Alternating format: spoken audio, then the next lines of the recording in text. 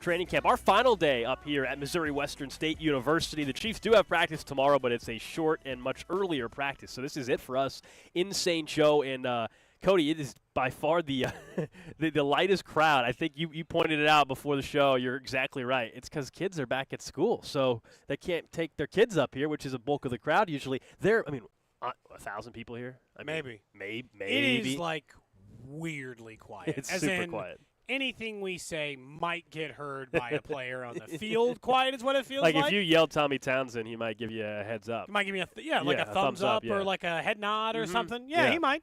That's it's how at least a quiet it is. possibility. He's currently pretend holding for no one. He's just practicing holding for, I guess, whenever Laces Harrison out. Bucker gets there. Yeah, a lot of that. But yeah, it's the first day of school, I think, for kids in Kansas. Yep. And I know, like my sister-in-law's kids, I think their school, which is on the Missouri side but is private. I think maybe they start tomorrow, and then my kids start next Tuesday. So you eliminate all of the Kansas kids, and if you're getting closer and closer to school, I think sometimes you get the parents who are like, we got other stuff. I got back to school night tomorrow. Oh yeah. In addition to that, we're not driving up to St. Joe, okay? We got other things happening now. Activities start back up. It's probably just that. So it is a quiet day. Yeah, not a lot of energy up here in St. Joe today with that lack of fans because of the reason we just brought up. And practice as a whole so far, at least the first hour, just kind of a slower pace. Usually Andy Reid, it's much more up-tempo and constant. Today's just a little bit slower. And then tomorrow they will have their final practice before they break camp. We, of course, are broadcasting inside the Ag Power broadcast tent. Score big this year with your home team, John Deere dealer, Ag Power. Visit agpower.com for more. We're expected to have the Nigerian Nightmare, Christian Okoye, join us in about 30 minutes or so. Talk to him about this backfield a little bit for Kansas City. We know his running style back in the day. Well, Pacheco is running guys over, breaking tackles as well. So we'll talk about a little bit about what's going on with backs in KC, but also the running back position in the league. Much different now dynamics financially than when Christian was playing, but we know the story has been around running backs thinking they are underpaid and not compensated enough. So we'll get into all that with Christian Okoye. We're also expected in the 11 o'clock hour today to have Chiefs defensive lineman Mike Dana join us, someone that, if you're talking about maybe has a chance to earn himself some big-time money in the offseason. Maybe it's not in Kansas City, but elsewhere, he might be that name at the top of the list if you consider it's a contract year. He had, 5 sacks a year ago? Yeah, he runs into 7 or 8. Yeah. Payday could still be coming, and as we know, Therese Paylor in the contract year's undefeated. Oh, yeah. He could be interesting. And important to note, Justin Ross is back on the field. Yeah, it's great to see that. It was great to see after yesterday where he got carted up the hill. As we mentioned, he was in the front of the cart, walked on his own, so that was a good sign. But there was pretty vague on the injury report from Andy, right? Like knee, leg, shin, whatever. And he walked down the hill. He's practicing, and so all appears to be fine. Great news. Now, just a few other housekeeping things, as you pointed out. Obviously, no Kadarius Toney still today, rehabbing from the knee surgery. Nico Remigio dealing with the shoulder injury, still not practicing. Nick Jones got the broken fingers, not practicing. Snead, still the knee. Turk Warden. That's the one that I told you yesterday. That's the one that scares me a little bit suddenly again. Turk Warden now, 2 days in a row not practicing. I didn't think it was a big deal he didn't play in the preseason game because, okay, he's coming off the PUP list. And so, all right, they're just easing him in. But now a couple days not practicing as well. I don't like seeing that. That Turk Warden's not practicing for the Chiefs again today. It's probably safe to assume that he had a setback a little bit. Maybe Andy will answer that question tomorrow. I think maybe it's Spags at the podium today. But maybe we'll get an answer on that here in the next couple of days about where he is. I don't think it'd be out of the question for someone with that kind of injury to get back on the field, see some swelling, see a few more days he needs off and does it. But, obviously the Justin Ross news is big. Not because you and I still think that there's a limited amount of opportunity he can get on the field. Right. But when you've had the kind of injury history he has, everyone knows this at this point, but the game he played on Sunday for the Chiefs was the first organized football game he had been a part of in 3 years, Gold. 3 years. He had not played a single organized football game. So, it was a big moment to get on the field.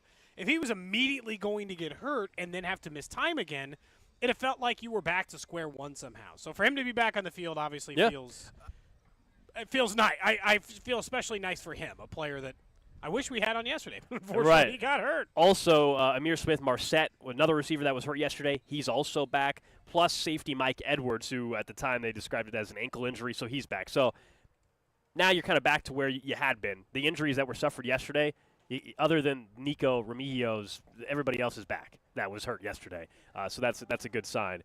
And we'll get to a little bit more on the defense, obviously, with Mike Dana in the 11 o'clock hour today. But this Chiefs team, as they're approaching the second preseason game, and we know you got a bunch of young players, even though the roster didn't have a ton of turnover, but you have still a bunch of young players. Anytime we talk about legacy stuff, we think Mahomes, we think Andy Reid, we think Travis Kelce. And we feel safe in them, so we just like, cool, they're going to have no problem, right? But then don't you start thinking about how young this team is? You're like, putting dynasty pressure on a group of players that are all in their second or third year feels like a lot. Like we talked to Trent McDuffie, he's like, it's hard when you just get in the league and you immediately win a Super Bowl wanting anything but that thing. That's what Karlaftis had to say too. And I'm just wondering about the young players' ability to take on this amount of heat. What we've said is they should be more comfortable, they've played more games, and they should be able to step in. But this is their first time being targeted. This is their first time where they've got a full year of scouting on you, and you feel that pressure of being a repeat champion and all this stuff that comes with it. Obviously, I'm not worried about it from the bigger player perspective. Mahomes, do I think the pressure's getting to him? No. Reed, no. Kelce, no. But they're young enough still that I wonder how they'll handle this dynasty, you're defending Super Bowl champs, and all that stuff, and be able to deal with it. I think it's kind of an unknown. It's a much different conversation this go-around, though. I mean, you remember after they won in 2019, 2020, and there were all these stories and headlines coming out. Oh, they got the Super Bowl hangover. It's going to be a problem. We joked. We had Ross Tucker, remember, on the show a bunch. Yeah, I remember. Like, oh, there's no way they can repeat. And, yes, we know they did not repeat, but the reasons that everybody was giving were interesting at the time. And you don't hear that this go-around. I'm guessing that's because, well, now it's, at that point, people, I guess, were still like, oh, Mahomes, he's still which was ridiculous because he had already won an MVP and won a Super Bowl. But yeah, but But maybe there was still some of that. Whereas now it's like, okay, the guy's won 2 Super Bowls, 2 MVPs, 2 Super Bowl MVPs. Do you think that's why have you seen? I haven't seen any story this year. Not that everybody's predicting the Chiefs to win the Super Bowl again and repeat, but that I haven't seen a lot of the same type of stories of, oh, there's just no way they're not going to be able to handle it. I haven't seen any of that. And so to answer your question about, hey, these young guys that are going to have to deal with pressure of that. I get what you're saying, but also I think because of the names we mentioned that have been there, nobody's asking just Trent McDuffie to carry the load. You know what I mean? So I think that helps when you're looking at this team. They're all in this thing, together to where they have been in a position with the most important leaders on the team. Chris isn't here right now, but Chris Jones. He's played in a season after a Super Bowl before. Andy Reid's coached in a season after a Super Bowl win before. Mahomes has played in a Super Bowl. Travis Kelce, those guys. No doubt. But if I have 4 or 5 of my most important leaders on the team that have experienced, I think that carries down or trickles down, I should say, to the young guys. I definitely think there is some effect there, but I was just thinking about how you could almost, if you wanted to, view them as 2 different units. Because how many players right now will start or play significant minutes for this team that are in year 2 or less, right? They got 2 years of NFL experience or less. And it is McDuffie, Cook, Williams, Watson, Karlaftis, Rice. It doesn't more. The list is long. I thought you were listing off cheeses again. Long. I thought you were going to keep going. Keep it's going. It's long, right? There are probably 10 more players I can list that are in those kind of early years. And I guess some of this might just be the same way we feel about the wide receivers, which is bringing up this conversation is going to be hard for any fan because you're going to say, I don't care. They have Patrick Mahomes. And if that's your answer, I don't have a great rebuttal for that, right? I don't have a great – what is my response supposed to be to that? But hold on, hear me out. What about the guys that aren't Patrick Mahomes? Because I get it. You can just be like, that man will make sure they stay cool, calm, collected, don't get used to the winning and those things. A lot of it comes to these things of when they experience – I always think of this for the baseball comparison. We talk about it more there, but it happens in the NFL too, which is it's easy to win and be successful and have no problems. And honestly, last year's team didn't have any problems. They didn't lose a bunch of games in the beginning. They had a winning record. They won in the middle. They won at the end, and they won the Super Bowl. If at any point this year there is a challenging time for you, can you overcome that? Well, for the players we talked about, Mahomes and Kelce and stuff, I don't worry about that. But for these young players who have done nothing but succeed, I know. I just feel like there's a hiccup. I feel like when you have as many players at the key spots that they do that have been through season, I'm not. That's not. I mean, I'm not telling you they're going to go repeat. In fact, I think I've kind of told you. If we were betting on who's going to win the Super Bowl, just from a value perspective and stuff, I probably wouldn't put my bet on the Chiefs this year. But it's not because I think they can't handle the pressure or anything like that. It's You're more, just talking from a pure betting angle. Yeah. You're saying, hey, if they get off to a rocky start or something like that. And when Andy Reid's your head coach, let's just start there though. When Andy's your head coach, and you got Patrick Mahomes, Chris Jones, Travis Kelce, I think that answers all questions about how does the team. Rocky for them? 3-3. I mean, Rocky's different for them. Yeah. Versus Look, what do they have? What are their first 6 games? They get week 1 against a Lions team that's got all kinds of hype, but it's at Arrowhead. I think the Chiefs will win that Jets thing are in week comfortably. 4. Jets, Jags week 2, a Jags team that has obviously got increased expectations. I still think the Chiefs are in the first 4 games. They're going at least 3-1. I think so too. I actually think the more difficult part of their schedule is towards the end, and by that time, usually all that pressure is off of them. It's honestly, some of this conversation, Gold, is just a really good reminder of how young of a team this is everywhere except their 2 most important players right now until Chris Jones shows back up at camp. And Chris Jones is 28. He's one of the older players on the team at 28 years old. It's just an incredibly young team, and now they will, for the first time, be experiencing this, we're the Super Bowl champs part of it. Because everyone else who experienced that as a veteran's gone, right? They're gone. The guys who won the first Super Bowl, and the second Super Bowl, there's like 4 of them. Oh, it's crazy if you look at the roster. It's literally from that just year. like 4 players. It's just Mahomes and Chris Jones and Travis Kelce. And James Winchester. Harrison Butker. Is that it? Colquitt won the first one, right? I think Butker will be the last one that I can name. Comes to mind. Yeah. No, I think that's it. I can't think of another one. So all of these players, everyone outside of those couple, a lot of this is just, can those guys just carry whatever weight on the shoulders for everyone, But I think I don't think 5 players can do that solo. I think that there is going to be a little bit of this figuring out who you are, how you get through these struggles, how you become when you're relied on more. It's easy last year to be Brian Cook, okay? It's easy. You show up, you get your 25% of snaps, Gold. I don't really look that way at you. Don't screw up anything too big and you're fine. Well, now you're the starter. So you got to look at these things differently. And I just really feel like this will be one of those things I keep an eye on throughout the year. I'm certainly not worried yet because, they have Patrick Mahomes. But I definitely feel like finding out how these young players handle that is going to be important. Our Chiefs training camp coverage on 610 Sports Radio, brought to you by Twin Peaks. Eats, drinks, scenic views. Coming up in about 15 minutes or so, we'll be joined by Christian Okoye, the Chiefs Hall of Famer, the Nigerian Nightmare, talk about this backfield in Kansas City, running backs across the league, and a really cool event that he's got coming up in Kansas City as well. But yesterday, towards the tail end of the show, we briefly mentioned, hey, there was an announcement coming out of Lawrence, their Gateway District project having to do with renovating their football stadium there in Lawrence. And it got announced, renderings came out, videos came out, and the whole football portion of the project is $300 million. We tweeted out, you probably saw a little bit about the renderings, and the lights look a little weird. It's supposed to replicate wheat. Fine, whatever. As time goes on, I'll get used to it. I won't care. It's not the end of the world. It definitely looks weird. It's the first thing I notice every time I look at a photo of it, but not a big deal. That's not my big concern. I'll get to that in a second. It's an incredible upgrade considering what they have dealt with. It is amazing, really. And you look at the plans for it and what they're going to do with connecting the south side to make it now where you can actually walk around the whole state. It's incredible. It's great. They did a great job with it. All right, they've got about $165 million of the $300 million needed allocated right now. My big concern, Cody, is not the weird-looking wheat light things. They're going to start part of the project and not finish it? Kind of, yeah. So they pushed out this stadium project yesterday, and it mentions 2025, and it's going to open in 2025, which is true, but that is only kinda. Let me finish. That's why the north end of the stadium and the west side of the stadium will be done at the start of 2025. But if you read a little bit more into, even on their own website for this project, it mentions, Cody, that, all right, the 2024 season's going to be reduced capacity. Makes sense, right? They're going to be doing construction. Then it says, looking beyond 2025, final capacity will be determined in part based on season ticket demand for Jayhawk fans, the phased approach with completion of the east side coming at a later date.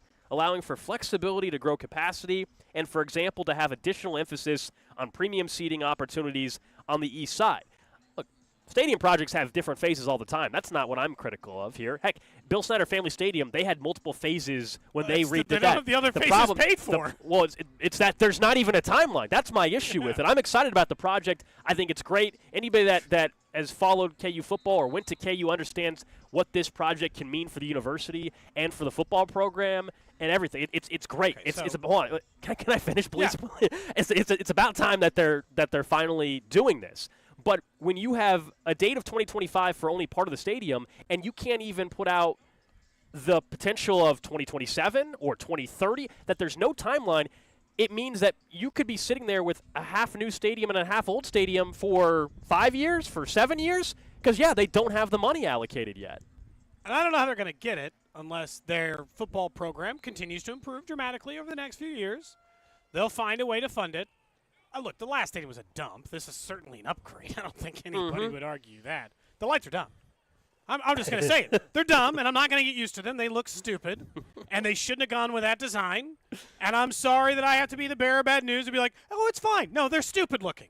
Stop making – this is like – you know what this is? This is Kansas City, Missouri's problem with the fountains. You don't have to put the fountains in every logo you make because it kind of looks stupid sometimes. Not every time. Sometimes it works, but you don't have to do it every time. You can just manage it a different way. It's a weird-looking light. The rest of the stadium is obviously a significant improvement, and that is purely an aesthetic thing I am complaining about. Nothing about the actual stadium that improves. Yeah, nobody's going to the game and be like, man, I love the new stadium, but the lights suck. We know that's not what's going to happen. The problem, it is the first thing I notice on the renderings, and I don't like it. Stands out too much. I guess at night, if you watch the video, it actually looks cooler at night because they can do some different things with the lighting. But yeah, I don't like the lights, but that's not overall in the grand scheme of things. That's not going to be a huge problem. But yeah, that was one of the things I noticed. This idea that you can't be critical of something because the old stadium sucks so much that you can't be critical. I saw a lot of that. Like you and I both had the same thought on the lights and otherwise. And I got some tweets towards me yesterday. They're like, it's new. You should just be happy. I'm like, yeah, I am thrilled that they're finally taking football seriously and there's an investment and there's desire to build up. Travis Goff has done a great job with that. Lance Leipold, great job. That's all great. But it doesn't mean you can't still be critical of the project. This idea of like, it was so bad before, you should just be happy you're getting anything. No, that's not how this works. No.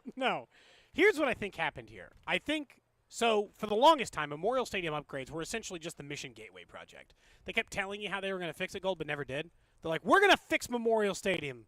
You just wait. We're going to do it. And then they just never did it, right? And what happened was they finally caught enough momentum. Kansas football mattered just enough, right, last year to actually get some of this money in hand, pay for part of this project, and they're trying to buoy this momentum into, hey, if we can just keep the program decent, we're going to get the rest of this money and it's going to be okay. So it's not a bad plan, but it comes with the massive risk that is if Kansas football backslides, you're going to have a half-finished stadium. Or it'll take 10 years to finish the stadium instead of 3. Yeah, I just don't like the text line's like, hey, immediately it's going to be fixed in 2026 or 2027. We'll see. I hope so. I mean, if they have success prior to that and they bump up the season ticket numbers and they get some more donations and all that, then that obviously is something that can happen for them. I just don't like that there's not even any sort of accountability on a timeline. And that probably is because the money's not allocated. And so Travis Goff, the athletic director, doesn't want to say 2027 and then it not happen. And so you don't want to overpromise, underdeliver. I get that. I think that's what's going on. But I think it's understanding to be skeptical about it, especially not this regime. But we all remember if KU back in, 08, 09, there was something called the Gridiron Club that they were supposed to add to the east side of the stadium. Never happened. Never got the money. The team failed. From that point forward, and the rest is history. This is a much different project. They already have way more money allocated for it. So I'm not comparing the two projects, but why are you so skeptical that maybe there's a chance this could not all the way be completed by 2027? That's why, and because they won't commit to 2027 yet. Yeah, well, again, because of what you said. Before, it was essentially that project. It's like, we're going to build something here. And you're like, are you, though? We've heard it before. And I do think in the end they'll probably get the project done because I think Kansas football's heading in a bad way. I think the other thing here is that Goff probably wants to protect himself a little bit because right now everything's coming up Travis Goff. He He's got the basketball program to a national championship winning level. They've still avoided any kind of punishment from something 4 years ago, but they're still good. Basketball's still humming along. He did not upset the apple cart. And he got college football to a relevant status. That is something the last, how many athletic directors They got the right head coach. He made the right head coach hire. That's half the battle, right? And of course. And they just got done with some renovations for their football complex. There's more to come. They just got brand new locker rooms. Allen Fieldhouse is about to undergo renovations. So, yeah, they're heading in the right direction. I think it's all great. I'm not trying to be Debbie Downer about the whole project by any means, but I think there are valid questions still that remain when on their own website for the stadium project, it does not have any sort of date for the next phase, which is half the stadium. That's all. I mean, you have to admit, I know Kansas fans, because, I'm sure K-State and Missouri fans are going to have no problem agreeing with you here. Oh, no, it was funny. Most of the quote tweets and likes on my tweet about this were from K-State fans. So they're happy to agree with you on the stadium's never going to work I'm not surprised by that, yeah. But I also think, wouldn't it – just think about this from this – if the Royals were talking about building their downtown stadium, they're like, all right, we're going to have half of this thing done by 2025. And you're like, wait, half? What do you – back up. What do you mean half? And look, they would have all the funding up ahead of the time. They're probably a little ahead of what would be the timeline if they had all the funding. But if they take the risk and they wait 3 years and we're going to wait 3 years and Kansas football is still going to be like an 8-win team, and they aren't, then it's going to be even harder to get the money they already got. You got to just take the cash in hand, build what you can, and see where it goes. And as much as I think the lights look stupid, the stadium will be a massive improvement. Oh, the renderings are great. It looks incredible, man. Yeah, it'll be way easier for them from a recruiting standpoint. They have one of the worst footballs in the entire Power 4. Have we started calling it that yet? No. Really? Not yet, I don't think. Pac-12's dead. I know. Can we just move on? I don't know if we've officially converted over, but that's what it is. Do we want to call it the Quad or something? Do we I don't know. It's a new name? It's just it's the Power 4, I guess we can roll with. That's fine. I don't know if we've officially moved on. I think they should come up with a new name. I think they should be I want some suggestions. 913-586-7610 on the text line. I think they should get a new name, like the Quad. They should have a whole nother thing. Separate from Power 5. You're already keeping Big 10 with 18 teams and Big 12 with 16 and whatever. So you might as well at least rename one thing. Rename the section because the Pac-12's dead. It already died. We know it. It no longer really exists as an important conference under any circumstance. Are they going to reload teams in there? Just kind of like the WAC did where you you mean the Pac-4 that exists right now? Are they going to reload and just If you're the Mountain West, in the schools in there, the way the Mountain West was smart and they wrote their grant of rights, I believe, they made it very difficult to leave the Mountain West. And so if you're a Mountain West school, why would you pay to leave that conference now to go join the Pac-12? Just wait for it to merge or whatever to see what happens. You really don't need to. San Diego State was very fortunate that they were going to leave for the Pac-12, then they last minute backed out. They would have had to pay the exit fee, go to the Pac-12 for and then they would have had to and they'd have no go TV back. rights deal. They would have had to go back to the maybe go back to the Mountain West or be in this new conference that's not what they thought they were joining. They got very fortunate. San Diego State last minute decided not to actually join the Pac-12 and stay in the Mountain West. Wise. Or they would have ended that's why they started calling the Big 12 there towards the end. They're like, "Hey, are you guys single, available? I am interested. And if you still are looking for a new member, we'd like to be it." We are broadcasting here in St. Joe. Chiefs training camp going on. Just 2 more days of practice. Our final show, though, up here in St. Joe is today, though. Let's roll back the clocks a little bit. Coming up next, we're going to talk to one of the all-time great backs in Chiefs history, Chiefs Hall of Famer, the Nigerian Nightmare, Christian Okoye. We'll talk about this running back situation across the league now with contracts a little bit, also what he sees in Isaiah Pacheco, that running style. Coming up next year on Cody and Gold.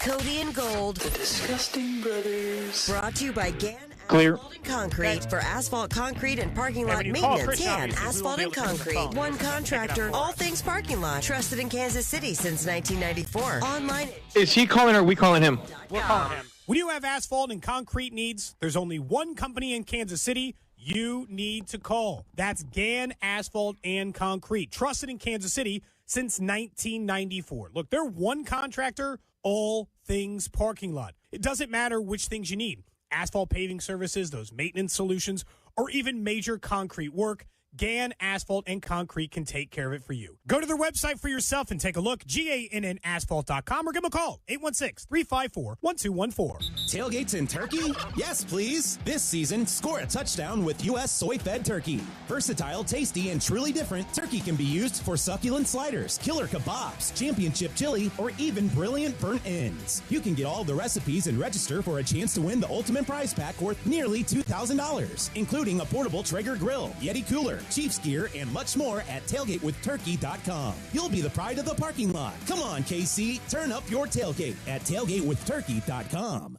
At Fisher Investments, our clients know we have their backs. How do your clients know that? Because Fisher Investments is a fiduciary, the highest standard for a financial advisor. It means we're there for our clients and always put their interests first. So wait. You do it because you have to? No, we do it because it's the right thing to do. Our clients trust us with their retirement savings, and we know how important that responsibility is. So we take the time to really get to know them. Get to know them how? We make sure we understand their unique goals, finances, health, family, and lifestyle so we can tailor their portfolio to their specific needs. Our goal is to help them achieve a comfortable retirement. Sounds like a big responsibility. You must make big commissions then, right? No, we don't sell commission-based products. We have one single transparent fee that's structured so we do better when our clients do better. Visit FisherInvestments.com to find out why investors like you are switching to us. Fisher Investments. Clearly different money management. Investing in securities involves the risk of loss. Hey everybody, this is Andrew Filipponi here, bringing you the Parlay of the Day, brought to you by FanDuel, America's #1 sportsbook. NFL, Trevor Lawrence should play for Jacksonville and Detroit Friday night, but 4 points is a big line in a preseason game. Give me Detroit +4. The Dolphins catching 3.5 points in Houston, where C.J. Stroud struggled. More Mike White and Skylar Thompson for the Dolphins. That should be confident enough play under center to take the 3.5 points. And the Steelers hosting the Bills. Pittsburgh plays all its starters in the preseason. The Bills do not, so take the Steelers -2.5. A Detroit-Miami-Pittsburgh parlay pays close to 6-1. That's it for the Parlay of the Day, brought to you by FanDuel. Download the FanDuel app today and make every moment more with America's #1 sportsbook. 21 plus and present in Kansas. Bonus issued as non-withdrawable bonus bets that expire 7 days after receipt. Restrictions apply. See full terms at FanDuel.com/sportsbook. FanDuel is offering online sports wagering in Kansas under an agreement with Kansas Star Casino, LLC. Gambling problem? Getting help is your best bet. Call 1-800-522-4700 or visit ksgamblinghelp.com. Hey guys, Beat Up here from Fesco in the Morning, wrapping up week number 11 of the Slim for Life program. When I started the program, I weighed in at 444 pounds, currently down 61 pounds in just 11 weeks. The best part, when I go into the 119th and Metcalf location, see my girl Leanne, I'm running into people that are joining the Beat Up Summer Shape Up because they're hearing it right here. Are you ready to make that life-changing call? It's August, and if your goal was to lose weight and be fit by the end of the summer, Slim for Life can still get you there. You can be down 20 pounds or more in just your first month. It's time to make yourself the priority. Feel better, get healthier, have more energy, and feel more confident. So what are you waiting for? Go ahead and make that life-changing call and join the other 100,000 people in Kansas City that said, I did it, I'm Slim for Life. When you set up that free consultation right now, you tell them that you heard it from Beat Up and 610 Sports Radio, you get 6 weeks for $66, and you can win tickets to see our favorite defending champions play on August 26th. So go ahead, make that call, 833-SLIM today. That's 833-754-6863, or hit them online at slim4life.com. All services included, exclusive of products. Tell them Beat Up sent you. Meet Bruce. Hey there. He's a busy soccer dad who's trying hard to learn the game. Go for the end zone. Whoops. Luckily, other things come easy, like banking with Chase. On a tip from his banker, he set up autosave in the Chase mobile app. So what are you saving for, Bruce? Father-daughter soccer camp. Smart bankers. Christian's good to go. One bank with the power of both. Visit chase.com/checking. Chase, make more of what's yours. Autosave requires a Chase checking and savings account. Chase mobile app is available for select mobile devices. Message and data rates may apply. JP Morgan Chase Bank, N.A. member FDIC. Every business seeks an advantage, whether it's having the best location, hiring top talent, or spotting trends before they happen. And now, the United States Postal Service can give your business a new advantage. Introducing USPS Ground Advantage. Reliable and affordable 2 to 5 day package shipping. It's the advantage you need at the price you want. Get the Ground Advantage at USPS.com/advantage. The United States Postal Service. Delivering for America. Get in zone, AutoZone. AutoZone is more than a parts store. It's where we help you solve problems like, sorry I'm late, my battery died. And I need a jump. Again. At America's #1 battery destination, you can find the right battery at the right price with options starting at only $89.99. And we offer free battery testing and charging whenever you need it. Get the parts and help you need to get the job done right at AutoZone. Get in the zone, AutoZone. Restrictions apply. Lowe's knows how to save pros time and money. Right now, save 10% on select concrete mix when you buy 1 pallet or more. Plus, earn 3 times the bonus points per dollar on select Spider Power Tool accessories. Because Lowe's knows savings, Lowe's knows pros. Discount reflected in contractor pack pricing and must purchase 1 pallet or more of same item to be eligible. Bonus points calculated before taxes and fees after applicable discounts, if any. Valid through 9/1. The PBP, Voices of Baseball, is a podcast about the art and craft of play-by-play, and we're in the middle of an amazing season. Catch up on episodes with Joe Buck, Joe Davis, Pat Hughes, and more, and learn along with me, Matt Spiegel, how the job is done. It's not just home run Bryce Harper in the Phillies lead. To really do it justice, you got to widen the lens. What does this home run mean? The PBP, Voices of Baseball. I bring you the people who bring you the game. Listen on the Odyssey app or wherever you get your podcasts. The 610 Sports Radio phone line is brought to you by Onder Law Injury Lawyers. Visit getjim.com. Chiefs coverage on 610 Sports Radio is brought to you by Park & Go. Book parkandgo.com. Tackle your airport parking needs at Park & Go. Always the best service and always the best price at bookparkandgo.com. Open 24/7 and all spots are covered. Reserve your spot today at bookparkandgo.com. Park & Go, family owned and operated.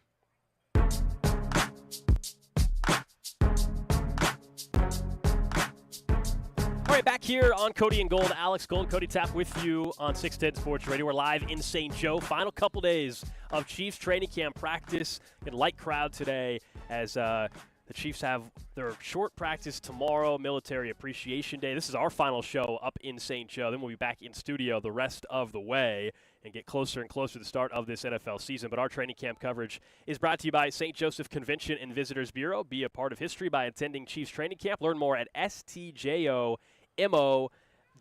Excited, though, Cody, to head out to the 610 hotline and welcome in a Chiefs Hall of Famer, one of the great running backs in Chiefs history, the Nigerian Nightmare, Christian Okoye. And, Christian, it's great to have you on the show. Good morning. We appreciate the time. Well, thank you so much, man. Thank you for having me this morning. Absolutely. And we'll talk about a really cool event you have coming up called Power of Work Awards here in just a couple of minutes. But take me back a little bit because we mentioned camp is winding down here in St. Joe. A little bit different, though, than when you guys were dealing with your off-season routine back in the day. I tell you what, man. Since I retired, I don't go back to training camp that much because it reminds me of the grueling days, the days that we practiced 2 times a day, full pad in the sweaty, hot setting. And but I'm glad for the guys that they just have a couple of days left. So I should be looking forward to a great season here. If you want to call them soft, it's fine. They don't have to do 2-a-days, Christian. You had to do this twice a day. Man, I tell you what, we did 2 a day, sometimes 5 weeks in a row. I mean, no breaks. Today, man, they got those guys wearing just shorts and helmets, running around out there and complaining about sweating and hot. I tell you what, they didn't see anything that we saw. When you look at the running backs across the league, Christian, it's been a big topic in the NFL right now with multiple running backs talking about wanting changes for how they're being paid. Because for about a decade straight, running backs haven't seen their value increase. What do you think's next for the position now that there's starting to be a little bit of noise across the league about how running backs are taken care of? Well, no matter what they do, they can never do away with the running game. They just devaluing running back position these days. But still, when you watch playoffs, the teams that win are the teams that run the ball. What saved the Chiefs during the last Super Bowl is because in the second half we started running Pacheco, and he produced. So if you don't run the ball, you will never go far in this league. Those teams who are passing the ball 95% of the time never make it to the playoffs. So no matter what they say, no matter how they treat the running back position, we're still a very important position in the league. So I don't understand what's going on. I don't understand. When you look at Saquon Barkley, who's one of the top running backs in the league, and they're just, treating him like they treated him. He finally signed a one-year contract to play. I don't blame him. He needs to play. But we need to treat these guys as very important position in your team, because they play a very important position on the team. And with the exception of maybe Barkley, who you just mentioned, and I guess Derrick Henry, also it's pretty rare now that you just have one bell cow type of back for a team. I mean, here in Kansas City, you mentioned Pacheco, but McKinnon's going to be a big factor. Maybe there's Clyde Edwards-Helaire being a factor. You go around the league, it's pretty rare to find one back that's just going to carry all the running yards for a team in football these days. Well, that's why they're treating the running back position the way they're treating them, because they don't just use one guy. But they don't have those guys anymore. They don't have the Walter Payton. They don't have Eric Dickerson. They don't have some of those featured backs who come out on the game and run the ball 30 to 35 times in a game. They try to mix it up and have 2 or 3 guys run it 30 or 35 times. You see, so I think that's why this is going on. But the thing is, when you have a guy, if you have a featured back running the ball, he will produce for you because he gets the feel. He does things that comes, without practicing. But if you have several guys doing, coming in and then getting off and getting cold and then coming back in, it takes time to get going. You see, so. I really don't know what's going on with the league, but I know for sure that this league is a passing league now. It's not like it was when we played. Christian, you mentioned Isaiah Pacheco. What do you like about the way he runs? Sometimes I'm worried he's going to get hurt because he runs like full head of steam right at guys. That's what keeps him safe. He can never run the ball tentatively. He cannot. When you do that, that's when you get hurt. So he runs the way he runs because he wants to produce. And when you run to produce, you're going to succeed and you're going to stay healthy. I love the way he runs. I love the way he attacks the line. I love the way he attacks the defenses. When you do that, you stay healthy, So that's what keeps him going. We're talking to Chiefs Hall of Famer Christian Okoye here on 610 Sports Radio. You, I believe, were in Phoenix, if I'm not mistaken, for the Super Bowl this past year. When you look at that team and where they were at, not a whole lot of roster turnover this go around. How do you look at the Chiefs team heading in this season? Well, I look at them the same way I looked at them last season. Last season, before the season started, many people are just counting out the Chiefs and saying that the Chiefs will never make the playoffs since we lost Tyreek Hill. I mean, one guy. But we showed them, So I look at them the same way. They're going to come out and spread the ball, and I'm hoping that we'll run the ball a little more, which will give Patrick Mahomes some space and some time to think and produce. So we don't need to put everything on his shoulder. So we have the running back. Edwards-Helaire is getting healthy, and he's healthy. I'm praying that he's healthy throughout the year, because if he is, that adds to the weapon that we have. A lot of the conversation here after the preseason game, but it's something that really has carried over the last year or two, Christian, is the short yardage. 4th and 1, the Chiefs are trying to use some trickery a little bit and have Blake Bell in motion and go under center. What are you seeing from the issues for such a great offensive line, specifically the interior, on 3rd and 1s, 4th and 1s? They've kind of struggled here the last year or so. Well, they struggle, but, sometimes you have to struggle. You have to give credit to the other team, too, who bent on not allowing that. So it's in the olden days, you just put a big back in the backfield and ram it through their throat and make 1 yard, make a first down. But today, you don't have that anymore, so we have to add some of those trick runs, just like the Chiefs tried to do. But you have to try. When you believe in your players, you have to do that. We have a great, great offensive line that you can depend on. So when you have that, you have to go for that 4th and 1 and 4th and 2s. Speaking of Chiefs Hall of Famer Christian Okoye here on Cody and Gold. Hey, we know you were in town. NFL Draft Week, you were visiting Goodwill. Tell us about why you've partnered with them and and a little bit about an upcoming event you've got coming up on September 8th that'll be so cool for the city. Well, I tell you, September 8th, we're going to have the Power of Work Awards at the Madrid Theater.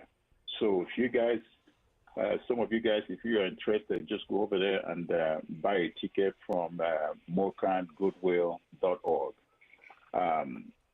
During the draft, I was invited by the Goodwill to go and visit the headquarters and visit the stores, and I was really amazed the amount of work these guys are putting in, and some of the things that Goodwill does that I didn't even know. You know, usually when people think about Goodwill, they think about, you know, boxes at the side of the street and donating goods and stuff like that. But you never go and visit the stores where they sell some of those things back to those who need it. But when you go over there, you see some of the stuff that they sell.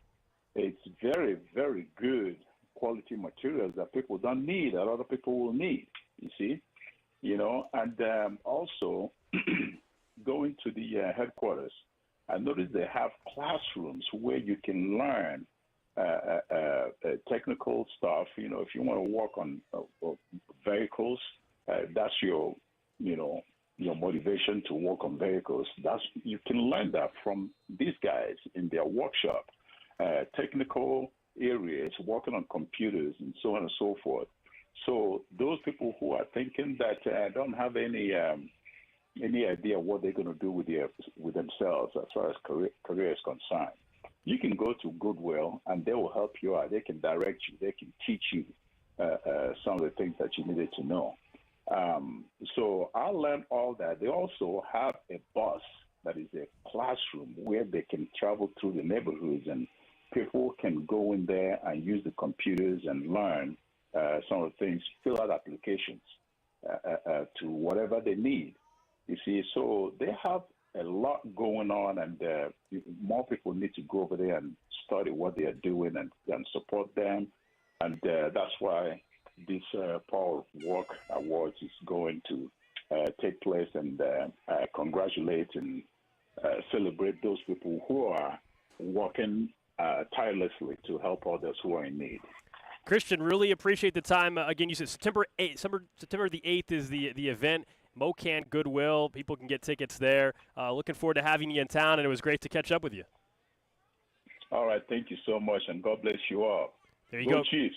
Absolutely. Christian Okoye, Chiefs Hall of Famer, joining us here on 610 Sports Radio. Obviously a great event that Goodwill is working on with him. Wanted to mention something while we were talking to Christian Okoye. Rashee Rice did make his way to the medical tent. He has since left, and he's standing on the sideline. So hopefully that's a great sign. So he was in the tent. He was standing up the whole time. Trainers were around him, maybe looking at his leg.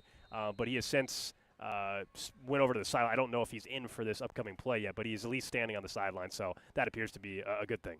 If you want more information on the Power of Work Awards, it's a breakfast event. So the day after the Chiefs play on that Thursday night, September 8th, 7:30 to 9 a.m., you can go there to the Madrid Theater and buy your tickets at mocangoodwill.org.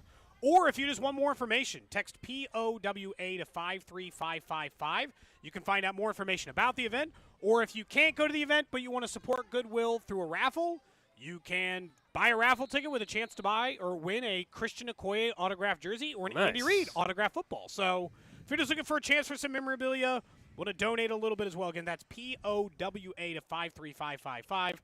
Obviously, great that Christian gets to be here. And, yeah, they've walked me through a bunch of their stuff. The Goodwill stuff is incredible. And it's one of those things like I've told you about the library. You find out real quick how much more an organization is doing sometimes once you get a chance to meet and talk with them a little bit. But at least really happy to have Christian Okoye on. Really cool event. So if you want to go to the Power of Work Awards, find out more about that event coming up on Friday, September 8th. Again, Chiefs practice going on. We'll wrap up in the 11 o'clock hour. We're expected to have Mike Dana, Chiefs defensive lineman, join us as the team's going through some 11-on-11s right now with the ones. And is he still standing on the side? Yeah, he's got his helmet on now. So Rashee Rice, even though he's not on the field in a play right now, he's got his helmet back on. Cody standing, so he appears to be. We don't need any more injuries at the wide receiver no, position, although 2 returned today. So of the 3 wide receivers who went down with an injury yesterday, Smith Marset and Justin Ross got back on the field today. Yes. It was just the one separated shoulder from Remigio that kept them out of practice today. So for whatever it's worth, whatever injuries occurred yesterday, they at least got 2/3 of those players back. And at the moment, looks like right now Rashee Rice at least maybe could get back to practice here in a little bit. We'll keep you updated as that goes. Once the helmet's on, then you're good. You know what I mean? I think once they put the helmet on, once the helmet's back on, you're fine. Is Mahomes we got 11 on 11, or is this 11 on 7 here? 11 on 7. I can't see. I got 11 on 9, sorry, whatever it is. Yeah. Hand off to Clyde. It's hard when there's no defensive lineman to tell me whether or not the run play worked, right? They're just putting a 3-down lineman, so they're 2 men short, which is fine, but it also gives me less of an indication. It is gorgeous again outside today, by the way. It's just a quiet day. Do you know what song's playing in the background? Leonard Skinner? No. It's not your version or the show's version Creed? of Creed is good, but it's Creed. Oh, yeah. I respect it. I don't know if the listeners could pick up that. Someone texted in. They said they played that for you, Cody, and that's what caused me to take my headphone off and listen to the song for a second. So that's pretty funny that it's being played. It's not your version. It's just the instrumental, I think. No, it's not the instrumental, but it's definitely not yours. No, it's definitely just the regular version. Could you imagine if they were playing mine right now? Middle of practice. Well, that would be a little bit different. That would be confusing about which person who handles. Do you have any idea? I've never asked this, I guess, of Andy, because they'll play music at just practice back at the Arrowhead practice facility as well. Who handles the DJing for this? Is it just like an assistant coach? Do players get any input on this playlist? I'm guessing at some point there's some players that tell somebody to give them a certain list of songs or something that they rotate through. But who does it? I don't know. It could be an intern for all we know. I have no idea. What, do you want to ask Mike Dana that question? We can. Yeah. Who picks the music, Mike? Yeah, I kind of wanted to ask somebody. I don't think I've ever bothered to ask the question, but now I'm curious. Who gets to handle the playlist? Do you get to make suggestions to the playlist? Yeah. Is it just like you and I driving up to, and we choose like Hip Hop Barbecue on our way on Pandora, right? How do we get to the playlist is what I'm trying to figure out. Because it's a good mix. Obviously now they're playing something completely different than Creed's Higher, so who knows? Good pickup by that. If the text line, by the way, if you played that, congrats, but. I don't know how the listeners heard that, but I don't know either. I could maybe it's someone listening. We have headsets on. It's a little different. Maybe it's somebody that's here at practice listening to the show. Be possible. Sometimes that happens. Again, we are inside of the Ag Power broadcast tent here in St. Joe. Score big this year with your home team, John Deere dealer, Ag Power. Visit agpower.com for more information. We'll get back to the Chiefs here in 10 minutes or so to start the 11 o'clock hour. But last night, Bobby Witt Jr., man. Last night, Bobby Witt Jr. just continues to be the hottest player in baseball the last 16 games, one of the 5 hottest players the last 50 games or so. Had a grand slam last night. I know the Royals lost, but again, as we've made clear over and over, we're long past keeping track of the record. It is individual performances, guys of the future, how are they performing, whether it's pitching with Cole Reagans and Brady Singer. Do they not give up? Yeah, they certainly haven't. That's been to their credit throughout the year. That has been their MO. To Matt Quattro's credit, this team has never given up in particular games. But Bobby Witt Jr. it's on another level right now. This is ridiculous, honestly. He is not just, he's the hottest hitter in baseball, but it's just like, it's a reminder of what the talent can be. Because you're like, God, if you can play like this for 15 games, you don't need this for 162. It's crazy. You just need this for 40 games a year, and then the other 120, you'd be fine. He's been an absolute star. And then I was texting with a friend last night because I was trying to figure out, very simply, if they wanted to keep Bobby, what's the price? Because let's be honest. Well, I think as they want it sits right now, there's him. no doubt they would like Bobby Witt Jr. here long term. He's way too damn good. There's way too much talent. If they had an option, an ability, a chance to give him a contract in a way that would keep him there, I would think that they would try to do it, right? So what do you think the number is? So this is what I've come up with. I think there's 2 ways to do this deal. One is like a 6 or 7 year deal, and one is like a 10 or 11-year deal. The 6 or 7 year deal, that's not as many years as you think. They got 4 more years left of Bobby Witt control. You're talking about giving the man a raise so that for the next 4 years, so that he'll give you 2 years on the back end, and you get to avoid all the arbitration stuff, because I don't even want to pretend like what that number would be right now. So, to me, I think 6 is well over 100, maybe 120 million total. And I think that the 10, 11-year option is $250 plus, maybe bordering close to $300 million. And if I was the Royals, I would sign either of those deals if he would. I think the biggest hang-up is would Bobby. Yeah, we can talk about the Royals never giving out a contract like that in team history. I actually think it's something that they would be interested in doing for sure. My hesitation more would be if I'm Bobby Witt Jr. Like, if I'm Bobby Witt Jr., do I want to sign an 8 to 10 year deal in Kansas City? He right now is on track. Right now he's on track to be a free agent when he is 27 years old. Correct. Right in the prime. I mean, you talk about a big payday. You do a 6-year deal, you could be a free agent at 29. Right, and that's the question. Is he willing to do that? Because I don't think a 10-year deal is going to happen. If I was Bobby Witt Jr., I wouldn't sign the 10-year deal, man. I wouldn't. Why? And he's also in a different spot. We've talked about this a lot with different backgrounds of certain players that come up through your system or international players, and some players are willing. They want the money now. They need the money now for a variety of reasons. Bobby Witt Jr., not the guy that's rushing to go get paid next week. No, okay? but being guaranteed like I understand. $270 million is still $270 million. Like, I go back and look at the Wander Franco deal. They signed him before he was even barely in the big leagues, and it was different circumstances, and he got 8 for like 182 or whatever it was. And let's take aside for a minute just that current part situation. of it. But I mean, from like a play perspective, they were definitely interested in that level of performance, and they felt like they were getting a discount at it. For Bobby, it's like a little – that's why I think if he signs here long-term, it's the first option. Door A is always going to be the one that they are more likely to get it done. You offer the man essentially $25 million for the final year of arbitration, right, a year, and he's going to be making $40 million a year for those first 3 years, and maybe it's $30 million a year, and you're just going to get in for $120 million, and you're going to get 6 years of control, and you're going to get him through his age 29 season, and it gives you all the time in the world to get good and have Bobby on your team when you're good, and then when he's 28 and has a year left on his deal, if you still have to trade him, you can. I mean, the number. If you're going shorter term and it's 6 and it's something that you think that gets it done because he doesn't want to sign a 10-year deal and you're willing as an organization to commit, I think the number you throw might be low. It might have to be 6 for $150, which is $25 million a year. I don't think so. Based on the way the arbitration, you're not crazy, but based on the way the arbitration estimates worked, because I was looking this up last night, I was really just kind of deep diving. The maximum he would make for each of these 3 years once he starts to get to ARB, it would really equal like $10-12 million a year for those 4 years.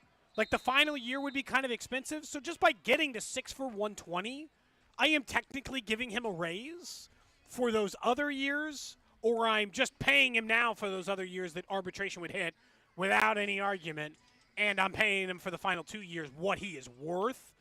So maybe it's short. I think 120 would get it done. Maybe it's 6 for 150, but I mean, I would just like right now it's hard because this is the worst time ever to ask that question because Bobby Witt Jr. is playing with his hair on fire. It's insane. What if I told you this offseason you can say, well, they should be able to do all of this, and I get that in a perfect world. But if I told you that they would either go spend $80 million on starting pitching, or the other one is, and I know you're going to say, well, do both. I get extend it. Bobby Witt Jr. Or extend Bobby Witt Jr. for $150 million. In a perfect world, the answer should be saying, both. Yeah, but you're telling me it's an either or for the hypothetical. Yep. For the hypothetical, it's either or. Give me Bobby Witt Jr. Okay. I mean, I can't. I could see the appeal of like getting the starting, but like, if I have the starting pitching, but I don't have Bobby long term, then I don't want to spend either. I would borderline almost rather trade. Well, that's what I was. It's like I don't want to do that. That's what I wanted to get into a little bit because if talking with his agent and all that, if you know that you can't get an extension done, okay? Yeah. For whatever. Only got 4 years and you left. know that you would have 4 years left, and realistically, for the next 2 years, maybe they're competitive 2 years from now. So that means 2 years of competitive baseball with Bobby Witt Jr. But you know you can't get an extension done, so that's it. What are you getting in a trade market this offseason? You would multiple pitchers. You could get the world. Multiple top prospects. Think of the biggest trades you've seen executed over the last decade, and you would get at least that, if not more. I wouldn't because nobody trades 23-year-old shortstops with 4 years of control. I don't think they would do it, but if we think it's 2 years, if they're 2 years away from actually being competitive, well, then you got 2 years to make it happen with Bobby Witt Jr. By the way, are you back on Bobby Witt Jr. could still be a superstar now? No. Ooh, still I'm holding out, I'm not going to sway just like that. I told Still you holding out. my whole thing has I not told been you the yesterday, since my like whole May thing has 1st not he's been the talent. I told you it's been I need to see it for an entire season. All right. It's because superstars don't just have 50-game runs. I know. Is he playing like a superstar right now? Hell yeah, he is. Since May 1st, absolutely he is. That's not the question. But you're asking me, is that what he's going to be his whole career or the next 5 years? I need to see more than 55 games. I need him to do this the rest of the year, not at this ridiculous level, but I need to see him do this, and the first month or so of next season. I think the way he's playing since May 1st, he is the 6th most valuable player in baseball, according to crazy. F4. He is in the same list as superstars or guys you could have thought could be superstars. Some are guys like Luis Robert that you were like, definitely everybody thought could turn into a superstar, but hasn't escalated to that point. No, he's still having a hell of a year, though. No, he's great. That's the kind of talent. He's keeping company with Shohei and Luis Robert. And, he is in the mix with MVP candidates. Someone asked the question, Gold, how many superstars are there even in baseball? Well, that's kind of my point about the whole thing when we talk about superstars. You're saying he's one of the 10 best players, and he's going to be one of the 10. I think there's only 10 superstars in baseball. Yeah. That's why I'm telling you right now, he's playing like one of the 10 best players in all of sixth to be exact.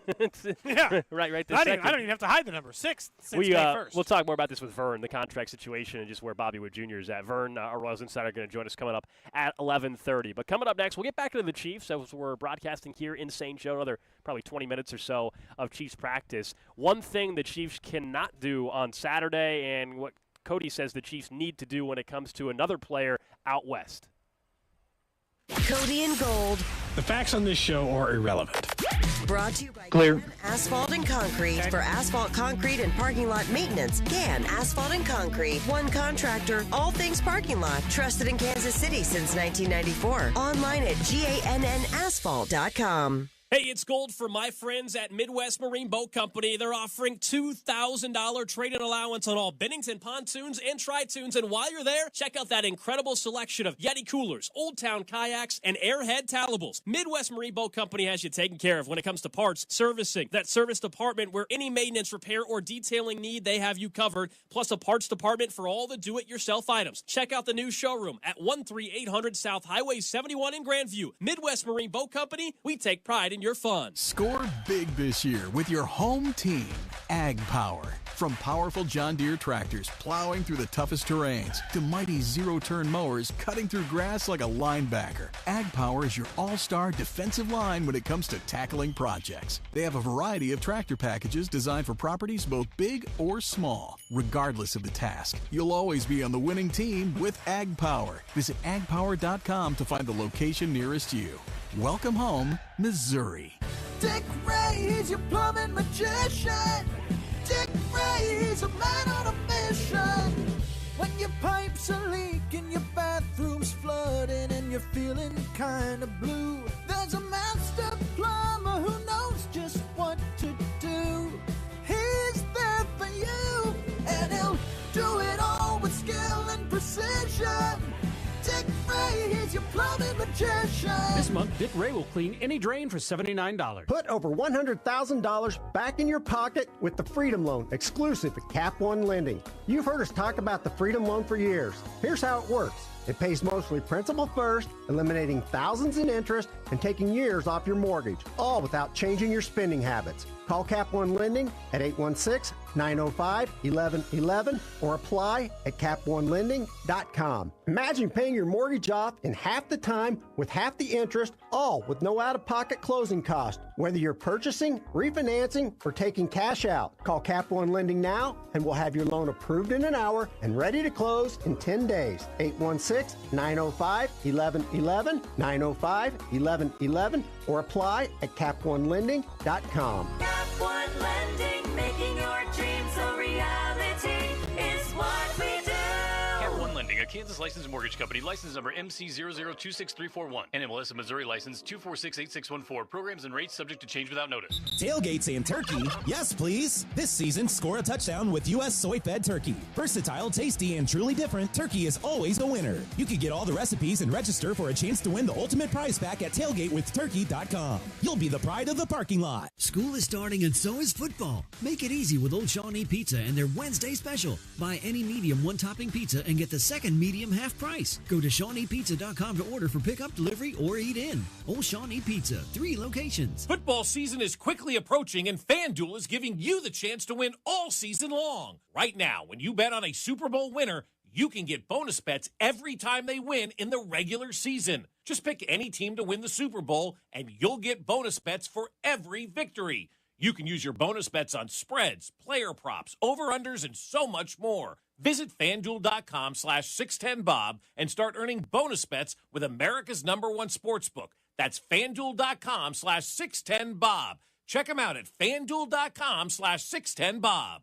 21 and present in Kansas. First online real money wager only. $10 deposit required. Refund issued as non-withdrawable bonus bets that expire in 7 days. Max bonus $50 unless specified otherwise. Restrictions apply. See full terms at FanDuel.com/sportsbook. FanDuel is offering online sports wagering in Kansas under an agreement with Kansas Star Casino, LLC. Gambling problem? Getting help is your best bet. Call 800-522-4700 or visit ksgamblinghelp.com. Hey guys, I'm talking to you from right here. Now's the perfect time to take the family planning into your hands and make things easier on your wife or partner. Book your vasectomy now at KCUC. Now, I had mine last year, and I'm in the clear now. The whole process of getting a vasectomy takes less than a week. I went into KCUC. The procedure itself is about 30 minutes long, and then I was back on the couch at home for a few days resting up. And not long after, I was back into my normal routine. So book your vasectomy now at KCUC. KCUC's doctors are opening up their schedules for more slots for vasectomies. With 15 locations in the KC Metro and 11 more around Kansas and Missouri, there's a KCUC close to you. Now's the time to book your vasectomy. So call 913-348-8264 or just go to kcuc.com for more information and to book your appointment. At KCUC, you see the best in KC. Dick Ray, he's your plumbing magician. Dick Ray, he's a man on a mission. When your pipes are leaking, your bathroom's flooding, and you're feeling kind of blue, there's a master plumber who knows just what to do. He's there for you, and he'll do it all with skill and precision. Dick Ray, he's your plumbing magician. This month, Dick Ray will clean any drain for $79. Keeping your kids safe is a full-time job. Whether it's putting on outlet covers, installing child gates, or gluing down your priceless vase. So Duracell made one part of childproofing simple. Our lithium coin batteries are the only ones coated in a non-toxic bitterant to help discourage swallowing. Your kid is safer, and you've got one less thing to worry about.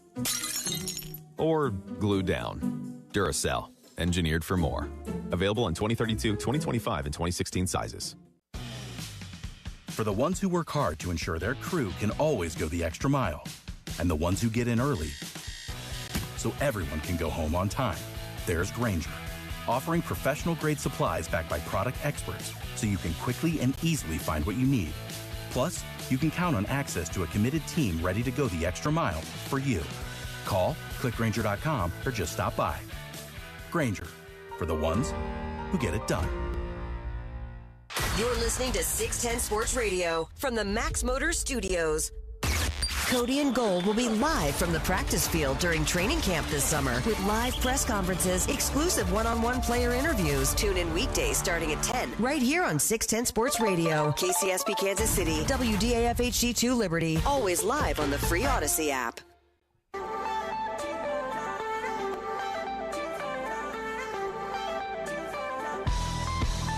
11 o'clock hour here in St. Joe. Cody and Gold, Alex Gold, Cody Tapp with you. Practice, probably another 20 minutes or so left today. Second to last practice of the season here in St. Joe, which is kind of crazy to think when we first showed up here. I'm sure, as we'll talk with Mike Dana here in 20 minutes or so, I'm sure they'll be thrilled to know they only got another day or so living in the dorms. Again, I still always think that's the most fascinating thing, and I know why Andy does it, but you know, you got guys in some cases making $15 million this year, $20 million this year, and then they're staying in a damn dorm room for 3.5 weeks. It's pretty incredible, I guess. Some of them going back to their multi-million-dollar homes. Yeah. Well, they're going to be a weird dichotomy for a little bit. They go from their dorm room into their $120,000 car or whatever. You know, it's like it's just very weird to me. But I know why Andy does it, and obviously it's worked very well for him throughout his career. The Chiefs are one of the handful of teams that still go away from camp, and Missouri Western State University has been home for the Chiefs for quite some time. And as long as Andy Reid is the head coach, that will continue to be the case. We know on Saturday, Cody, though, the Chiefs are going to head out to Phoenix. They're going to take on the Arizona Cardinals. And I mentioned this late last week. This is normally the preseason game they play? I think even though this is normally the one where you start to see a half maybe from the number ones, I wouldn't play a single starter. Plain and simple. That's why I would have played starters more down in New Orleans. Would not play a single starter in this game, and it all has to do with what we all recognize from the 2 games the Chiefs played there last year. Regular season, week 1, Butker gets hurt. McDuffie gets hurt. Super Bowl, that was the story after. From Philadelphia Eagles were still talking about this a month ago. Even they were still talking about the field. The Chiefs really weren't talking about the Super Bowl field as much, but they all acknowledged. We had Trent McDuffie on the show, and he mentioned how bad that field was, even if he didn't want to talk about it as much as Philadelphia has been talking about it. I just don't want to risk it. Plain and simple. I know Andy will talk, I think, again tomorrow, and I hope somebody asks. I'm sure Pete will, if not anybody else, about has he thought about playing time differently because of a field that has given multiple teams issues, and your own team directly caused 2 injuries last year. They didn't shy away from it. They said last year the turf was the problem for the Butker injury and for the McDuffie injury. So do you play more in week 3 then, or you just kind of scrap this preseason? I probably would play a little bit more in week 3. Yeah, maybe like a half. But not or Mahomes. something? I mean, deep down, I don't need Mahomes to play I know he wants to. I don't need him to play anymore the rest of the preseason. I just, specifically in the positions in which you're thin, that's where I don't want it. Fair. Play all the defensive linemen who aren't going to make the team. Play lower depth wide receiver guys, not the injury prone guys. Certainly don't roll in anybody who maybe had a ticky-tack injury. I don't get Justin Ross on the practice field today. Yeah. He doesn't need some chance to re-aggravate something. No point. Oh, he's further down the depth chart. He'll be No, playing. but don't play anybody who's got an injury history, and don't play anybody who you count on this year, because I'm kind of with you at this point. That field is a major problem for the league. I don't know how they fix it, but you and I saw it in the week, so we weren't in Arizona for week 1, but we saw the direct impact of that field. Trent McDuffie talked about it. All these players came out hurt. It directly affected the early portion of the Chiefs' season. They were so much better defensively once McDuffie got back, and all the other – they had ticky-tack injuries coming out of that one, not just the major one, that seemingly lingered for weeks as a result of this. And that field I have never felt or seen a more disgusting field in my life than the one we stood on after the Super Bowl. That's where we got the confetti Chiefs. for our Cody and Gold garage sale. That's why some of your confetti still has chunks of grass in it. It does. Not because I was trying to put it in there, but because there was no other choice We should just cut squares of the field out. I'm sure they would have loved that, but we should just cut squares out. And for some people are saying, well, by now they fixed it. You would think, man, but that's not the case. Denver played a preseason game this past week, and Sean Payton, before the game, said, hey, we're going to have to see what the field looks like, and we'll find out what starters we're going to play. Now, Russell Wilson and the starters did play, but if you watched any highlight from that game, the announcers brought it up. There was patches on the field of where you could tell they put in different grass, and so it was still a problem. They can't, for whatever reason, figure out how to grow grass in Arizona at that stadium. And the NFL should absolutely have stepped in, but deep down the NFL doesn't care. They can claim safety and all this, but they don't. Otherwise, the Super Bowl field wouldn't have been in the condition it was. Correct. And we wouldn't be talking a year later about an NFL team. These are billion-dollar facilities, owners that are worth billions, the league that makes billions every year, and players that are making millions, and you can't get the playing surface to where it's not causing injuries. I understand freak injuries happen. Nobody's saying that. Sometimes nobody's saying that it's going to never cause an injury ever. But that field in particular has been a problem. Our guy Matt Verderam from now Sports Illustrated, I almost said his previous employer. Yeah. I'll get his current employer right. From Sports Illustrated, we were talking up him with the media tent. He was in town. He's toured 7 or 8 different facilities at this point. I think he's on 7 of 8 training camp experiences. And his very first thought on social media yesterday was, man, nobody runs a practice like Andy Reid. It is more intense, higher volume, higher speed, more, like all of it than any team in the NFL. No team needs the preseason less than them. All right? So if this preseason, just this once, you got to go quarter, get everyone out healthy, and move on with your life, do it. Because we are not always in lockstep. I would not be screwing around with that field. And if we get here on Monday and, God forbid, somebody actually gets hurt on that dump of a stadium field, and we have to be talking about how the Chiefs are going to cover the absence of X player for this reason, I'm going to be frustrated. Because if I see it, you have to. Sean Payton already talked about it this preseason.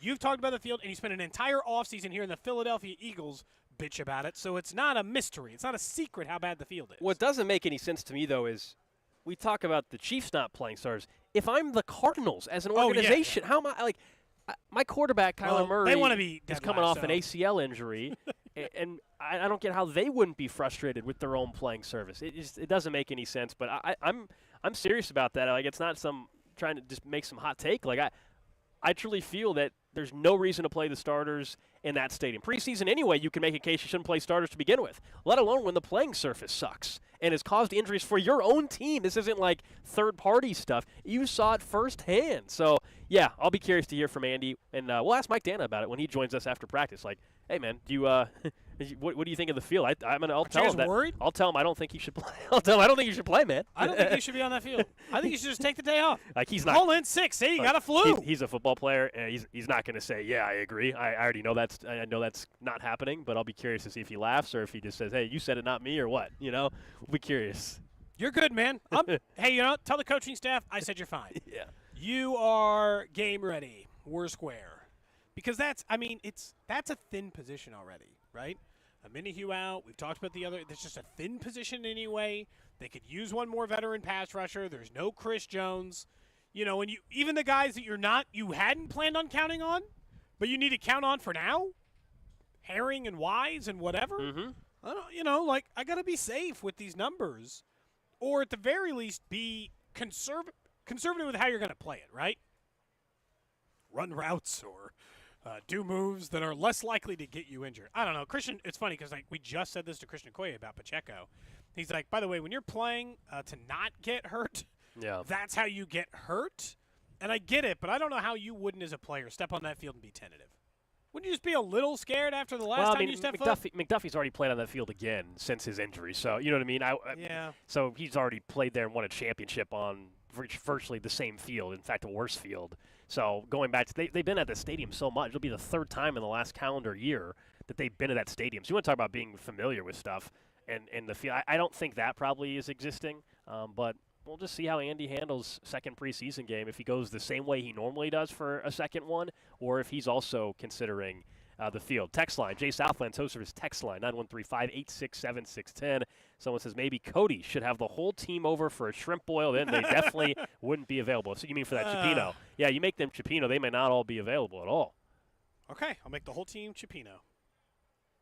Okay, you happy?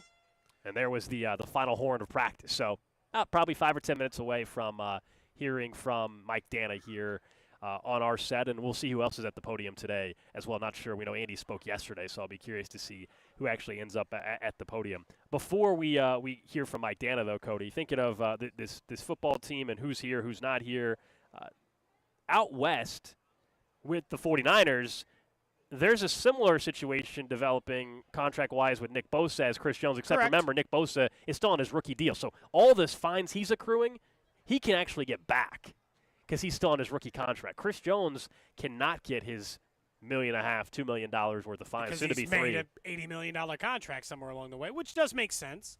I understand that logic and why the league tried to go that way. But I was starting to figure out, so there were a couple of articles. Look, the first one's not from a reputable one. The next two were. The more I thought about it, we had spent this entire year talking about the Quinnen Williams contract being really important for Chris Jones. But because now we know how much Quinnen Williams is making and how much more Chris Jones wants to make, turns out that wasn't the shoe to drop. Now there are multiple people that are like, both Nick Bosa and Chris Jones reportedly want Aaron Donald money. And now all of a sudden I find myself in the same situation we were before, which is the Tyreek Hill deal, which is get your deal done before Bosa's. Because Chris Jones views himself probably at this point as a pass rusher, and Aaron Donald made top-end defensive lineman money, not defensive tackle money, made top D-end money. And if Bosa all of a sudden outperforms or outdoes a number that you're not prepared for, you're going to get yourself in trouble. and you're going to have another contract that you have to get near or around or bend towards, you should be getting Chris Jones' deal done before Bosa's. And the more I was thinking about it, the more maybe they do need to get it done. Because I think it was Drew maybe put this original article in there, which was, like, you start thinking about it, you're like, yeah, maybe these deals aren't close if they're waiting for the other to sign. Well, there's no doubt this actually has potentially more of an impact than yesterday when we were talking about Zach Martin down in Dallas, who's a guard and got two raises on the final tiers of his contract. That to me didn't play in any role or anything like that in potential negotiations. There's a chance the Nick Bosa deal. I mean, they could probably be saying the same thing on Nick Bosa's situation, waiting for Chris Jones to see what he potentially can get. I think the Chiefs are, and Chris Jones will have been engaged long enough on this contract discussion throughout the entire offseason that I don't think there's much unknown about what each side is looking for here. Like I don't think the Nick Bosa contract, all of a sudden if Nick Bosa got a deal today, that suddenly that would change the trajectory of a Chris Jones deal. I think we're so far into this now that whether it is the annual off by $2 million a year, whether it's off by 5 or 10 on guarantee, whatever it may be, I think the talking points are the talking points in their negotiations. I don't think they're going to differ That's how it went much. with Tyreek. It was the talking point was the talking point. Somebody else got some money, and then it was like, ooh, hold on. New conversation. That guy's making a lot of money, and I won his amount of money. But as you know, that was in March, and that was when trades were still a possibility, and that was when you knew maybe if you were Brett Veach that in a year from now or two you were going to have to pay Chris Jones, which is why I still think the deal gets done because you made a decision not to sign Tyreek Hill to the big contract. So to me, if you weren't paying him, well then you, to me, should be able to pay Chris Jones, and I think that is still the correct decision to do so, even if he's going to be for 2 of the years potentially on the contract on the other side of 30. Go ahead. Is this something, guys, that you just pay Chris Jones what he wants in order to get that deal done before Nick Bosa gets something, and you might actually have to go even further or close to that number? Do you just get it done to get it done and go with closer to Chris Jones's number? I think if you give Chris Jones his number, it's going to be less than Bosa's now. Like, I think if you beat him to market, his number is less. But I think if you don't, then all of a sudden he's going to be even more, or if you get closer to his number, he's going to be even more adamant that his number is reasonable. Bosa signs tomorrow, and it's $33 million a year. He'd be like, yeah, pay me like him. What are we doing here? Yeah, but like 29 years you don't old. actually think Bosa's getting 33, though. I mean, we talk about Chris Jones wanting to get more than Donald. That would be compared to Quinn Williams' number. I mean, the reports are that's what he wants. 30, but you once I also want 50 million. I'm saying, like, do you actually think Nick Bosa is getting 33? I don't. Not if it's done before the Chris Jones deal. Like, if Chris Jones ends up actually getting his $30 million on average per year, which I don't know if he's going to end up getting if they actually can agree to a deal, I don't think Nick Bosa is getting $3 million or $4 million more per year than Chris Jones. That's the tricky part. I actually don't think they play into each other as much because we're so late in the game now. Like, if this was June, I think I would buy into it more. We're so late in the game where, to me, they're either going to get this deal done based off of what they're already negotiating about, or Chris Jones is going to play out the final year of his contract, and the Chiefs are going to walk away or redo a deal in the offseason. I think that's where we're headed. Don't give me the franchise tag stuff. You and I have talked about that plenty. It doesn't make any sense to do next offseason because you would have to have $30+ million on the books the day free agency or whatever the offseason begins, and that's not realistic unless you already had a trade set up immediately within, hey, we're going to tag him today, and then tomorrow we're trading him. Like, it doesn't – you have to have that money on the books, and so I don't think a tag and trade is actually – a viable option. It's funny. This is for the first time that we're running into those number issues because nobody else makes $30 million a year at those positions. Myles Garrett is the highest paid at $25 million. I don't blame either of these guys for trying to get closer to that number. Our drive up here to St. Joe for Chiefs Training Camp brought to you by Max Motors. Max Ford down in Harrisonville all camp long been driving that gorgeous Ford F-150, a 2023 Ford F-150. And today was the final day driving up to camp in that F-150. I think we'll be driving back down to Harrisonville the next day or so, returning that. Very, very sad about that. It's been an unbelievable vehicle to drive. Nice to have that. We mentioned some of the great features, the CarPlay, the lane assist. It has been awesome. You can check out our video today, by the way, we did again from inside the Ford F-150 up on our Twitter and our Facebook page. Coming up next, though, as Chiefs practice has officially wrapped up, we'll be joined by Chiefs defensive lineman Mike Dana. Cody and Gold, live from the Chiefs practice field this summer. Brought to you by Clear. Asphalt and Concrete. For asphalt, concrete, and parking lot maintenance, Gann Asphalt and Concrete. One contractor, all things parking lot. Trusted in Kansas City since 1994. Online at GANNasphalt.com. Any dog person knows the most valuable thing in the world is spending time with your pet. Whether they're a puppy or a senior dog, the Farmer's Dog makes it easy to keep them healthy, which can give you more quality years with them. The Farmer's Dog makes and delivers fresh, healthy dog food. It's recommended by vets, nutritionally balanced, and made from human-grade ingredients in safe, clean kitchens. Invest in your dog's health and live more healthy, happy, and full years together. Get 50% off your first box at thefarmersdog.com/dogdays. Jim Gaffigan here with some more Straight Talk. Let's take a moment to appreciate our sweet children, loving grandparents, and eternal soulmates. Now let's use them to save money on wireless. Because with the Straight Talk Silver Plan, you get 4 lines for just $25 a month with unlimited data and no contracts. So add those human pawns, loved ones, and save money. Thanks, kids. You're finally worth it. Straight Talk Wireless, available at Walmart. Get 4 lines on Silver Unlimited for $25 per line per month, plus taxes and fees. For data management practices and additional terms, visit straighttalk.com. Hey, we're recording Dave Tobe right now, presser, and then they've got some other players. We'll keep you updated. Versatile, tasty, and truly different, turkey can be used for succulent sliders, killer kebabs, championship chili, or even brilliant burnt ends. You can get all the recipes. Yeah, we're recording Tobe's presser right now, and then they've got some players too. We'll keep you updated as to who they are and all that stuff. All right, here and much more at tailgatewithturkey.com. That helps, thanks. Okay.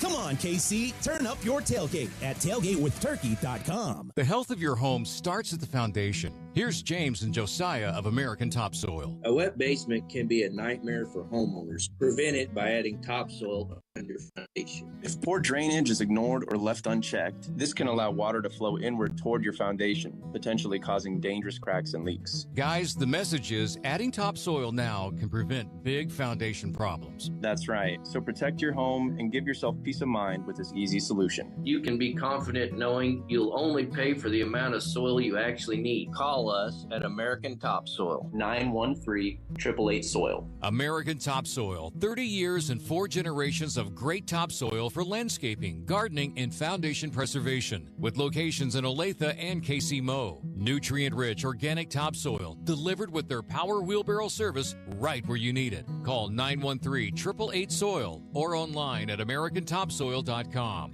Great topsoil, great service. American Topsoil. Hey, are your old windows letting all that good air conditioning out? Well, on those hot summer days, that cool air is escaping through your old leaky windows and the hot air is pouring in. You want to replace those old windows and keep the cool air inside your house this summer. We still got some time in the summer. You also need to prepare for the winter when the opposite is going to happen. That's why I'm here telling you about Window World, the official window of the Kansas City Chiefs. Window World's windows are one of 2 windows with a good housekeeping seal of approval, ranked number 1 in number of windows sold in the country by Qualified Remodeler magazine. Just over 20 years in business, they have improved the look and thermal efficiency. Over 52,000 homes in Kansas City. You get a lifetime warranty that covers all parts, glass breakage, and labor, because Window World uses a double-strength glass that gives it a strength that is not commonly used in replacement windows. Right now, they're offering 18 months, same as cash financing with approved credit. All you need to do is call them for a free home estimate. Replace your windows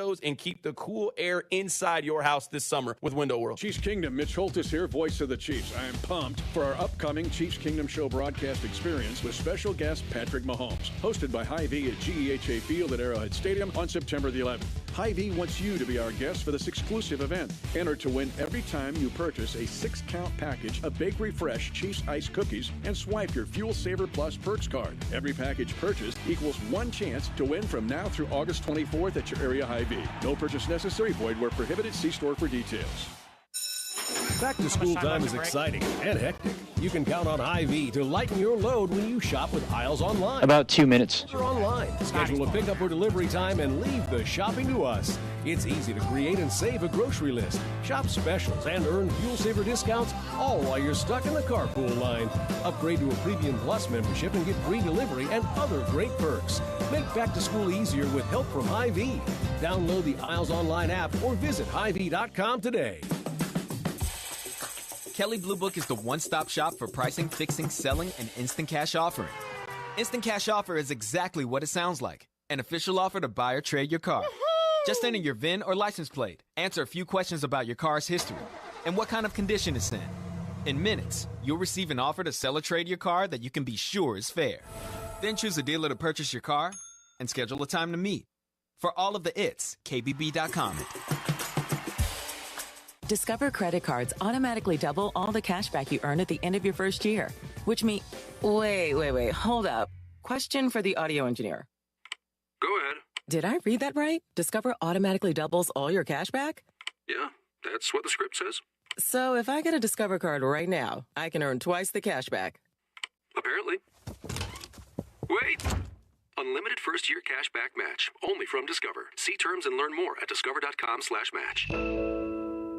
Heart failure. So far, we've had Tobe and now Andy Heck, O-line coach, is at the podium. Or back pain. How does it all add up? If you have heart failure and any of those seemingly unrelated symptoms sound familiar, it's time to talk with your cardiologist and get the full picture. They may add up to transthyretin amyloid cardiomyopathy. ATTR-CM is a rare and underdiagnosed disease. Recognize the signs and discuss them with your doctor soon. Learn more at connectwithyourheart.com. That's connectwithyourheart.com. Sponsored by Pfizer. Gillette Intimate gives guys a gentle and easy shave on there. And around there. And even under there. Don't treat your groin like junk. Respect it with Gillette Intimate. The best a man can get. Buy now at a retailer near you. Sunny and super nice today with a high of only 86. Weather brought to you by Total Wine & More. At Total Wine & More, save big on what you love this month with hundreds of deals on amazing wines and spirits. Love what you find at the lowest prices only at Total Wine & More. Drink responsibly. B21. The 610 Sports Radio phone line is brought to you by Onder Law Injury Lawyers. Visit getjim.com. Anthony Plumbing, Heating, Cooling, and Electric. Technicians you can trust with your house keys. Anthony Plumbing, Heating, Cooling, and Electric. The technicians you can trust with your house keys for over 70 years. Receive 0% financing plus 12-year parts and labor warranty on a new cooling and heating system. Call 268-4669, Kansas or Missouri, or book online now at anthonyphce.com. Chiefs Red Half Hour, every day at 11:30 on Cody and Gold. All right, we're back here in St. Joe. Chiefs practice wrapped up just a couple minutes ago, and it is the Chiefs Red Half Hour brought to you by Mission Plumbing, Heating, and Cooling. And for our final show up here in St. Joe, we're joined by Chiefs defensive lineman Mike Dana. Mike, thanks for joining us, man. I don't think we've had you on the show before. I think it's the first time. Thanks for having me, you guys. Thank you. Absolutely. First, how you feel? I know earlier in camp, missed a couple practices, the calf injury, but you've been back out there. I feel great, man. You know, the season's rolling around the corner. You know, a couple preseason games going on this week. You know, I'm just excited to be back on the field with the coaches, with the teammates, you know, getting after it. You mentioned field. We were just having a conversation. Do you want to play on that Arizona field? Yeah. I mean, like, if everybody's suiting up, man, I want to go out there and give my all. You know, I didn't play the last preseason game, so to go out there and, you know, knock off some rust and play with the 10 other guys on the field, I love to play, you know. How big of a deal is that? You know, we hear, you know, obviously rookies – get some game action makes sense, but for veterans, how real is that? Hey, got to shake off the rust. We hear that all the time, but how real is that? No, it's real because, you know, game speed is a lot more different than, you know, practice speed. So, you know, when it comes to those type of games before the big one on September 7th, the season open, you always want to, you know, knock off any kind of rust you have. And, you know, those are the games to do it. And practice, you know, you knock off the rust. But, like I said, game speed is completely different. So. I know you try to focus one game, you know, like you don't want to get too far ahead, but when you enter contract years with a team, you're like, and you've won a Super Bowl, you're like, well, I'd like to kind of keep playing here. Yeah. Winning Super Bowls. How hard is it to not be like, I got to take my game this far up to make sure that I'm a desirable player to keep staying where I'm playing? Well, you know, it's always the goal to raise the bar each year, but also just focusing and honing in on the details. And by that, I mean, like, each week just approaching it the same way, taking it 1 week at a time. I don't ever look towards the middle of the season, towards the end, or, you know, try to look into that stuff. You know, I try to focus on what's going on, you know, being present, and, you know, focus on the details, you know. I assume in the long run you'd, you know, want to keep staying in KC? Absolutely. I would love to stay in KC. KC been nothing but great to me. The coach has been great. The fans are awesome, the best fans in the NFL, you know, best teammates in the league. You know, you don't get a locker room like this often, so to be here is a blessing, and, you know, I love to, you know, continue my career. We're talking to Mike Dana. You mentioned your teammates. Before we hop on the air, some of your guys there were giving you a little bit of a hard time. Who's the, again, maybe it's you, I don't know, who's the goofy guy that's kind of keeping everybody, the mood light a little bit during practice or even after practice? Oh, man, we got a few of those guys in the D-line room. You know, we got Malik Herring. He's always, you know, bringing energy to practice at the beginning. KC was just over there shooting some shots. He's always electric, cracking jokes. You know, we got Josh Kano. I don't know if you guys can hear him, but he's over there doing his thing too. But we got so many different guys in that D-line room that bring positive energy, and you know, it's great to be in a room like that with a group of guys like that. You're a Michigan guy. We can get to some Big Ten football in a second, Ooh. but you know, I know there's a lot to talk about with Michigan right now and realignment and everything like that. But you grew up in Michigan as well. I mean, you're other than coming to Kansas City, you're in Michigan your whole life, right? Yes, sir. So did you grow up as a Lions fan? Absolutely. Okay. You know, I grew up, you know, Detroit fan base. You know, Detroit Lions, Detroit Tigers, Pistons. Even when they went on their run in 04, 05, you know, the Tigers. You know, all those big. That's how it is in Detroit. You know, you rock with your or you rock with your sports team, and you be behind them. You go to games, and so I'm looking forward to this first. I was going to say September 7th. You knew that date right away. Yeah. Now, maybe you would anyway. It's the opener, but I feel like the ticket requests are going to be there for you. Oh my Lord! The ticket request right now is already overloaded. You know, I don't even know how many more I can get. How many people from hometown can you? Yeah, I don't know how many more I can get right now. Because we go through your college career and this stuff. Central Michigan's kind of important in Kansas City because Eric Fisher was the #1 overall pick later. Is he a legend at Central Michigan? Yeah, is he man. like the central this is our crowning jewel of the university guy? He's definitely a legend, man. You know, every time you got a #1 overall pick, somebody like that, especially from a group of 5 school like Central Michigan, you know, your name's gonna be written in that, you know, in that history forever. You know, that don't ever happen. You know, you usually have, other than, you know, like Khalil Mack, and he came from the MAC. You know, you got a few guys, but like the first overall pick coming from Central Michigan, having it being Eric Fisher, like, man, that dude got a legacy. Did he come and talk to your team at some point? I know you guys are playing at the same time. I don't know if he made it up to the university at some point. I'm not too sure if he came up. I can't really remember, but like my rookie year, I came in, I played with him for that 1 year. So like I got to acclimated with him, you know, cracked a few CMU jokes. He gave me hell because I transferred to Michigan, so you know. Hard to blame you though. Right, I mean, yeah. you got a chance to go play at Michigan. Oh man, you can't turn down those type of opportunities, man. You know, it's just being in a big house, and you know, growing up, that's always been like a childhood dream, just to be in that stadium in front of 110,000 people. I can't imagine. That's we talk even as fans, bucket list type of stadiums in college football, and the big house is pretty high on the list. History, man. So much history there. What do you think of all this conference realignment stuff? You know, we're in Big 12 country here, so this latest round really impacted the Big 12. The Pac-12 is pretty much gone. Big 10 though is always the one, along with the SEC, everybody looks at. What do you make of 18 teams now in the Big 10? Yeah, man, they got so many teams, and I just feel for the teams that got to travel all the way to the Midwest from the West Coast, because I think they got a few. I think like USC. USC's got to go to Rutgers. Yeah, like that is crazy, man. You got to go across the country. You know, usually in Big Ten, you got the the regions. You know, the teams are closer, but you know they're expanding that. It's going to be exciting to watch. You know, as always. So it's just more competition. It's going to be interesting to see how the Big Ten hold up. You know, there's always the comparisons and the debates between the Big Ten, the SEC, especially with my teammates. We go at it every day talking about who's the hardest, who got the best run defense or best passers or whatever. Are you guys looking forward to, I know a lot of the players play Madden. Are you guys looking forward to the NCAA football game the same way we are? Oh, absolutely, man. Any video game, man, whether it's Call of Duty, Madden, new Madden just dropped, so we about to get that rolling. Last night. Yeah, we about to get that rolling as soon as we get back to Kansas City.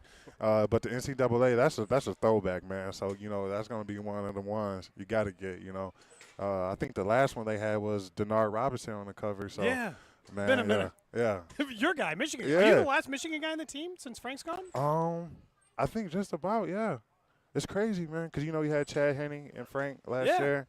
You had a boatload of Michigan guys, man. So, you got to get to Brett Veach. Yeah, I was about to say, we got to get some more Michigan men up here, man. There you go. Mike, great to talk to you, man. Best of luck this season. Thanks for coming on the show. That's Chiefs defensive lineman Mike Dana joining us here on 610 Sports Radio during the Chiefs Red Half Hour. Second to last practice, only one practice to go up here in St. Joe before the guys head back to KC, get set for the preseason game out in Arizona on Saturday afternoon. And then, September 7th. The ticket request must be ridiculous, Cody. When you got people for the Lions game, that must be absolutely insane. I would think so. You spent your entire life in Michigan, all your college years in Michigan, and now you're going to be in Michigan. Or not in Michigan. You have a team well, coming to yeah. Or the team coming to KC. You're going to be in KC against the hometown team. Yeah, I think it'd be kind of a long list. He's got a hell of an opportunity this year. I mean, you asked him about the contract year stuff, and we know sometimes what that brings. But with this team, whether it's this team or anywhere else, I mean, if he elevates from his 5 sacks or so a season ago, if he becomes a 7-sack guy at his age, coming off a rookie contract, he's going to have a chance to get a nice payday somewhere, if not in Kansas City, this next offseason too. Part of the reason it's so important is the Chiefs kind of need one guy to escalate. You know, like they need one guy to elevate their game, and Dana seems like a pretty likely choice to do that because his thing has been, to have like a little injury that slowed down the start of his season and then take him a few weeks to get going. And then when he got rolling, the sacks would come. And then so you're like, okay, so there's always been something there, always something intriguing with Dana about from the sack department. You're just trying to figure out how can you take that, how can you elevate the rest of the defensive line. No more Frank Clark we talked about. Mm-hmm. No more Colin Saunders. People who equated for 10 or 12 sacks last year in total are not on this roster anymore, and you're going to have to make those up somewhere. Some will come from younger players who didn't get as much opportunity last year, but some have to come from guys like Mike Dana. We forgot to ask him about the music. I just realized that. We forgot to ask him about who's in charge of the music at practice. We forgot to get that question When he comes back through, I'll just yell. Maybe real quick. By the way, who picks the music? Yeah. Wait, real quick. Get that. Once he's very done important. signing. Very important questions that need to be answered. Well, now I feel bad we didn't ask you. Well, we only get a limited amount of time, as you know that. We only get X amount of time before we're told to hurry it up. So that's usually. Otherwise, I would enjoy talking to him. I would have waited. We'll have you ask. Cody just took his headset off. You can. I'm gonna ask once he walks by. Don't worry. I'm gonna find out. Even though we had an opportunity to ask him when he was sitting here, I was I'm still gonna find out. I'm wondering. I'm wondering who it actually is. Here's we're broadcasting in St. Joe. Reminder: we'll have Pete Sweeney, our Chiefs insider from Arrowhead Pride, joining us once the podium is wrapped up. Pete will make his way down here. Final time during Chiefs training camp as well. And Cody's asking about the music at practice, if it's the players or whoever. All right, so players with the playlist. He said. We were wondering. We forgot to ask. there you go. Yeah, the answer. There you go. Yeah, playlist for some of the players they put together, and then someone else runs. That makes sense. So who chose Creed higher? Are they After that, messing with our guy Creed? I don't know. Do they just like the band Creed? They probably get some from the players, and then they mix in some other stuff as well. Okay, now we know. Look, mystery solved. I wanted to know. I like that they're all just sitting in a room talking about the different songs they went on there and just give a master playlist to these guys. And I guess it probably works similarly to that in baseball. I wasn't sure. Now we know. One practice left for the Chiefs. Now tomorrow, 8:15 practice if you were having tickets to come up here. Tomorrow's Military Appreciation Day as well. And based on how they're moving some of the equipment on the field, I think they're packing some of the stuff maybe even up today a little bit. If you look to our right, Cody, they're already moving some of the sleds a little bit more than we've seen. They got like the tractor out Tomorrow's here. practice is like 55 minutes. You know what minutes. that means. Today's our last day for us to potentially. Yeah. Did you bring the tee? I did. Okay. So 2 slight hiccups. You got to kick your field goal, and I got to try to hit the sled at some point. Yeah, so 2 slight hiccups Hope the boss isn't listening. In my field goal attempt today. Oh, boy. My foot's still not great, but that's fine. I'll power through that. Mm-hmm. Second, I couldn't find my pump this morning. I felt like the ball could have used a little more air. Deflated footballs. Is that good or bad for kicking? You'd think that'd be bad for kicking. Terrible, yeah. That's not a good idea. You think I get a pump? You're not going to go ask. Nah. You're going to go ask for a pump? No, they're not going to give you a pump for the football. You're going to go ask. It wasn't out of air. It just felt like it could have used a little more air. You're definitely not making this kick anyway. It wasn't going to happen before. Don't use this deflated football as an just letting you know some of the problems that exist. That's all. Do you think the sled will I just run into a brick wall essentially? Like, will the sled even pop up? No. Like, will it move, or will I not even be able to move it at all? No, my guess is that thing. Am I going to hurt my shoulder? My guess is that thing weighs almost as much as you do. Well, that's what I'm saying. So I don't think it's going to move at all. I don't think it's going to. I think the red part will push back That's tiny what I'm asking. bit. Will that move back? Maybe a little. I don't think you're going to make any kind of real impact on the. Should ask again. That was another thing. Spoiler. They wrap us up. It's not Mike's fault. They usually have a PR member and they Mike wrap would be us happy up. to chat I would have enjoyed talking to him even a little bit more. There's a lot of things we still wanted to ask Mike. Should ask about the sled. Or if he has a pump. If he thinks that one of us could actually at all move the sled, give us some tips real quick. Maybe we just go do it while leverage, you, man. Would have been great. Have him on the headset while you go and do it. Right?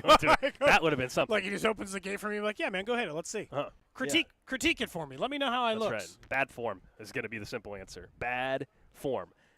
Never played organized football, so yeah, I don't assume my form's going to be good. You think I did? Give me a break. Kidding me? I played a lot of backyard football, just not organized football. Real quick update from practice. Now that it's wrapped up, we got some injury insight. As we mentioned, Rashee Rice appears to be fine. Brief trip to the medical tent, and then was back on with his helmet.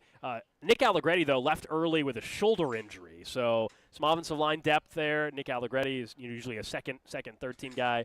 Nick Allegretti, who can play multiple spots on the O-line. Shoulder issue, hopefully something minor there. The Chiefs did confirm that, again, Nick Jones, who fractured his hand, or some fingers at least, in his hand during that Saints preseason game, did not practice. Same with Nico Remigio. And Snead, the knee, Turk Warden, also out of practice. I told you my concern with Warden all of a sudden just because of prior issues. But then the Snead thing, I don't think we can talk about it enough still. Is it just, hey, shut him down all the way until the Lions game, or is there a reason to be a little bit more concerned that something else is going on with the knee? We know he had knee inflammation or whatever months ago, and that's what they keep saying is the issue now. I think they're going to have to monitor it all season long. I still right now think he's going to play week 1 because I tend to believe they're just truly resting him all the way until we get to September 7th or the week, game week or whatever. But this is 2.5+ weeks now. I told you my timeline for him is currently sits at the same as Chris Jones. I will not panic until we get about 2 weeks, 10 to 14 days, right, out from the regular season. But if by that time he is not even on a practice field, Gold, then yeah. And if you're asking, should you be concerned right now? Also, yes. The man hasn't practiced this entire camp and missed a good portion of the other off-season training. Snead did. I believe Snead was out here at least for maybe two practices. It's very small though. Yeah. Fine, but the point is that he has missed quite a bit of time, and this injury goes all the way back to May. So yeah, I am obviously concerned about it and the length of time it is taking to get right and heal. The Chiefs have at times taken very cautious approaches with injuries, and specifically injuries inside of training camp. As they should. Where they're not going to rush a person back, so cool. But yeah, the concern level is already existing there. I still feel like he's going to play week 1 right now. Yep. But maybe that's just because they haven't told me he's not going to yet. Fair enough. 913-586-7610, Jay Southland Tow Service text line. Someone says, Cody, I would never guess you didn't play football. LOL. You would still. Someone says they still have $100 that you don't make any field goals. The slightly. Are you taking the bet? Are you taking the bet? No way. Oh, okay. I was just checking. Look, it's good to have just a general life lesson. It's good to have confidence in yourself, Someone wanted a live Pete Sweeney intro when he joins us. I don't know if the guys at the studio, if you guys can find it on a hotkey, there should be a Pete Sweeney intro somewhere in either Advanced Cuts, Cody and Gold folder, or the hotkey. Peel back the curtain a little bit. People want the Pete Sweeney intro. We haven't had it all camp. It's a good point, but we're also not physically there to make it happen. And also, they very rarely know when Pete Sweeney is sitting down. Well, we would tell them. He's I would say, here. hey, he's here when the time comes. Here he comes. But yeah, we'll let you know when Pete is actually showing up here. Once the media tent wraps up, then he'll make his way down to our area for our broadcast. Yeah, I would hope so, at least on that end. Dan is going to continue, like we said, to be an interesting figure, so I hope he can stay healthy this year, too. Chiefs had a lot of ticky-tack injuries in the early going, but it doesn't mean anything to this point. There is something that stands out to me with this team right now that I'm going to give – how about this? I'm not going to do an ultimatum, but I'm going to give you a choice. There are 2 things that the Chiefs currently do completely different than everyone else in the NFL, and I need them to fix one. I would like both, but I'm not a greedy man, Gold. So I would like one thing to be different. You have 2 choices, Chiefs, if you are listening. You can either stop returning so many kicks, go to the fair catch rule and take the ball at the 25, or you can bring back quarterback sneaks. One or the other. Those are the 2 things that they are defiantly against 90% of the NFL on, both of which have massive success rates by doing the opposite of what the Chiefs do. Like, more success than they have doing it. Teams who run the quarterback sneak are more successful on 4th and 1 and 3rd and short. Teams who fair catch the ball are getting better field position to start the drive than the Chiefs on average. So, just one of the 2. Which one would you prefer? because I want one of those. I guess at this point I prefer the quarterback sneak, but come on. It's not asking that much to just go with the flow on one of these two things. You have more control over the QB sneak one, whereas on the kickoff, the opponent could kick it in the end zone. You never have a chance anyway. The fair catch, you know where I'm at. In preseason, I have no problem with him not fair catching it. In the regular season, you have Patrick Mahomes just fair catch the ball, get it at the 25. But we had this discussion with the morning show yesterday where it's like, hey, are you thinking that the 13-yard line's the same as the 25? But my point is, yeah, but you catch it at the 5, you return it to the 30, yay. Oh, and then there's a flag, and all of a sudden you get half the distance to the goal. So to answer your question, yeah, I would choose that they figured out the short yardage situation and just went with the QB sneak like everybody else. I know that they're not doing that because with Patrick Mahomes, which is why we've offered other solutions. We have said Blaine Gabbert, or not Bortles. That would be a real outline. Gabbert, yeah. Bell. I don't care if you put Keandre Coburn back there. Just give Danny Shelton time, man. Danny Shelton. Put him under center, QB sneak, and let him just fall forward. So you're not stopping him. The kickoff thing is really baffling because the argument is always like, well, but they'd have a chance to break one. Do I need to briefly remind the Chiefs how many special teams turnovers they had last year? Because that's the opposite side of not fair catching. It is, yeah, you might be able to break one, but you might also give the team the football. Yeah, multiple of those were on punts, though. It's a little bit different. I'm not saying to fair catch every punt. I don't want them doing that. Kickoffs, fair catch every kickoff. The punts, I'm fine with that, especially this year where Richie James is going to be returning punts. I'm actually excited to see you have a veteran back there that's probably going to be more confident. I mean, Sky Moore in the franchise show that came out last week was honest about like his lack of confidence in that AFC title game, and basically was told, hey, we got nobody else. You got to return this punt, Sky. And he did, and obviously had a great return, and the rest is history with that. But you get Richie James, who's done it a lot, confidence. I'm not worried about him returning punts for this team. Kickoffs, though, especially since you are going to have a rookie, the way things look right now, and Prince returning kicks, that's the plan as of right this second. I'm fine with the fair catch on that. They're just not going to do that during preseason. Do we think that this is an on-running joke at this point? What? Nate Taylor, watching practice earlier, I missed the early part, so I'll have to go back and watch the video, says that in the team period again today, Travis Kelce shoved Joshua Williams and Mike Edwards, was upset with the defenders trying to punch the ball out from Jerick McKinnon. Mahomes broke up the kerfuffle, said stop several times. That is now the third time Travis Kelce has gotten in some little skirmish with his teammates all over this. The punching out the ball thing. Grumpier with age? Is that what you're saying? I don't know. That or he is just like, it's either he's grumpier with age or he is just like, he is sick of, like, maybe this has been a big Spags emphasis, like, let's get the ball. I want you guys attacking. Or it's like just one big, long, practical joke that they're like, do it to Travis because it's funny. But this time it wasn't even Travis. They were doing it to Jerick McKinnon. I think they knew it got under his skin a little bit earlier. But imagine if you're a receiver, it's probably annoying that the play's over and every day of practice they're trying to punch the ball when it's like it's over. You're just like, what the hell, man? What are you doing? And finally you snap a little bit. That's the third time. In this case, he was protecting his guy McKinnon, but it's not a big deal. But it is kind of funny that he didn't used to do this. Like, why is it all of a sudden happening this year? I'm not sure. Travis hasn't spoke since the first day of camp or so. So we don't know. We don't get to talk to Travis. Specifically stated. But so when I don't know. I mean, I feel the same way. So after 2, we said, hey, this is no big deal. Third time, I don't know. Minor deal. It's not a big deal. It's not a big deal, man. It really isn't. It's kind of funny to me. It's like getting mad. Who knows? Who knows, man? It's weird. Like, I don't think it's a big deal. He's so irritated by it. I think it's. Well, I can see how it would be irritating. You're at the end of practice. It's hot, even though today's not as bad, but they're still sweating their ass off. And the defenders the play's clearly over, and they keep poking the ball out of your hands when the play's way over. It probably would be annoying. Like, stop. What are you doing? Yeah, he's clearly just had enough of it. Whether it be training camp or this or anything else, he's like, I'm not doing this anymore. Stop punching the ball away from me. I'm not having these conversations with you guys anymore. And that's fine. I totally understand. No one's going to argue the other side of that, and everything is totally fine. I just was asking the question. Got some hot dogs and brats dropped off from look at us. Friends over at Hy-Vee. They brought some over. Final one up here at Chiefs camp. Might as well cap it off with a hot dog. I believe the ones on the right were the hot dogs. Obviously can't eat it right now. You're opening it. I'm just looking to see. Oh, that was the brat. I'm sorry. I don't want the brat. I want the dog. Anyway. Why don't you like brats? I prefer the hot dog. What do you have against bratwursts? I prefer the hot dog. I understand the preference, but I'm saying, do you dislike brats? Will you not eat brats? I ate one the other day. Or just given the choice? Ate one the other day at camp. But I like anything. I just like the taste of a hot dog better than a brat. That's all. Okay. I think you can have the brats I think if you want. I think that's a wrong opinion. You think brats are better? Correct. I'm a hot dog guy more than a brat guy. At a ballpark, give me a hot dog more than a brat. Hot dog feels more right in a ballpark, but I'm just saying, all things created equal, if they're like, hey, we got the grill going, we got a hot dog or a brat. Brat. I'll take the dog. I'll take a burger over both, but yeah. Burger over the brat or the dog.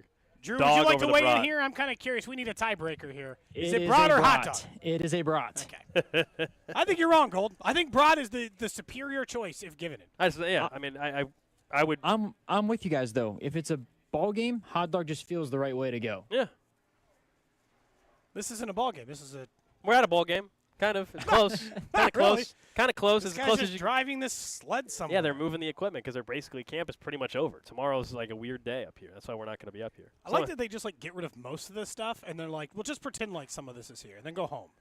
Why even make them come? Just call it off. Well, tomorrow's Military Appreciation Day, Cody. Well, it's very important. I Are you saying you don't want to? No, I respect You don't the want to troops. appreciate the military No, tomorrow? back it up. I Okay. didn't think about that part. Okay. I respect the troops. Okay. You know? Good answer. I don't know about you, but I respect the troops. Text line says, "Give me all three." Someone else says it's disrespectful. Someone else says they're with Gold brats or dogs over brats. It's a mixed crowd on the text line. What You were guys gonna should say, time Drew? a 40. Oh, we've done 40. I have done yeah. several 40s since my time. Cody, here. well, we all are I going to have the a second chance. highest, fastest 40 at the station. We are all going to have a chance, Drew, to race each other anyway in hot dog derby costumes, I'm told. So that'll be happening. Wait, you're told? That's confirmed? August 29th, 610 day at the K, we will be doing the hot dog derby. Again? Not again. Drew hasn't done it. I didn't get it. I was a late scratch due to being sick last year, so all three of us, hot dog derby. Yeah, I told you I'm ketchup. I think you said you were going to be relish. Or no, you were going to be mustard. I was mustard last time, but I embarrassed mustard last time. I don't know if I need to. Can I train for this? There's no train. Oh, they're taking my sled. I think they're taking my sled. There's no training for the hot dog derby. What do you mean? Eat hot dogs. No, can I borrow a suit or something? No. Just stretch before and work on. Oh, I stretched before. Stretch out that. I got 13 days to that get the foot super right. bone club foot thing you got going on for the last 5 years. Why did I feel like they used to take less of this down in previous years? You Because know? tomorrow, who knows? Maybe Andy surprised them and said, "Hey, we're not going to have as much of a practice." Someone says, "Why isn't 610 day on 610?" Well, it was a Sunday, I think, this year, a weekend, so it's a little bit different. But I'm with you. Great question. Above our pay grade, I have no idea, no clue whatsoever. 610 days on 610 days every day. Look at it that way. They are taking my sled. There goes my opportunity to hit the sled. They heard us. They heard us that we were going to use the sled, and they've moved it. So I don't know. We've run out of time for Do it that. now. Coming up, run out there right now while it's on the tractor. Coming up next, though, we'll get to what's trending. Also, Pete Sweeney, our Chiefs insider, editor-in-chief at Arrowhead Pride, stops by. There's Kelsey to the end zone. Cody and Gold brought to you by Gann Asphalt and Concrete. For asphalt, concrete, and parking lot maintenance, Gann Asphalt and Concrete. One contractor, all things parking lot. Trusted in Kansas City since 1994. Online at GANNasphalt.com. Don't miss the Chiefs Red Half Hour every day at 11:30 on your official broadcast partner of the Chiefs, 610 Sports Radio. We're talking with Dr. David Bach, board-certified urologist at Kansas City Urology Care. Doctor, when it comes to prostate cancer, what makes KCUC the best? KCUC treats more prostate cancer than anyone else in the metro, and for that matter, in this part of the country. What does that mean for the patient? As part of cancer care, the patient will need a urologist, a pathologist, a medical oncologist, and a radiation oncologist. We offer specialists, board-certified specialists, in all those areas on site. It's important to a patient because they want the best possible care with the best possible outcomes with the fewest chances of side effects. Without a doubt, Kansas City Urology Care is the expert in prostate cancer therapy.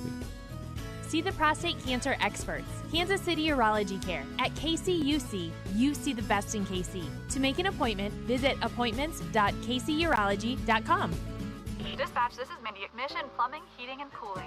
Well, boy, it's getting hot out there. Now, if your AC is making funny noises, just needs a once-over, or your home isn't as cool as it used to be, visit MissionPHC.com. Mission Plumbing, Heating, and Cooling. License 202909. Tailgates and turkey, yes please. This season, score a touchdown with U.S. soy-fed turkey. Versatile, tasty, and truly different, turkey is always a winner. You can get all the recipes and register for a chance to win the ultimate prize pack at tailgatewithturkey.com. You'll be the pride of the parking lot. What makes for a great vacation? Depends on who you ask. Are you looking to get away or bring everyone together? Do you want to get outside and play, or see a play at the plate?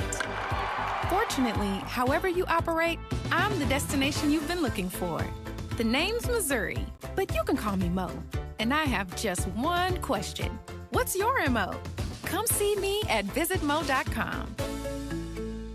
Hey, this is Rex with KC Real Estate Buyers, and I buy houses for cash. If you own a property in the Kansas City or surrounding area and want to sell it fast and at a fair price, grab a pencil. I'm going to give you a very important phone number in 40 seconds. I'm a private real estate investor. I live right here in KC, and I can pay cash and close on your timeline, even in as little as 3 days. Here at KC Real Estate Buyers, we are improving Kansas City one house at a time.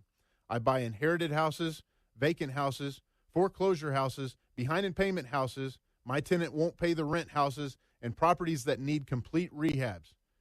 Do you own a house that's trashed and needs thousands of dollars in repairs? Great. If you own a house and want to sell it fast, call me at this number, 816-330-6000. That's 816-330-6000. Or go to rexbuyskc.com. That's rexbuyskc.com. And I look forward to working with you. Twin Peaks is the best in the game. Here, it's bigger game days and bolder fight nights. I mean, where else can you find a scratch kitchen that always comes in clutch? Every day, from lunch to late night. Only at Twin Peaks, the #1 sports bar. Feeling misbehaved? Stay back after class and enjoy epic drink specials all week at the Back to School Costume Party. The Back to School Costume Party starts in a couple days. Come celebrate the end of your kids' summer break with the naughty schoolgirls at your local lodge. Well, we're in the middle of August, and that can only mean one thing. Football season is rapidly approaching. The preseason is getting going. You got your fantasy drafts coming up in not too long. We are not that far away from football season kicking off. And let me tell you, the FanDuel is giving you a chance to win all season long. Because right now, when you bet on a Super Bowl winner, you can get bonus bets every time they win in the regular season. So maybe you're like my guy, Rob, and you're going to pick the Lions to win the Super Bowl. That means you're only going to get about 4 bonus bets over the course of the season. But maybe you're smart, you're going to bet on the Chiefs, and that means you got about 14 or 15 bonus bets coming over the course of the year. You can pick any team to win the Super Bowl, and you'll get bonus bets for every single victory. All you need to do is go to FanDuel.com/CDOT and use my promo code and start earning bonus bets with America's #1 sportsbook app. That's FanDuel.com/CDOT. 21 in President, Kansas. First online real money wager only. $10 deposit required. Refund issued. Non-withdrawable bonus bet that expires in 7 days. Max bonus bet at $50 unless otherwise specified. Restrictions apply. See full terms at FanDuel.com/sportsbook. FanDuel is offering sports betting in Kansas under agreement with Kansas Casino LLC. Gambling problem. Get help with your best bet. Call 1-800-522-4700. Visit KansasGamblingHelp.com. The Power of Work Awards, brought to you by Goodwill, will take place at the beautiful Madrid Theater Friday, September 8th from 7:30 to 9 a.m. and includes a delicious breakfast. But make sure to text POWA to 53555 to purchase tickets to the event or raffle tickets for 2 chances to win a Kansas City Chiefs signed football by head coach Andy Reid or a Chiefs jersey signed by Christian Okoye. Hey everyone, it's Christian Okoye. Look forward to seeing you there September 8th. It's going to be great. You do not have to be present to win, so get those tickets to the event or the raffle tickets by texting POWA to 53555. Jim Gaffigan here with some more Straight Talk. Let's take a moment to appreciate our sweet children, loving grandparents, and eternal soulmates. Now let's use them to save money on wireless. Because with the Straight Talk Silver Plan, you get 4 lines for just $25 a month with unlimited data and no contracts. So add those human pawns, loved ones, and save money. Thanks, kids. They're finally worth it. Straight Talk Wireless, available at Walmart. Get 4 lines on Silver Unlimited for $25 per line per month, plus taxes and fees. For data management practices and additional terms, visit straighttalk.com. If this were a Reese's TV ad, you'd be staring at a Reese's peanut butter cup. And sure, my voice is peanut buttery smooth, but still, you need to see the peanut butter cups, right? No? I can really just say Reese's and you'll go get some? Okay. Reese's. Reese's. Reese's. Really working, actually. Reese's. Reese's. I'm on to something. Reese's. Reese's. Reese's.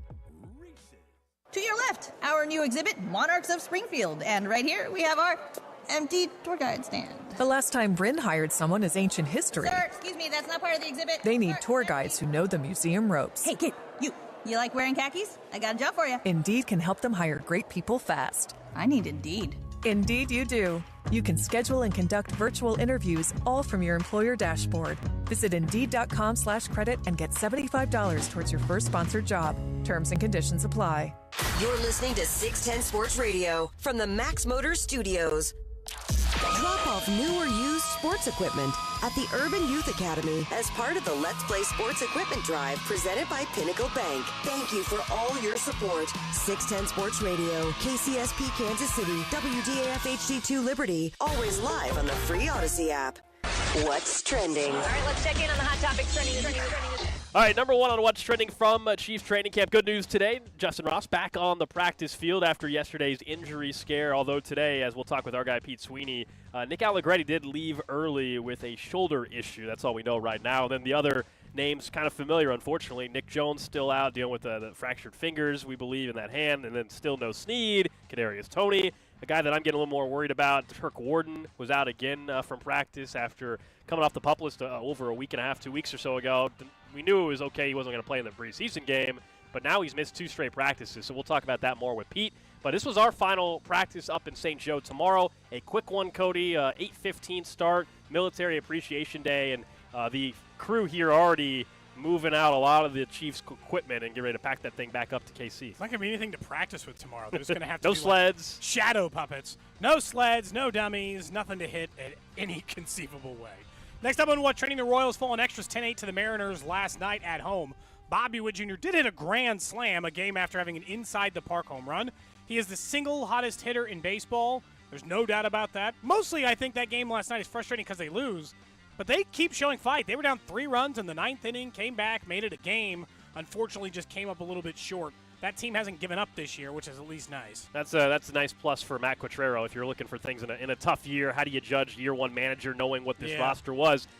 Give them credit. Clubhouse-wise and the team, they certainly have battled every single game, and I'm judging them, as we all have recently, just off the individual performances. I mean, we can stop tracking the record months ago. It's about how is Bobby Witt Jr. performing, Melendez, Massey, Cole Reagans, Brady Singer. These individual performances is how I think we all view it looking ahead to 2024 and beyond. And lastly, on what's trending, some news out of Baltimore. Their Pro Bowl corner, Marlon Humphrey, reportedly expected to miss time with an injury that may require a medical procedure. He's now questionable for the start of the season, according to Mike Garafolo. So big loss potentially there for that Ravens secondary in a very competitive AFC North. That's what's trending here on Cody and Gold, our Chiefs training camp coverage on 610, brought to you by Twin Peaks. Eats, drinks, scenic views as our Chiefs insider and editor-in-chief at Arrowhead Pride, Pete Sweeney, joins us here on set.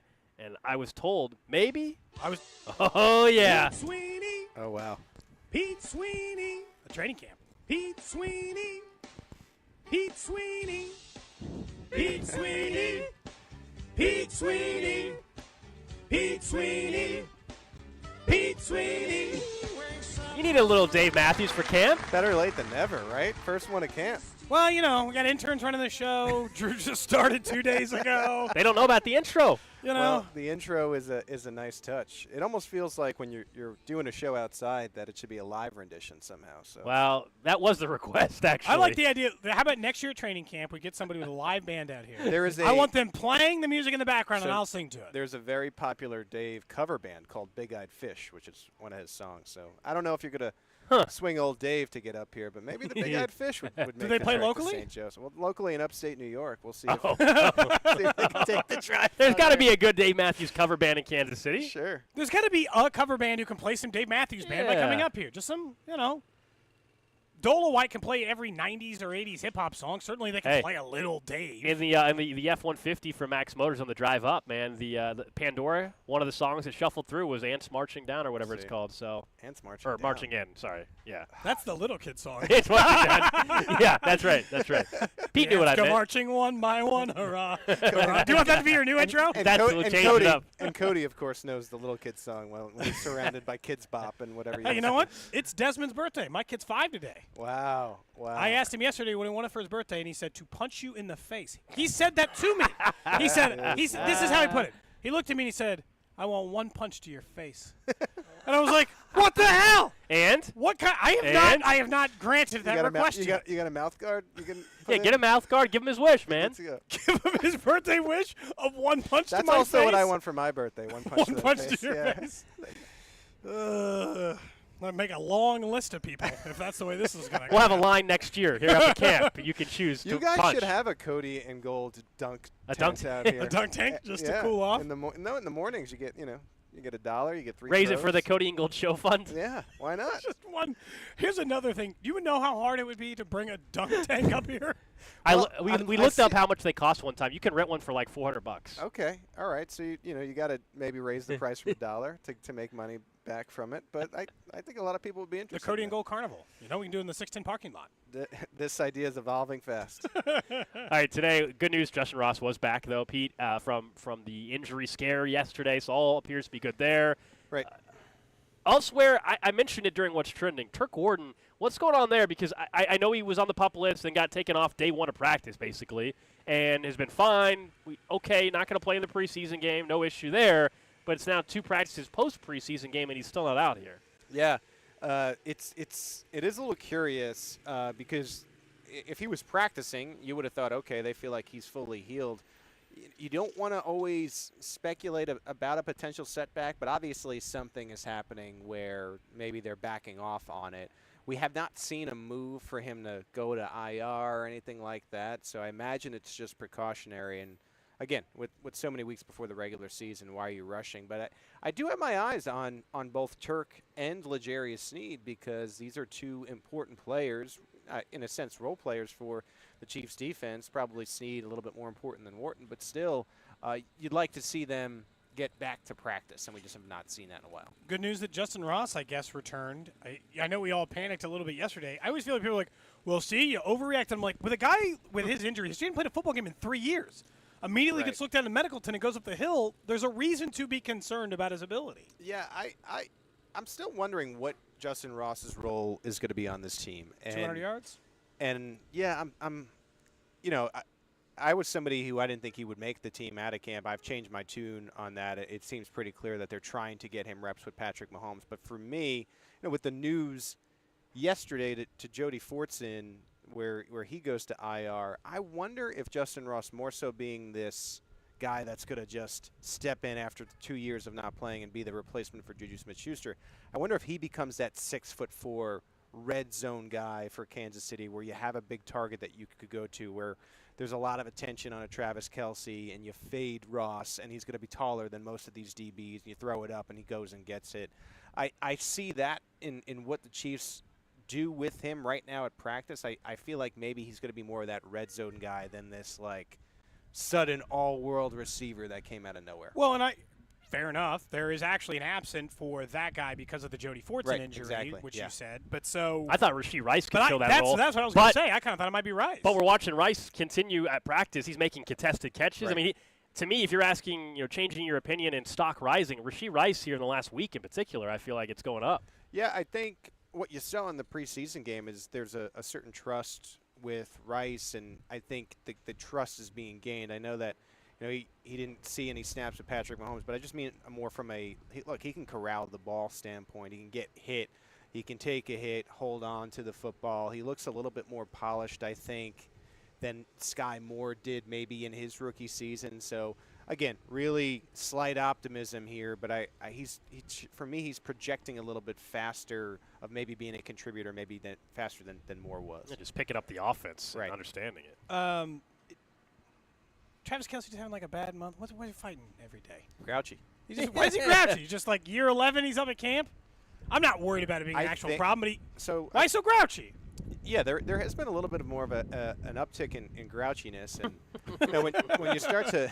when you start to speculate about this, you wonder if when you're having an off season, when you're partying with Heidi Gardner and you're having all this attention from your podcast that everybody loves, and you go into a little bit of his personal life. Doesn't seem like there's a woman involved anymore. Maybe St. Joe and being in a dorm makes you a little grumpier.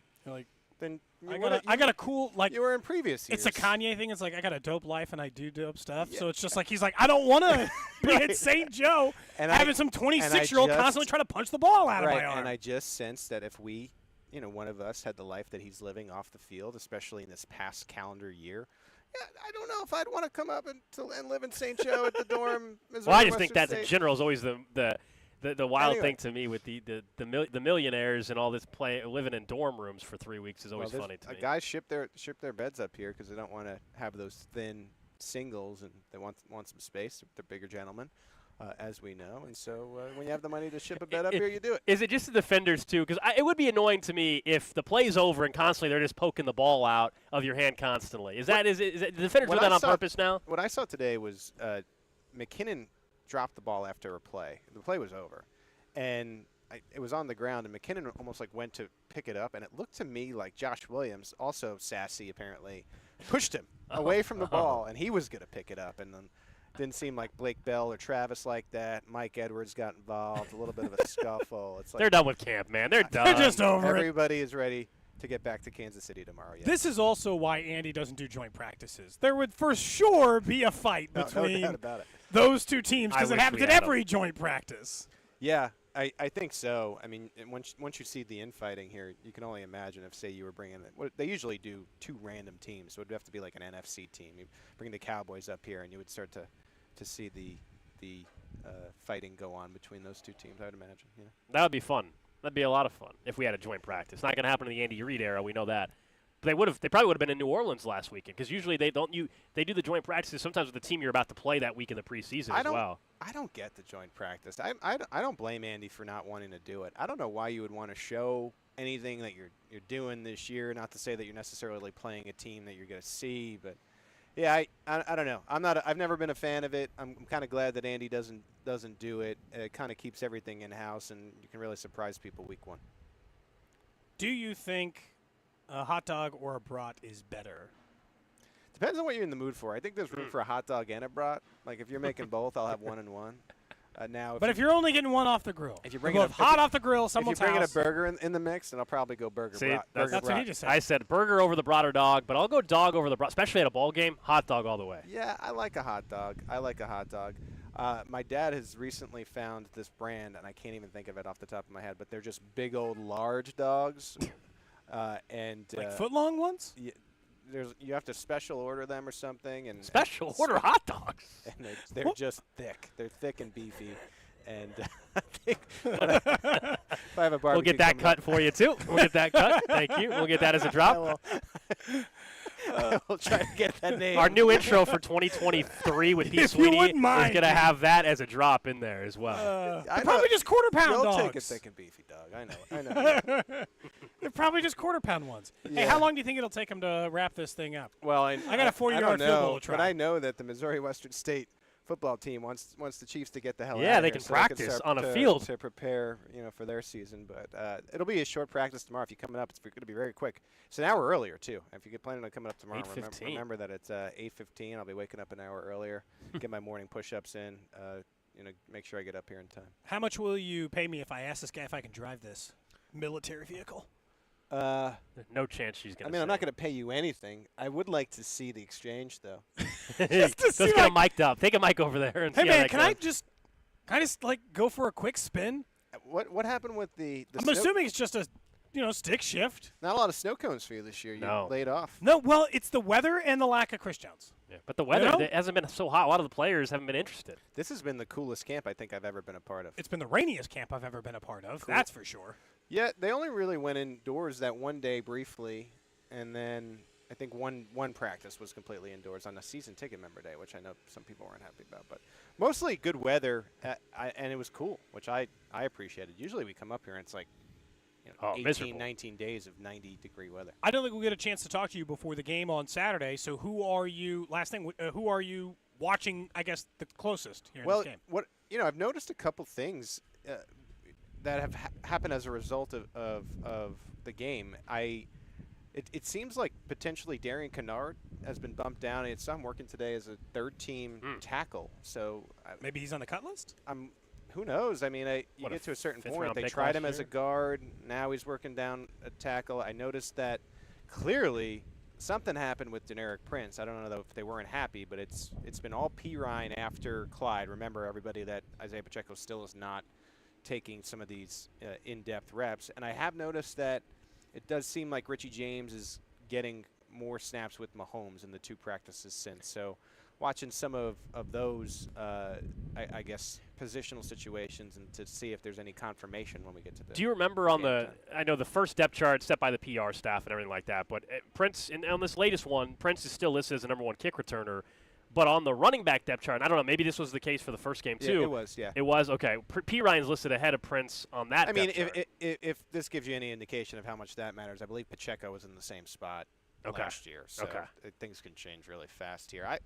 It could be just them trying to figure out more about P. Ryan to figure out if he needs to be on the roster. I mentioned this in my latest 53. I thought the usage of Clyde in last game was interesting. 4 of the first 4 plays went to Clyde. They only ended up having 6 plays, so it was a lot of Clyde. Showcase.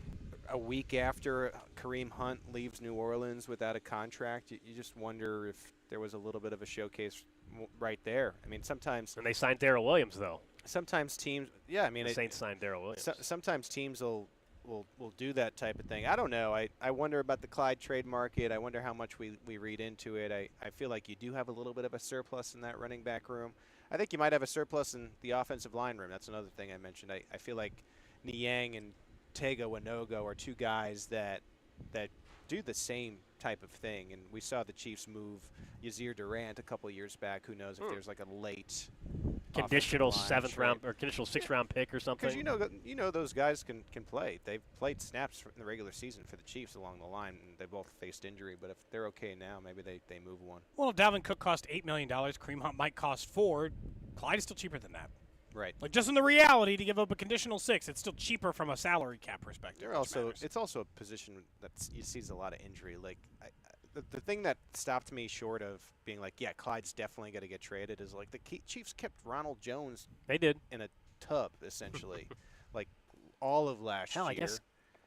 And they kind of probably like the idea of if there's some type of emergency here, maybe we get Clyde in some capacity. If they feel better about Prince, I mean, I guess there's nothing preventing you from trading Clyde if he's inactive the first 4 weeks. Trade him week 4 even. Like if some other team has an injury mid-season even, right? There's nothing that prevents that. You're seeing, and what speaks volumes to me is clearly how much they like P. Ryan.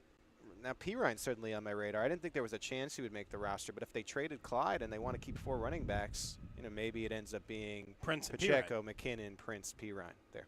So. Pete Sweeney, our Chiefs insider from Arrowhead Pride, last visit from camp. Appreciate it. He'll start joining us every week just on the phone. We'll have our intro always ready for you. I'll get you guys that hot dog brand.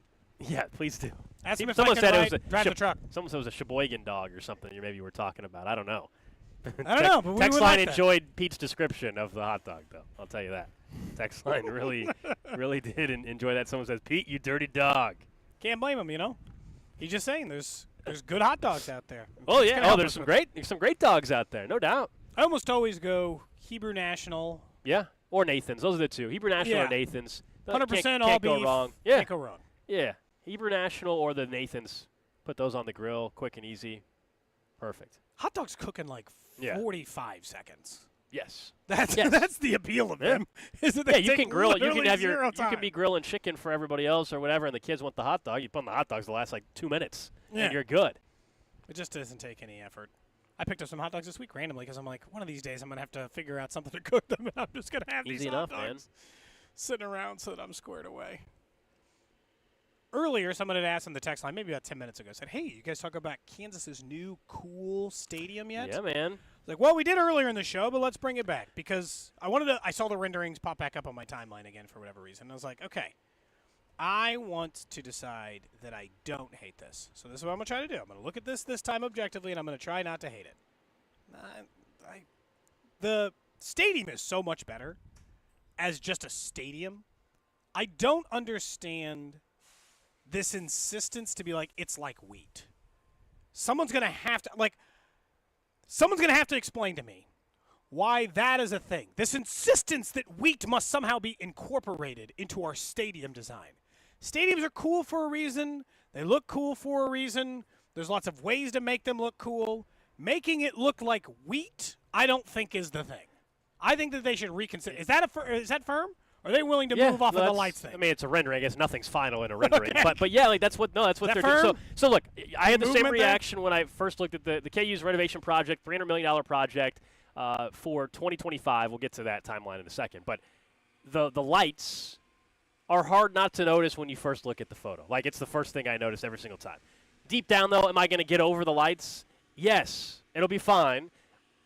can I only think about the Jurassic Park fence for the dinosaurs every single time I see them? Yes. That's exactly what I think of every single time. But it'll be okay. Nobody's going to go to a KU football game and say, oh, man, love the experience, beautiful new stadium, they won as well. We're not going to go because But, man, those lights suck so much. No, I actually think they'll be probably pretty cool when it's nighttime. They can do some different things with the lights. But, yes, I'm with you on the overall, like, whatever. But that's what happens when you get, like, you get some, like, architects and you get some marketing companies in and consultants, and they're like, here's what we can do. Give us some ideas on how you think we can tie Kansas as a state into our football stadium. And they shot them back this idea. They liked it. It'll be fine. My issue is not that. I'll tell you what my big problem is in a second. Okay, so first, I just want to say one more thing on the stadium, then we can talk about your big problem. Weed is not cool. Okay? It's fine that it's your export. It's not cool. Hey, it'd be like the university. Yeah. You're wearing a beer shirt. I'm wearing a beer shirt. Weed's pretty cool. But it would be like the University of Idaho saying, all right, we got a new football stadium. Let's shape it like a potato. Like, no, that's an objectively terrible idea. Do not shape your stadium like a potato. Well, they already have the blue turf. Just because you're known for it. They already have the blue turf. That's their identity. They don't need corn stalks in the middle of the Iowa football field. Wheat does not need to be a central theme of your stadium. Just have regular lights. Regular lights are cool. They can also do regular stuff. I don't know why that's my hang-up. I hate the lights so much. I would have been fine with that. The rest of the stadium is very cool. Yeah. Kansas fans should be very excited that they're getting a much better stadium. It is fine. It's objectively very good for the state, for the university, for the football program, all those things. The lights are dumb. That's all. Lights, people get over them eventually. Definitely stood out to me. It was my first reaction as well. And overall, the project, it's about time, man. It's about time. Much, much needed. That stadium should have been redone 40 years ago, honestly. I mean, that's how old of a stadium it is. Now the time is right. They've got enough backing and support, we think. But that's where I wanted to head with this, Cody, because the renderings are great. I love that it'll be connecting the entire stadium now and the Gateway project. It's all great, and it's great for the university. However, I don't know if you noticed, they mentioned opening in 2025. Well, yeah, I saw part of the stadium. So they have $165 million in funding secured of the $300+ million it's going to take. And I'm not saying they have to have every penny already accounted for. And it's fine to do different phases of projects. That happens all the time. Phase 1, Phase 2, Phase 3. No issue there. Can't get it all done in one year. My issue and concern, I guess, is it mentions on their website for this stadium project that 2025 is when the west side and the north side of the stadium are going to be done, which will be a huge improvement. That'll look great. But that means the other half of the stadium will not be done, and you're like, well, yeah, Gold, they got to build the other half. Yeah, I'm good with that. I'm good with you telling me it'll be 2027. The issue is the language that's used is to be determined at a later date. So there is a scenario, and I hope that football program continues on the right track and they get more people like me to buy season tickets, I guess, and donate money, whatever. I do not. That's what I'm saying. They need people to have more season tickets and donate money. I hope it stays on that track, and it does actually happen by 2027. But right now, the language that's being used, for all we know, it could be 2027, Cody. It could be 2032. There's no time frame. How long will the stadium be half done? That's my concern. And I'm skeptical because while this project— They've promised stadium work before. Yeah, while this project is much, much different than any other project they've looked at before, they already do have $165 million secured. We know that in 08-09, there was this whole Gridiron Club idea, much different regime and all that, but still, and that project never happened after they sent out renderings as well. This is much different. At least half of it's going to be done by 2025. I just don't think you want to be sitting there in 2030 with half a stadium done. The one thing that gives me a little bit more confidence, you're right in all your concerns. None of this is unreasonable or unfounded or any of it, especially because they have duped Kansas fans by sending out things to be like, we're getting ready to do this cool thing. Look, it's going to be the Booth End Zone Club. And you're like, it's not, and it didn't happen. I told you I compared it earlier to like the Mission Gateway project, which most recently just had another thing fall through at it. So it just feels like that's the case.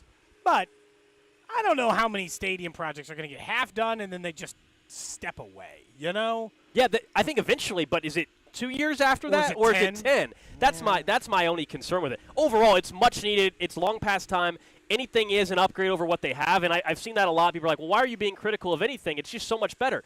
It is, but it doesn't mean you can't have questions and concerns about the project. I don't care as much about the capacity as others do. People are freaking out about 40,000 versus 45,000 or 47. I think that's where stadiums are going. But that's not even my concern. I don't care about the capacity that much. I really don't. It's more of how long is the stadium going to be half done? Now, maybe a year and a half from now, they secure more money and they can come out and say, hey, Phase 2 going to be done by 2027. Okay, great. I hope that's the case. I just am a little concerned that they haven't been able to put a timeline on Phase 2, which is the cool part that connects the South Zone to the East and the rest of the East. And their argument is right now that they don't know how many suites and things that they want to put in on that side based on capacity. Okay, that's fair, but you should still have an idea of when you would like to start that portion of the project. The stadium capacity thing, I get it. If they become great and all of a sudden it's hard to get a ticket, I understand, but stadium capacity should be going down, not up. Like, just in general.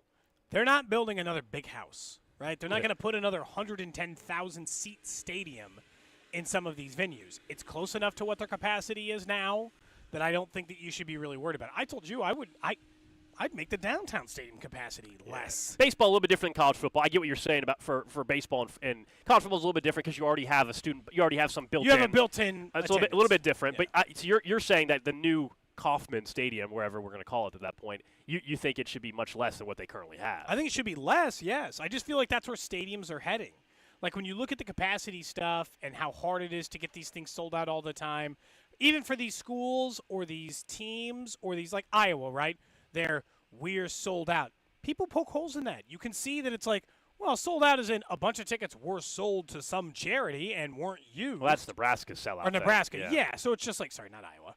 But so it's Kling and Dane and Hughes are going to get after you for that one. All right, I take it back. They're going to get after you for that Iowa. Time, whatever. Should the stadium have a nickname because of the it's the booth. The lights? They call it the booth.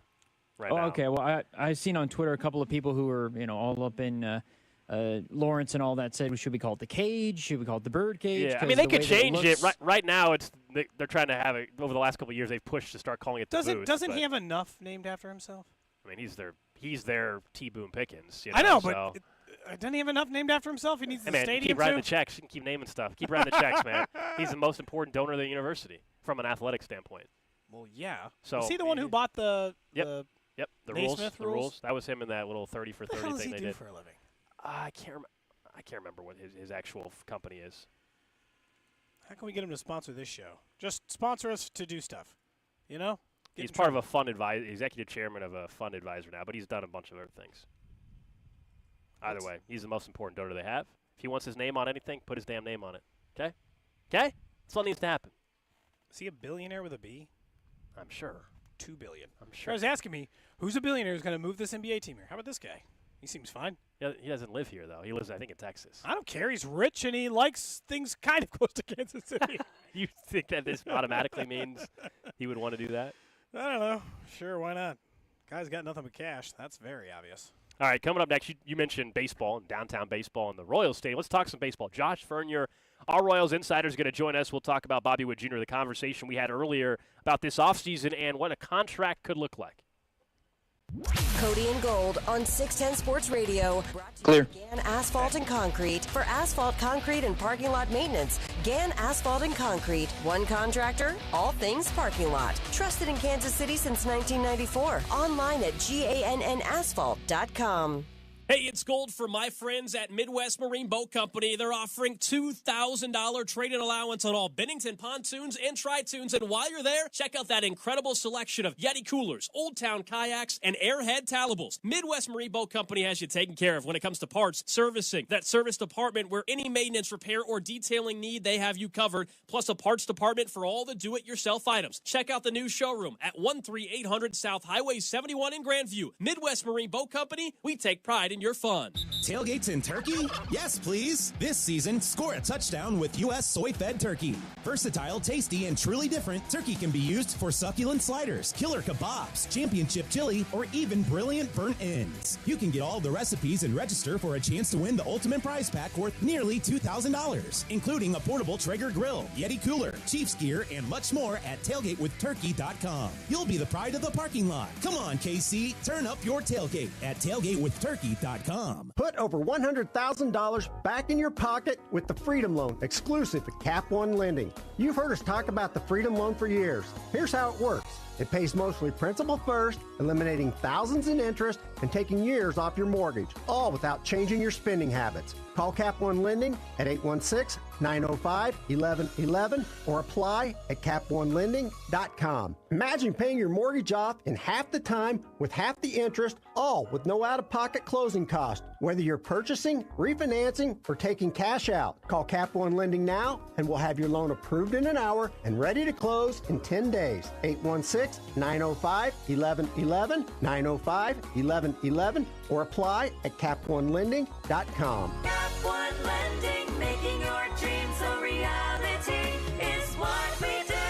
Cap One Lending, a Kansas licensed mortgage company, license number MC0026341, NMLS of Missouri license 2468614. Programs and rates subject to change without notice. Hey, are your old windows letting all that good air conditioning out? Well, on those hot summer days, that cool air is escaping through your old leaky windows and the hot air is pouring in. You want to replace those old windows and keep the cool air inside your house this summer. We still got some time in the summer. You also need to prepare for the winter when the opposite is going to happen. That's why I'm here telling you about Window World, the official window of the Kansas City Chiefs. Window World's windows are one of 2 windows with a good housekeeping seal of approval, ranked #1 in number of windows sold in the country by Qualified Remodeler magazine. Just over 20 years in business, they have improved the look and thermal efficiency. Over 52,000 homes in Kansas City. You get a lifetime warranty that covers all parts, glass breakage, and labor, because Window World uses a double-strength glass that gives it a strength that is not commonly used in replacement windows. Right now, they're offering 18 months, same as cash financing with approved credit. All you need to do is call them for a free home estimate. Replace your windows and keep the cool air inside your house this summer with Window World. Hey guys, Beat Up from Fesco in the morning. Can you imagine losing 15% of your body fat?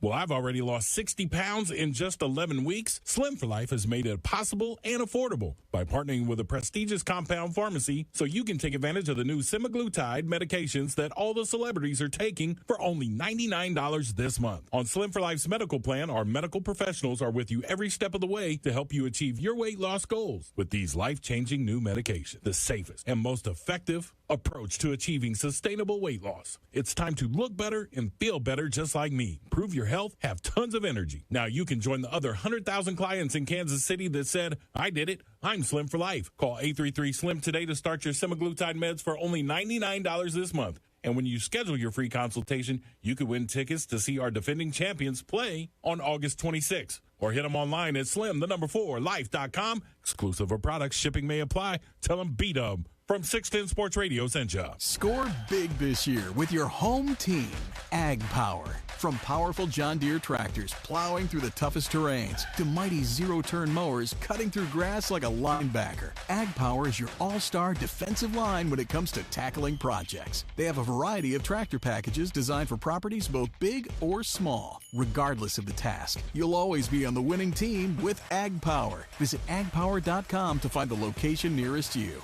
Welcome home, Missouri. At Fisher Investments, our clients know we have their backs.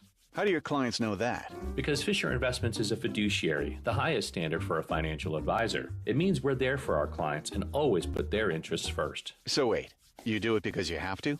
No, we do it because it's the right thing to do. Our clients trust us with their retirement savings, and we know how important that responsibility is. So we take the time to really get to know them. Get to know them how? We make sure we understand their unique goals, finances, health, family, and lifestyle so we can tailor their portfolio to their specific needs. Our goal is to help them achieve a comfortable retirement. Sounds like a big responsibility.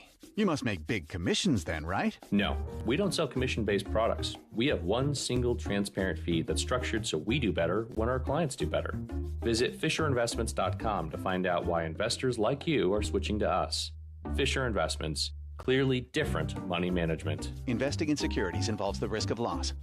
Clorox disinfecting wipes help clean thousands of life's messes, like mess number 5, food delivery grease spots on the kitchen counter. Pet tie, oh my. And mess number 41, coffee grounds that miss the filter. Let's try this again. And mess number 12, stepping directly into that deceivingly wet patch of grass.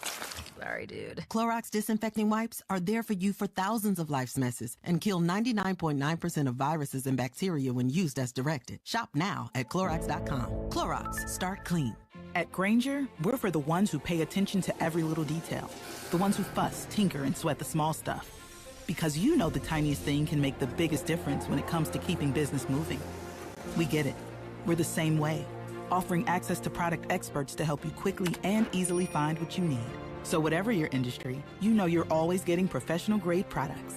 Call, click Grainger.com, or just stop by. Grainger, for the ones who get it done.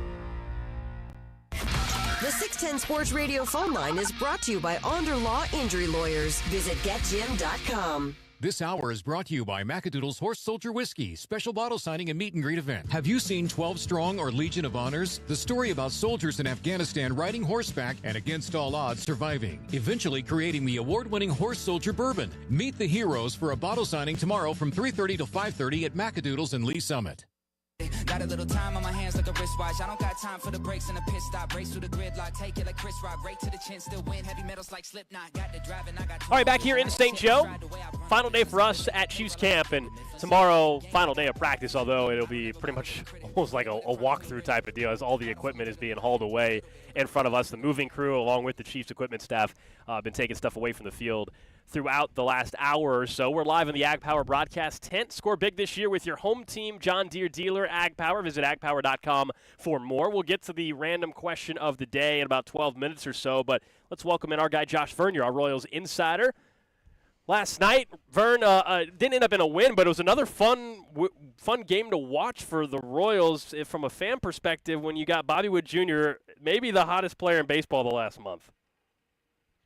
Yeah, and that's really what it all comes back to is Bobby, Salvi, Mike Hell, Brady Singer, the guys that have either already passed this evaluation season or guys like Singer and Salvi that are already obviously have their footing in the big league. Salvi trying to carve his way to Cooperstown. So you look at the past two nights, they've scored 15 runs. 12 of them have been driven in by Bobby, Salvi, or Mike Hell. So, it's been better to watch baseball where the games are close than their blowouts. But, what's really encouraging is what we might be able to read, like we talked about last week, hopefully what we're able to read into by the end of the season. If Michael Massey can continue to do what he's doing, if Drew Waters can continue what he's doing since he returned, those are the two things that aren't already checked, right? What we're seeing from Bobby, Salvi, Mike, Helen, Brady, those boxes have already been checked. When you look at what he's doing, we were asking the question that is, let's just say they tried to have an offseason conversation to sign him. Let's start with the smaller end of the deals, Vern. Let's say they try to do the 6-year deal, right? Buy up the 4 years remaining, add 2 more, get him to age 29. How much money do you think that would take? I'm guessing like $120, $130 million. Yeah, at least I want an annual value of $20 million plus. That's what Julio Rodriguez got, and I think I'm better than Julio Rodriguez. So, we start there. And I would probably want to end, with a option to get out, to be honest. If I'm Bobby, I've seen nothing from this organization that tells me that they're going to put a winner around me. So if I'm Bobby, I've always thought, however long you want the contract to be, whatever. I just want an opt-out after 5. I'll give you 1 year of my free agency, but if you guys don't put a winner around, I want to hit free agency at 28. I'm with you. I mean, I'm fully with you. That was what we were discussing earlier. It's that if I'm Bobby Witt Jr., we can talk all we want about the Royals ponying up money for a 6 to 8 year or longer type of contract. But if I'm Bobby Witt Jr., am I good with that? And maybe you do include an option. Otherwise, I'm not signing an 8-year deal with the Royals if I'm Bobby Witt Jr. Why? Right. I see what – look, I if I'm Bobby, obviously I respect Salvador Perez, but I don't know if I have that in me. I don't know if that internal fire is the same. I mean, even Salvi, that's been tested. I think Brady Singer's cut from that same cloth as well, where sure, they love baseball and they're playing for the love of the game, but okay, now what? We're competition addicts. These you guys know, you're around them right now. It's not just God-given ability that got them to the big leagues. It's not just God-given ability and some good luck that got them to the NFL. These guys work harder than everybody that they played with in high school. They work harder than everybody that they played with in college and the best, talking about Salvi and Bobby and Brady. These guys work harder than everybody that they share a big league clubhouse with. So they're not satisfied with, hey, I'm making a lot of money. No, they assumed they were going to make a lot of money. They're trying to build a legacy, right? That's what Salvi's now playing for, is Cooperstown. Bobby and Brady started off this thing with high hopes for themselves, their career, and their legacy. And yeah, I don't think they're going to let loyalty to and you know what? I can't imagine that they really feel that loyalty to the Royals, right? They weren't here in 2015 like Salvi was, like we all were. We think everybody should understand what the Royals mean. Brady was here in 2018. Bobby was drafted in 2019. These guys have seen only losing. They've seen more 100-loss seasons than they have competitive months of August. When you look at what I guess the roster makeup is, I guess this is a conversation we were having yesterday, is, to me, whether you actually have all the answers or not, because you probably don't, the offense has officially shown you enough that it is shut up time, spend some money on pitching, and find out if that solves any part of this problem. I understand, Vern, throwing a big pile of money at pitching might not actually solve the issue, but I've officially seen enough hitters be good enough for a long enough period of time to see an above-average Major League Baseball lineup, especially when Vinny returns, that you have to start investing on the flip side of this, or trade and settle for 2 years from now, but you've got to at least commit one way or the other.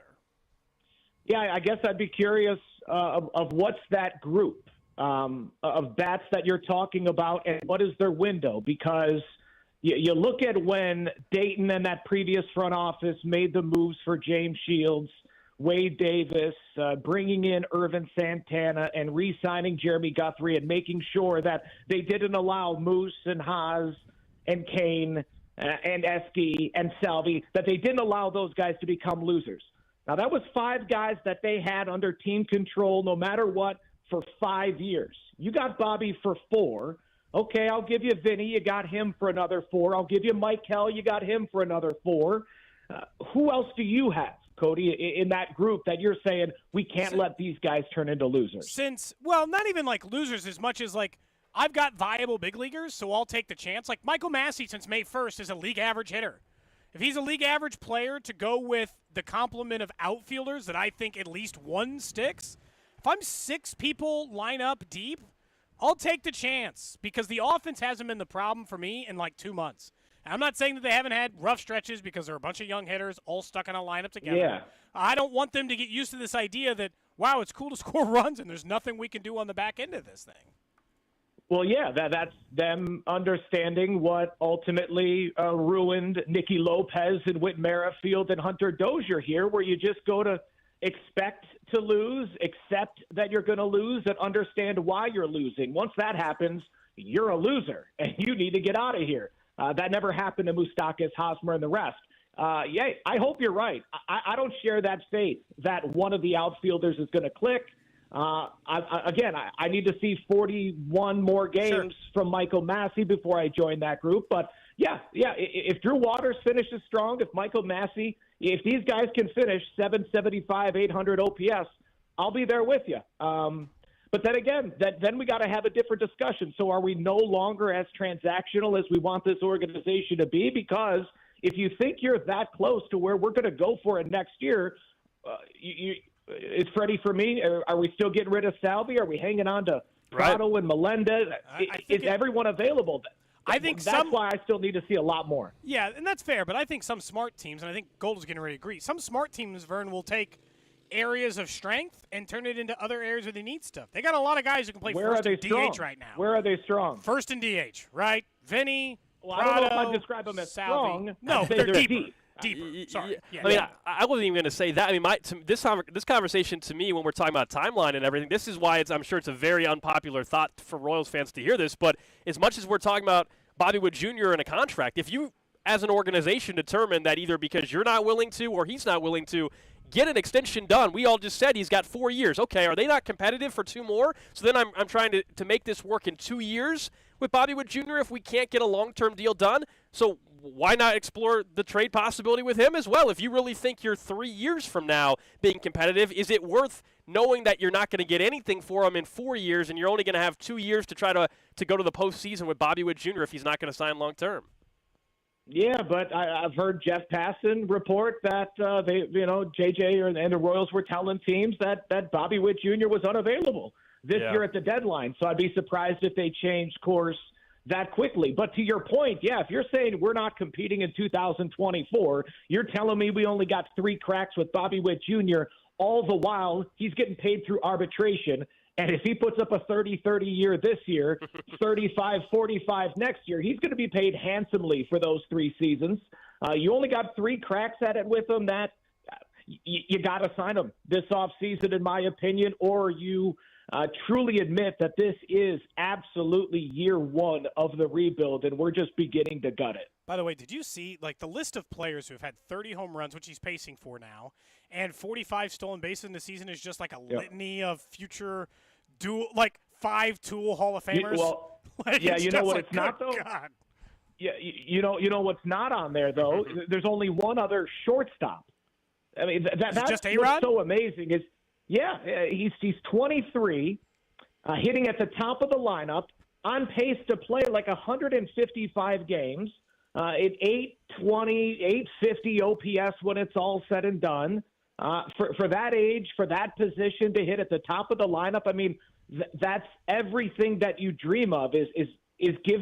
I mean, Alex, you guys remember Alex Rodriguez? You're like, this is the greatest thing I've ever seen. He's built like a third baseman, but he's agile like a gazelle, and he hits like he's Willie Mays. And Bobby's looks exactly the same. It's amazing. Real quick before we let you go, that was more like the Jordan Lyles from the first 2.5 months of the season. 6 wins. I don't know if it's going to happen. We got, 7 starts left? 6 starts left? We need 3 more wins. Yeah. And, boy, the names in that bullpen. I mean, I still get surprised, and I've watched every single one of them. I'm not going to a few of them I'm like, weren't you a president back in the 1800s? I mean, look, I mentioned it going into Brady Singer start. I get so excited for Singer pitching matchups, him going up against Logan Gilbert, that I want to, and you ended up nailing it, Gold, but, I want to bet on the Royals, but I just have so little faith in that bullpen. I think they're going to screw it up every night. Can't wait to see Rutherford B. Hayes throw the 8th tonight, Vern. Best of luck. Speaking of which, Cody, we need you on the gambling segment there tonight. You go. Oh, okay. It's your turn, man. All right, I'll start doing some research. There you go. He'll be on with Vern. His On Deck show. Thanks, Vern. We'll hear you tonight. There you go. That's our Royals insider, Josh Vernier. He joins us every week, of course, here on Cody and Gold, and you'll hear him tonight as the Royals wrap up their series against the Mariners. Hopefully, and you'll be on there for a little bit. The first 2 games have been fun. Fun. Yeah, you never know what you're going to see, man. You never know what you're going to see right now with this young group of hitters, and unfortunately, also sometimes with the Royals bullpen. You never know. You never know if it. They traded away their 3 best bullpen arms. Yeah, we said it. We talked about it. I didn't expect it to be a wild ride from that perspective. We said it yesterday. Like the understanding, if we wanted them to trade away bullpen pieces, and that meant you were going to have a very, very weak bullpen, and that's exactly what we have seen and will see the rest of the season. All right, let's get to the random question of the day. Random question. For you, Gold. For you, Drew. And, of course, the text line, 913-586-7610. I told you earlier that my son had requested one thing for his birthday. That was to punch me in the face. The question I have is not should I let him punch me in the face. I still think you got to. I think I'm setting a bad precedent to let him punch me in the face. I mean, yeah. What if he tries to punch a different kid in the face? You're right. Can you make it fun, though, where you, do you have some, kid gloves and, make it more, joking? Like an inflatable? Yeah. Or like a boxing glove or something? Well, I don't own a boxing glove. Maybe I could let him strap a pillow or something to his hand. I got to soften this blow in some way if he's going to punch me. The question I have for you, because this was a debate my wife and I, not debate, a conversation we were having is, what do you think is a normal amount of birthday presents for a kid? Ooh. So, as an adult, let's just establish this now. As adults, you get 1. You get 1. Like Gold, you get a girl, like Drew, from your wife, you get 1. Maybe 2. Maybe. If they're connected or one is cheaper. But, my wife has asked me, my birthday's in a couple of weeks. What do you want for your birthday? I'm like, I don't need anything. I really don't. I'm at the point now that it's what am I going to ask for? But then also, if I'm getting something that is one thing, how many do you think is the appropriate number for a kid turning 5? That's a great – I don't even know. I mean, I know curious, from afar, I know when it's my nephew's birthdays what what parents versus like my sisters give and what my grandparents, their grandparents, my parents give to nephews or whatever, their grandkids, like they spoil. They get way too many. They get more than one from the grandparents? Yeah. Whoa. Grandparents feels like one, uncle one. No, that's a one gift situation. My mom and dad give my nephews, their grandchildren, way more than just one gift for their birthday. How many? It depends.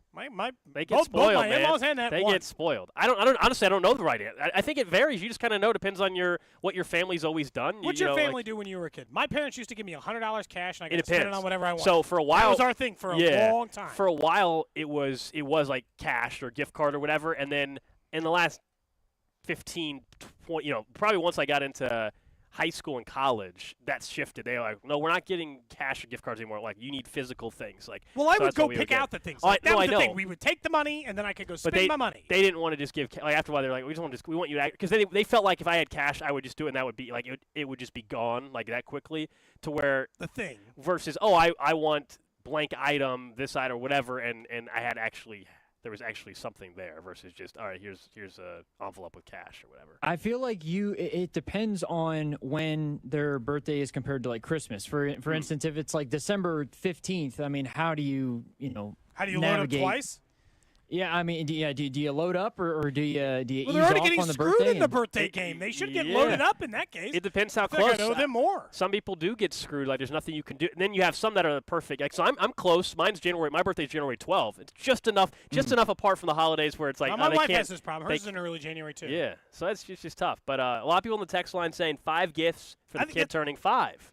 Oh, so wait, hold on. Number? When do you cut that off, though? When do you cut that it's off? It's awfully expensive at like 13, 14. Someone said that they gave their 13 and 11-year-olds, so much older kids than yours, but $150 to spend, and they think they won the lottery. That honestly, I wonder if I'll shift to that going forward. Like, just like, hey, here's money. Let's go get your things. I went with 5 gifts. Okay. I thought that seemed like a reasonable number. But I am still firmly, like, my kids are young enough now, and I feel like sometimes I feel like a bad person for this versus, like, just getting them 5 cool, fun toys. I still force them to get things that I'm like, you need this. Like, look, you got a new sweater. He's not excited about the sweater, but you're getting it. It's an excuse to buy you a new sweater. This is one of your 5 or 6 gifts. He also got a book, but I force my kids to read, so that's it on the – then you got 3 toy-related things. People were asking, why again does your 5-year-old want to punch you in the face, though, for his gift? Dude, I swear to God. What did you do? Nothing. Nothing. We were sitting on the couch yesterday, and he said, am I 5 yet? And I said, no. You'll be 5 tomorrow? I said, no, you'll be 5 tomorrow. Your birthday's tomorrow. And we were sitting right next to each other on the couch. My wife was sitting on the couch, too. And I said, hey, Desmond, what do you when you turn 5 tomorrow, what do you want for your birthday? Because I still had like 1 or 2 more things to get. I'm like, what do you want for your birthday? And then he sat there for a second, and he thought, and he went, He said, I want 1 punch to your face. And pointed right at my face as he said it. Oh, man. I was just like, so what the hilarious. hell, man? I mean, I would want to punch you. I wouldn't want to punch you if you were giving me a book for my birthday. Come on, man. Books are That's not important. Drew, by the way. that was JT. We got JT back there. We got Drew back there. We'll be back in studio tomorrow. I don't know what it is, man. He pointed right, like unprovoked, not a conversation we had before. He had just decided in that moment, after a little bit of contemplation, the one thing he actually wanted for his birthday was to punch me right in the face. He said 1 punch, too. That was like so specific. So what was your response? I just said, I think we laughed, and he was like, stop laughing. And he was just like, it was unwinding quickly. I'm like, I'll think about it. Thanks. You could have waited and then given him a tree trimmer. Yeah, honestly, that priced up the same thing. What do you think? What do you think the odds are that I get a note from the tree trimmer? What do you think from the person who requested I trim my tree? My tree. Oops, sorry, I almost spilled my drink. No joke. I called my parents last night, and my mom complained about tree limbs hanging too low on the sidewalk while walking our dogs. Did she write a letter? Did you tell her to write a letter? Something like that? I asked her, and she said no, but she said she thought about going and cutting them down herself. Well, that'd be fine. No one's going to complain about a quick tree trim. Not a protected area. It's just a neighborhood. Yeah, that is random. No, what are the odds do you think that this person, they sent me a letter within a day or 2. I don't know how long it was in the mailbox. I don't know how often you check your mail, but I always forget. Not very often. Once a week these days. That's about it. And then I immediately had it trimmed. I think that they should write a letter in my mailbox that thanks. Just thanks. I told you need to make a photocopy of. If I don't get a thanks the next couple of days, it's happening. Photocopy of the invoice or bill that you paid, and just put it on your neighbor's door. And that's it. And just be done Every with it. neighbor's door? I don't know which neighbor reported me. Well, it depends how much you want to upset There's no your way entire it was- neighborhood. There's no way it was my direct neighbor. He's a single guy in his 20s. There's no way He that guy doesn't was like, care. everybody needs to trim their tree for school kids. That's not that guy. So I can eliminate one, and I don't think it's the guy across the street. So I can eliminate 2 people on the block. But then that leaves like 17 houses. I'm going to piss everybody off who I live near. I'll just put it on the tree. Then the person who does will know. Anybody else's house in the neighborhood have issues with? Is there anybody else where you're like, oh, how come they're not bugging them about trimming? I don't know. There's like a million trees. This is the one that's closest to the sidewalk. Undoubtedly in the entire walk. That's what got you. This was the one the closest to the sidewalk. That got you, man. Well, who knew, man? I'm about to trim this thing all the time, I guess. How often do you got to trim a tree? Once every couple of years? You're asking me? I have no idea. The guy that's never owned a home, I have no idea. Yeah. Not sure. Our training camp coverage brought to you by St. Joseph Convention Visitors Bureau. Be a part of history by attending Chiefs Training Camp. Learn more at stjomo.com. We'll come back here in St. Joe. Final hour to go from St. Joe before we head to KC and get back in studio throughout football season. We'll talk about these second-year quarterbacks. Yeah, we've got the rookies, but who's taken the leap that was a rookie a year ago across the league and the impact it might have on the Chiefs season? Next. You're listening to Cody and Gold. He's so good, and everyone knows it. Brought to you by Gann Asphalt and Concrete. For asphalt, concrete, and parking lot maintenance, Gann Asphalt and Concrete. One contractor, all things parking lot. Trusted in Kansas City since 1994. Online at GANNasphalt.com. Any dog person knows the most valuable thing in the world is spending time with your pet. Whether they're a puppy or a senior dog, the Farmer's Dog makes it easy to keep them healthy, which can give you more quality years with them. The Farmer's Dog makes and delivers fresh, healthy dog food. It's recommended by vets, nutritionally balanced, and made from human-grade ingredients in safe, clean kitchens. Invest in your dog's health and live more healthy, happy, and full years together. Get 50% off your first box at thefarmersdog.com/dogdays. Let me tell you about my good friend Andy from Andy's Frozen Custard. He's from Kansas City, never misses a game, and serves the world's finest frozen custard. Tailgate with a Pick 6, or grab a freshly made custom treat before or after a game. And tell him Mitch and Andy sent you. Tailgates and turkey? Yes, please. This season, score a touchdown with U.S. soy-fed turkey. Versatile, tasty, and truly different, turkey is always a winner. You can get all the recipes and register for a chance to win the ultimate prize pack at tailgatewithturkey.com. You'll be the pride of the parking lot. The baseball season is heading into the back stretch. Get in on the action with FanDuel, America's #1 sportsbook. Right now, new customers get a no-sweat first bet up to $1,000. That's up to $1,000 back in bonus bets if your first bet doesn't win. Go to FanDuel.com/610Bob to join today. Don't miss your chance to get a no-sweat first bet up to $1,000 when you join FanDuel today. Just go to FanDuel.com/610Bob to sign up. FanDuel, official partner of Major League Baseball and 610 Sports Radio. Major League Baseball trademarks used with permission. 21 and present in Kansas. First online real money wager only. $10 deposit required. Refund issued as non-withdrawable bonus bets which expire in 7 days. Restrictions apply. See full terms at FanDuel.com/sportsbook. FanDuel is offering online sports wagering in Kansas under an agreement with Kansas Star Casino, LLC. Gambling problem? Getting help is your best bet. Call 1-800-522-4700 or visit ksgamblinghelp.com. We have James and Josiah from American Topsoil. Guys, what month is best for planting new grass? Any month that ends in R. Laying down fresh soil before seeding is the best way to get ahead of the game. Our rich topsoil is great for leveling yards, and our pulverized soil creates a perfect seed bed for new grass. So how do I know how much soil I need? Our Power Wheelbarrow service assures that our customers are getting the exact amount of soil they need, exactly where they need it, and that's all they'll pay for. How can I set up my delivery with American Topsoil? Visit AmericanTopsoil.com or give us a call at 913-888-SOIL. American Topsoil, family owned and operated with more than 30 years, delivering great topsoil with their hassle-free Power Wheelbarrow service. Call 913-888-SOIL. That's 913-888-SOIL. Or online at AmericanTopsoil.com. Great topsoil, great service, American Topsoil.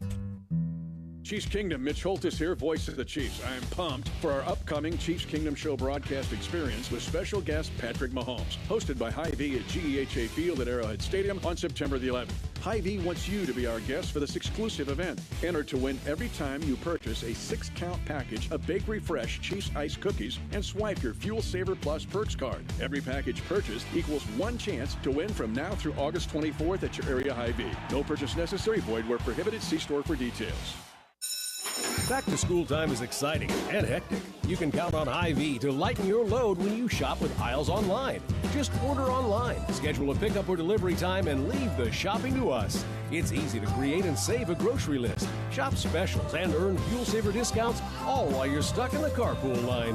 Upgrade to a Premium Plus membership and get free delivery and other great perks. Make back to school easier with help from Hy-Vee. Download the Aisles Online app or visit Hy-Vee.com today.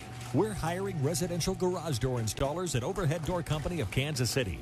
Join the team trusted here since 1927. Apply today, get a call today. No experience necessary. Paid training for motivated applicants to install garage doors. Hiring bonus up to $2,500. Mechanical, carpentry, or service industry experience is a plus. Good benefits include health, dental, vision, and pension. Earn as you learn to service the best garage door customers in KC. Apply today at overheaddoorkc.com. Luke Combs here, and I have an exclusive opportunity for you to win $500,000 with the Living Lucky with Luke Combs Lottery Experience. Join me in Nashville for a private concert at the iconic Ryman Auditorium. One lucky winner will win $500,000 at the end of the show. Y'all feeling lucky? Enter today.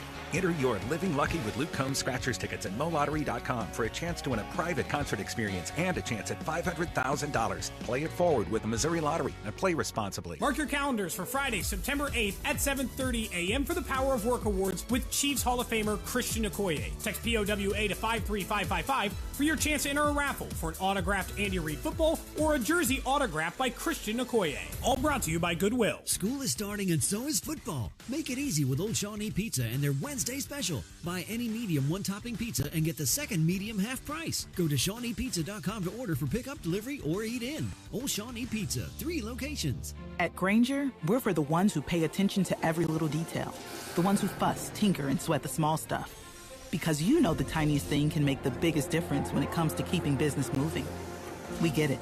We're the same way, offering access to product experts to help you quickly and easily find what you need. So whatever your industry, you know you're always getting professional-grade products. Call, click Grainger.com, or just stop by. Grainger, for the ones who get it done. Turn your home into restricted airspace. Tell incoming flights you want them diverted. The new Raid Essentials Light Trap plugs into the wall and uses light to attract, then trap flying insects like fruit flies and mosquitoes. Its 24/7 continuous attraction provides insecticide-free protection that's people and pet friendly. Consider air service interrupted. New Raid Essentials Light Trap. Insecticide-free protection. You're listening to 610 Sports Radio from the Max Motors Studios. Real-time updates from the practice field, exclusive player interviews, live press conferences, and snow cones. As Cody and Gold broadcast live from St. Joe at Chiefs Training Camp on your official broadcast partner of the Chiefs, 610 Sports Radio. KCSP Kansas City, WDAF HD2 Liberty, always live on the free Odyssey app.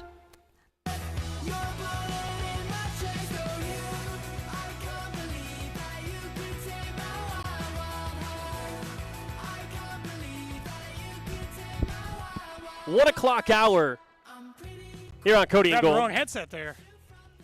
Somehow you ended up with Pete's. The middle headset. Something like that, man. Take the headset off during the break.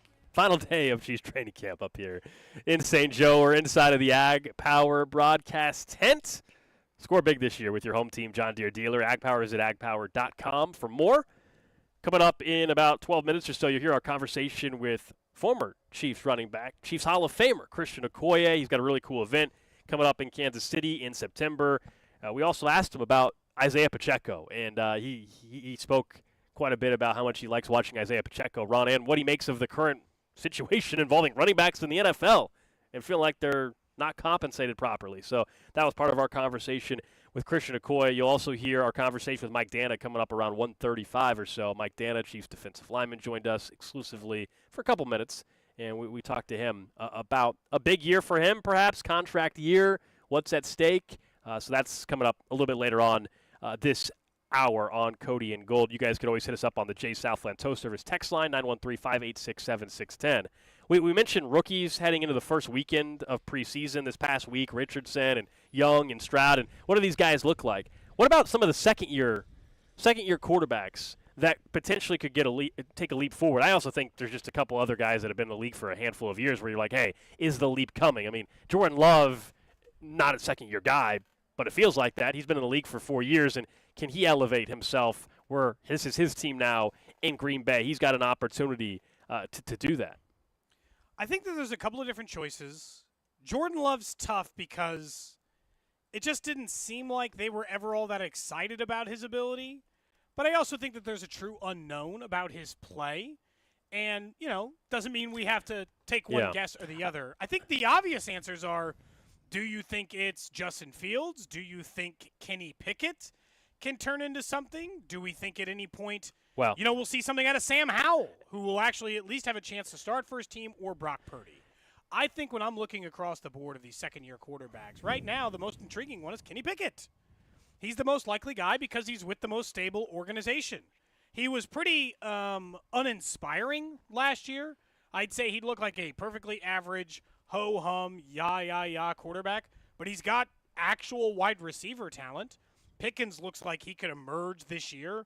They have tight ends. Deontay Johnson, when healthy, can play.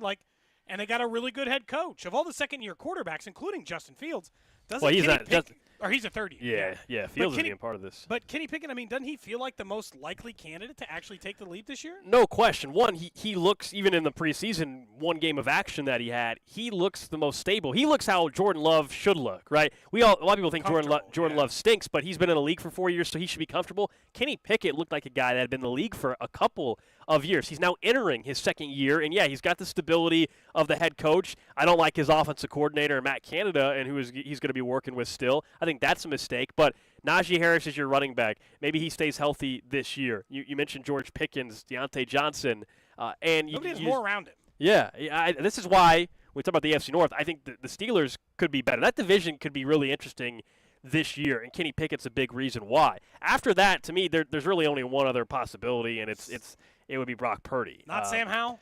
No, man. You won't entertain Commanders, Eric Bieniemy, new offense, fresh face? I just don't see it, man. Now, he's got weapons, in fairness. John Dotson's a stud. Terry McLaurin's a stud. Right? They've got some playmakers in the receiving core there in Washington, but Sam Howell, 3 years ago, was looking like he was going to be a number one pick or a first-round pick. Ended up going to the fifth round. I get that, and so some people are still fascinated by when he was going to be a first-round pick before his final season at North Carolina. But I just don't believe he's going to be anybody special in this league. I totally could be wrong. For EB's sake, I hope he turns him into something, because if he does, a lot of people have the view I do of Sam Howell, like, okay, come on, he's not going to be anything. If Eric Bieniemy can put together an offense that makes Sam Howell look really good and a top 15 quarterback or so in this league, well, then Eric Bieniemy did a hell of a job, and it should back up what people have said about him for a while in terms of the kind of play caller he can be and type of coordinator he can be. Can he develop a quarterback? If we're going through the possibilities, Kenny Pickett, Brock Purdy, far and away are the two guys that have the biggest chance to continue to take the leap. After that, it's it's Desmond Ridder, it's Malik Willis, it's Sam Howell. I'm not sold on Desmond Ridder at all. I don't think Sam Howell will be anything. Malik Willis might be getting cut by the Titans. It's definitely not him. So that is pretty simple. It's the top two guys, and then I guess you can debate Desmond Ridder and Sam Howell. I'm not sold on Ridder. They've got playmakers there, but I think they're going to baby him still and really rely on short dump-offs and then just run the ball with Bijan Robinson. Here's a good test for how confident you are in Kenny Pickett. If I let you roll in I want to see more out of them third-year quarterbacks, so not Trevor Lawrence. You're obviously going to take him over Kenny Pickett. Yeah. But let's say Justin Fields and I'm trying to think about who else was it? Mac Jones and Trey Lance, right? Wow. Yeah. Well, if I'm giving you Kenny Pickett versus those guys, where are you? Would you rather have Pickett this year, or Mac Jones, or Justin Fields, or Kenny Pickett? It's only a two-horse race in that one. To me, you're just debating whether or not you'd rather have Justin Fields this year or whether or not you have Kenny Pickett. Even though Justin Fields is the more athletic quarterback and is going to lead all quarterbacks in rushing yards, in my opinion, this year, Kenny Pickett's the better quarterback. He is. He doesn't get the hype. He's a better 7 quarterback. touchdowns and 9 interceptions Better last year and he's better quarterback. 2,200 yards. Better quarterback. For a guy who can't throw, Justin Fields has done that passing and way more rushing. Yeah, Justin Fields. I don't think so. I think I'd rather have Justin Fields than Kenny Pickett. Not heading into this season, I wouldn't. So you're buying the Justin Fields hype. That's not what I said. I just said that. Well, you kind of would have to be buying the hype because what he's done so far is not good enough. No, but what he's done so far is put up. So his rookie year. And his team stinks around him.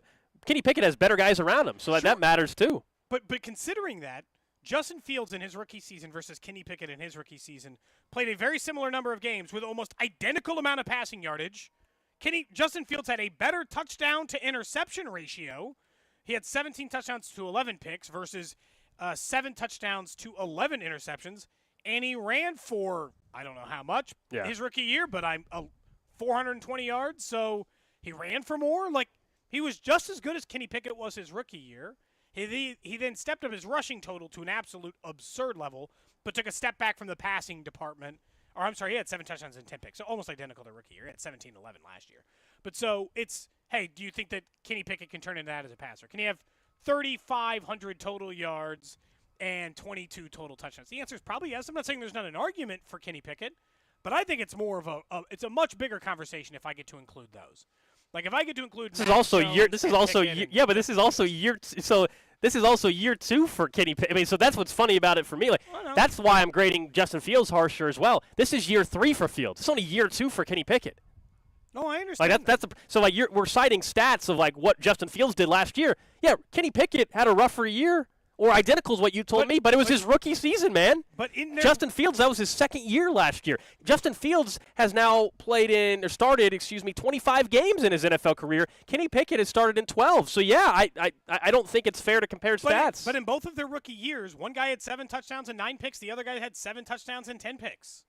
I mean, they weren't like. He had 600 more yards passing, which is good, but he also had less rushing, so it's – I mean, they have a very similar rookie season, Pickett and Fields. I think this might come down to Fields is that we've just seen him fail more, and we still have very serious questions about his passing ability. And, yeah, I think the coaching situation in Pittsburgh is always going to lead to a better chance at success at that level. Yeah. Mac Jones is just the least exciting out of all of these because you're just like, there's not even upside. No. Like, if I buy into Mac Jones, all I'm buying into is he's the 17th best quarterback. Cool. At least Kenny Pickett's got way more upside than that, and so does Justin Fields. It's like if you're forcing a franchise to start over with any of these quarterbacks, the mediocre third-year quarterbacks or the good second-year quarterbacks, Mac Jones is 4 or 5 on the list because I'll take the upside over some of the others. Little update out of Nashville, Tennessee Titans, who have Ryan Tannehill and then Will Levis, who might end up leapfrogging Malik Willis. We'll see in their quarterback picture. But an update, Titans wide receiver Treylon Burks went down practice today, suffered an injury, got carted off. DeAndre Hopkins, Derrick Henry reportedly went over to check on him before he left. That's all we know right now. Again, just because you get carted off doesn't mean you're done. Justin Ross got carted off yesterday and was back practicing. Yep. But the details here, Treylon Burks laying down while the trainers looked at him on the field. He didn't make it to the tent. He has both hands on his head, and a couple of the coaches went over to him. So hopefully things are good with Treylon Burks. But that's a much different scenario when the player can't get off the field and versus a player getting hurt and able to walk over to the medical tent. It's definitely different, but technically, yeah. I saw Justin Ross have his hands on his head briefly yesterday too. Okay, so right, but he walked to the medical tent. He did. It's one thing if you and he walked to the cart and he got on there and he was moving as he got there. I'm not arguing that. You just hope that it's not. That's their A.J. Brown replacement, right? Or at least their hope that he's their A.J. Brown replacement. Yeah, at least they have Hopkins, I guess, if he ends up missing some time. Oh God, I kind of forgot. That's where he ended up, man. It was surprising. That's where Hopkins ended up. I briefly forgot that's where Hopkins ended up because once you go to Tennessee, you're no longer a factor to what the Chiefs are going to do this year. So I just dismissed it. If he'd gone to Buffalo, I'd probably be thinking about it a lot more. He'd gone to New York, I'd be thinking about it a lot more. He went to Tennessee, I was like, okay, that won't matter. He can't play for the Chiefs, so that doesn't matter, and it's not going to matter that he plays for Tennessee. So I guess I'm fine. Earlier today, we caught up with former Chiefs running back and Chiefs Hall of Famer Christian Okoye, talking about a really cool event that he's got coming up. But also, we asked at the beginning, training camp a little bit different back in the day versus now where they don't do 2-a-day practices. I tell you what, man. Since I retired, I don't go back to training camp that much because it reminds me of the grueling days. You're good. That we practiced 2 times a day. Thank you. Full pad in the sweaty, hot setting. And, but I'm glad for the guys that they just have a couple of days left. So I should be looking forward to a great season here. If you want to call them soft, it's fine. They don't have to do 2-a-days, Christian. You had to do this twice a day. Man, I tell you what, we did 2 a day, sometimes 5 weeks in a row. I mean, no breaks. Today, man, they got those guys wearing just shorts and helmets, running around out there and complaining about sweating and hot. I tell you what, they didn't see anything that we saw.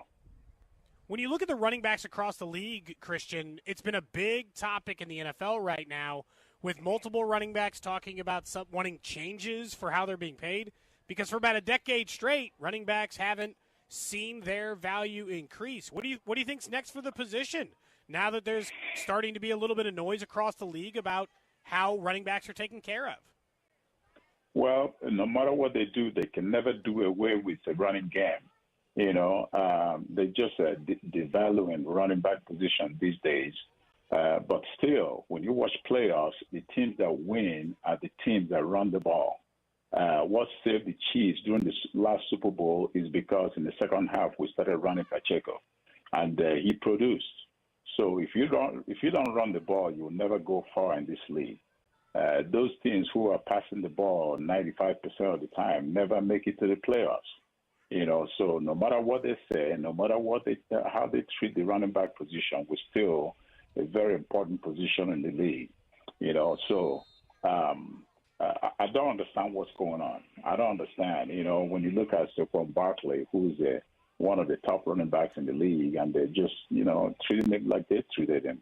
He finally signed a 1-year contract to play. I don't blame him. He needs to play. But we need to treat these guys as very important position in your team, because they play a very important position on the team. And with the exception of maybe Barkley, who you just mentioned, and I guess Derrick Henry, also it's pretty rare now that you just have one bell cow type of back for a team. I mean, here in Kansas City, you mentioned Pacheco, but McKinnon's going to be a big factor. Maybe there's Clyde Edwards-Helaire being a factor. You go around the league, it's pretty rare to find one back that's just going to carry all the running yards for a team in football these days. Well, that's why they're treating the running back position the way they're treating them, because they don't just use one guy. But they don't have those guys anymore. They don't have a Walter Payton. They don't have a Eric Dickerson. They don't have some of those featured backs who come out on the game and run the ball 30 to 35 times in a game. They try to mix it up and have 2 or 3 guys run it 30 or 35 times. You see, so I think that's why this is going on. But the thing is, when you have a guy, if you have a featured back running the ball, he will produce for you because he gets the feel. He does things that comes, without practicing. But if you have several guys doing, coming in and then getting off and getting cold and then coming back in, it takes time to get going. You see, so. I really don't know what's going on with the league, but I know for sure that this league is a passing league now. It's not like it was when we played. Christian, you mentioned Isaiah Pacheco. What do you like about the way he runs? Sometimes I'm worried he's going to get hurt because he runs full head of steam right at guys. That's what keeps him safe. He can never run the ball tentatively. He cannot. When you do that, that's when you get hurt.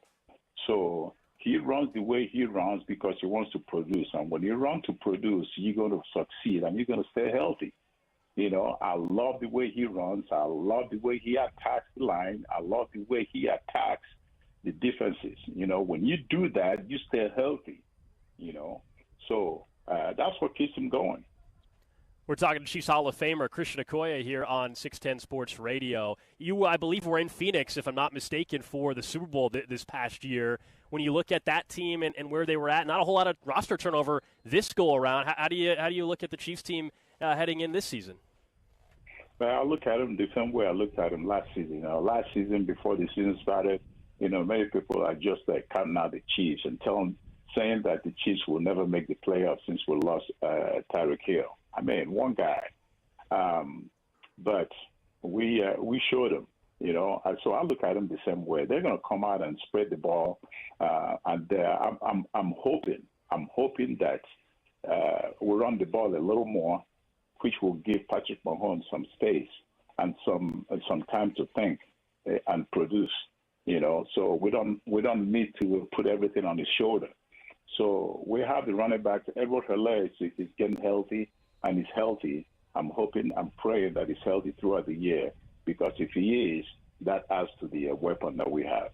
A lot of the conversation here after the preseason game, but it's something that really has carried over the last year or two, Christian, is the short yardage. 4th and 1, the Chiefs are trying to use some trickery a little bit and have Blake Bell in motion and go under center. What are you seeing from the issues for such a great offensive line, specifically the interior, on 3rd and 1s, 4th and 1s? They've kind of struggled here the last year or so. Well, they struggle, but, sometimes you have to struggle. You have to give credit to the other team, too, who bent on not allowing that. So it's in the olden days, you just put a big back in the backfield and ram it through their throat and make 1 yard, make a first down. But today, you don't have that anymore, so we have to add some of those trick runs, just like the Chiefs try to do. But you have to try. When you believe in your players, you have to do that. We have a great, great offensive line that you can depend on. So when you have that, you have to go for that 4th and 1 and 4th and 2s. Speaking of Chiefs Hall of Famer Christian Okoye here on Cody and Gold. Hey, we know you were in town. NFL Draft Week, you were visiting Goodwill. Tell us about why you've partnered with them and a little bit about an upcoming event you've got coming up on September 8th that'll be so cool for the city. Well, I tell you, September 8th, we're going to have the Power of Work Awards at the Madrid Theater. So if you guys, some of you guys, if you are interested, just go over there and buy a ticket from morekingoodwill.org. During the draft, I was invited by the Goodwill to go and visit the headquarters and visit the stores, and I was really amazed the amount of work these guys are putting in, and some of the things that Goodwill does that I didn't even know. Usually when people think about Goodwill, they think about, boxes at the side of the street and donating goods and stuff like that. But you never go and visit the stores where they sell some of those things back to those who need it. But when you go over there, you see some of the stuff that they sell. It's very, very good quality materials that people don't need, a lot of people will need, you see, and also going to the headquarters, I noticed they have classrooms where you can learn technical stuff. If you want to work on vehicles, that's your motivation to work on vehicles. You can learn that from these guys in their workshop. Technical areas, working on computers and so on and so forth. So those people who are thinking that don't have any got about a minute left, what they're going to do with themselves as far as career is concerned, you can go to Goodwill and they will help you out. They can direct you. They can teach you some of the things that you needed to know. So I learned all that. They also have a bus that is a classroom where they can travel through the neighborhoods, and people can go in there and use the computers and learn some of the things, fill out applications to whatever they need. You see, so they have a lot going on, and more people need to go over there and study what they are doing and support them. And that's why this Power of Work Awards is going to take place, and congratulate and celebrate those people who are working tirelessly to help others who are in need. Christian, really appreciate the time. Again, you said September the 8th is the event. Mocan Goodwill. People can get tickets there. Looking forward to having you in town, and it was great to catch up with you. All right. Thank you so much, and God bless you all. Go Chiefs. So that was Christian Okoye a little bit earlier on today on the show. And, Cody, a really cool event that he's working with the Goodwill on. and that'll be coming up in September. Our good friend Dana Wright will be emceeing the There you event. go. So if you want more information, POWA to 53555 or mocangoodwill.org for more information. Even if you can't go to the event, which is like a cool breakfast thing, Christian Okoye and Dana and all of that stuff, you can, if you text that, you can get information on how to enter a raffle. You can win a signed Christian Okoye jersey or a signed Andy Reid football. So if you're just looking for memorabilia and you're interested in helping the Goodwill, you can do that as well. Again, POWA to 53555. All right, coming up next, we'll get to what's trending. We'll also hear our conversation with Chiefs defensive lineman Mike Dana. A huge year for him coming up. It's a contract year, and Cody's going to decide whether or not he's actually going to attempt this 40-yard field goal. Next here on Cody and Gold. Cody and Gold on 610 Sports Radio and the Odyssey. Clear. Talk on the radio. Yeah. You're a fanboy. Brought to you by Gann Asphalt and Concrete. For asphalt, concrete, and parking lot maintenance, Gann Asphalt and Concrete. One contractor, all things parking lot. Trusted in Kansas City since 1994. Online at GANNasphalt.com. When you have asphalt and concrete needs, there's only one company in Kansas City you need to call. That's Gann Asphalt and Concrete. Trusted in Kansas City since 1994. Look, they're one contractor, all things parking lot. It doesn't matter which things you need. Asphalt paving services, those maintenance solutions, or even major concrete work, Gann Asphalt and Concrete can take care of it for you. Go to their website for yourself and take a look, GANNasphalt.com, or give them a call, 816-354-1214. This is Royals Hall of Famer Mike Sweeney. The Royals and the See You in the Major Leagues Foundation are teaming up with Blue Cross and Blue Shield of Kansas City to recognize outstanding high school sport coaches through the Blue KC Coaches with Character program.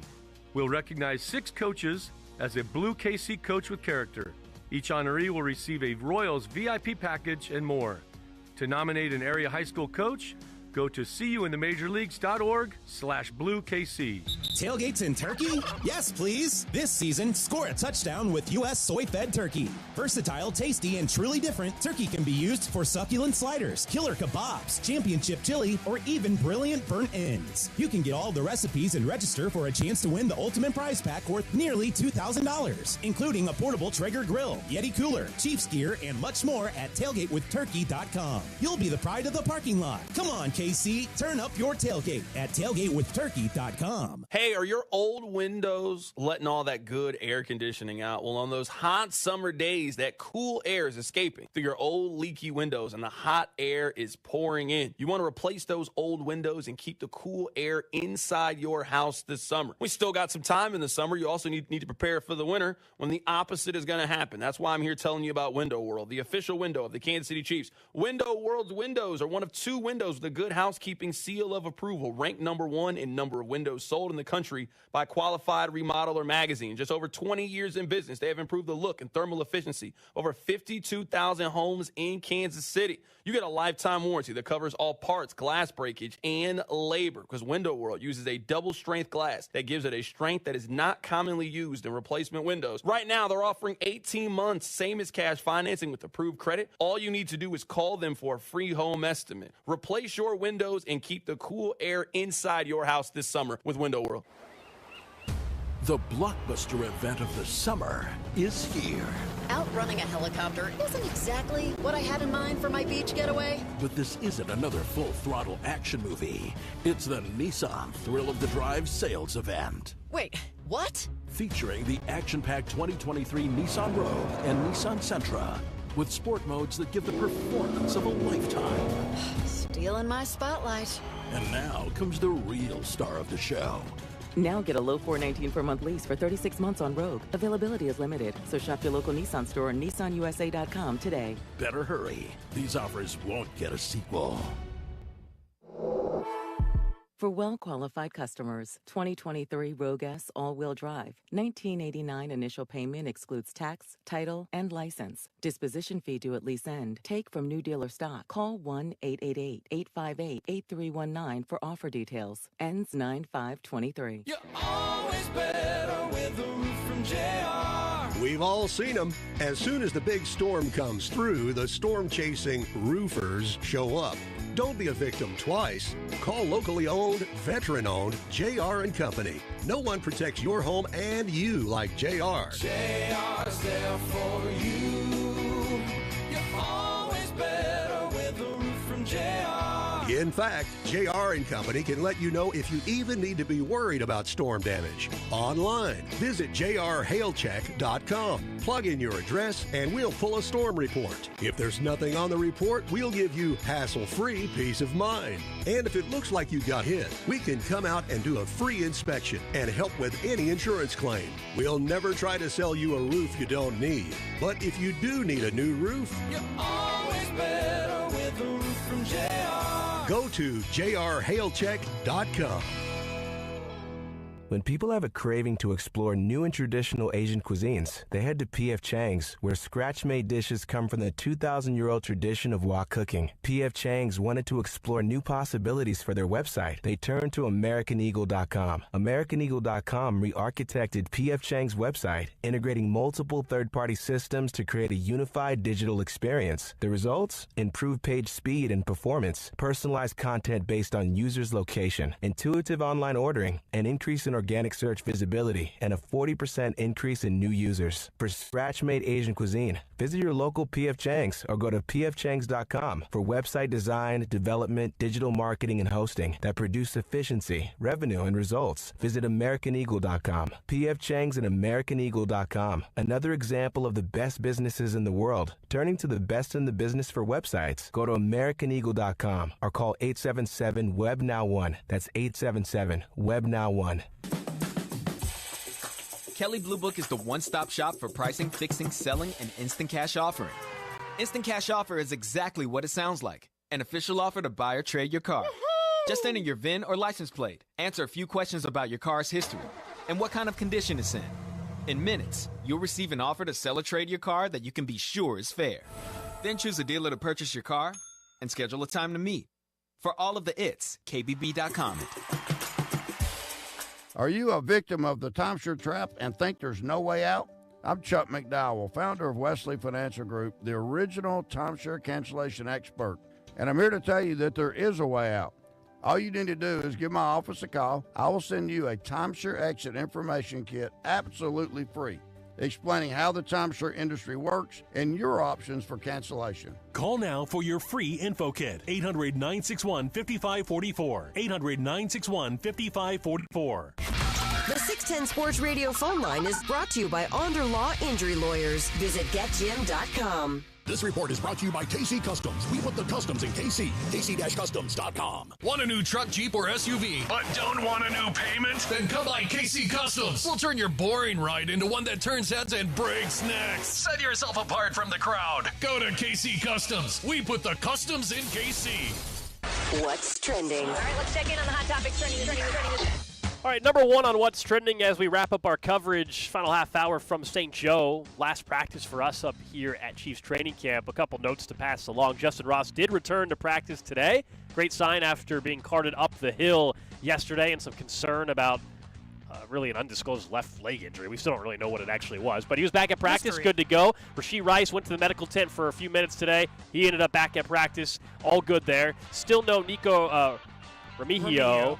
Shoulder injury. Who knows how long he's going to miss. Also, Smith Marset did show back up to the practice today after leaving early. Still no Snead. Still no Turk Warden.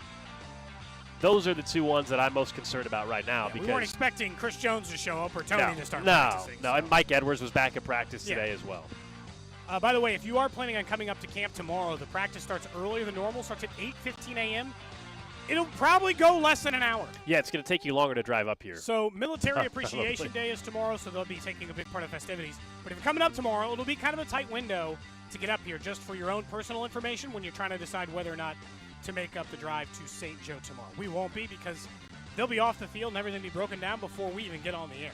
Yeah. Next up on What's Trending, the Royals fall last night 10-8 to the Extras to the Seattle Mariners to finish up their series tonight at 7:10. 6:10 first pitch right here, or 7:10 first pitch right here on 610 Sports Radio. Vern's on Deck show starting at 6 o'clock. Bobby Jr. hit a grand slam in that game. He did. He is, since the last 16 games, he's first in every statistical category for hitters in baseball. But he's been playing like a superstar long before that. Really, all we're asking ourselves this question is, how long is this kind of hot streak from Bobby Witt Jr. going to continue? Did you catch Vern when he was with us earlier and he was like, well, Julio Rodriguez got $20 million a year, and I think I'm better than him. I'm like, damn, how far we've come in a couple of months.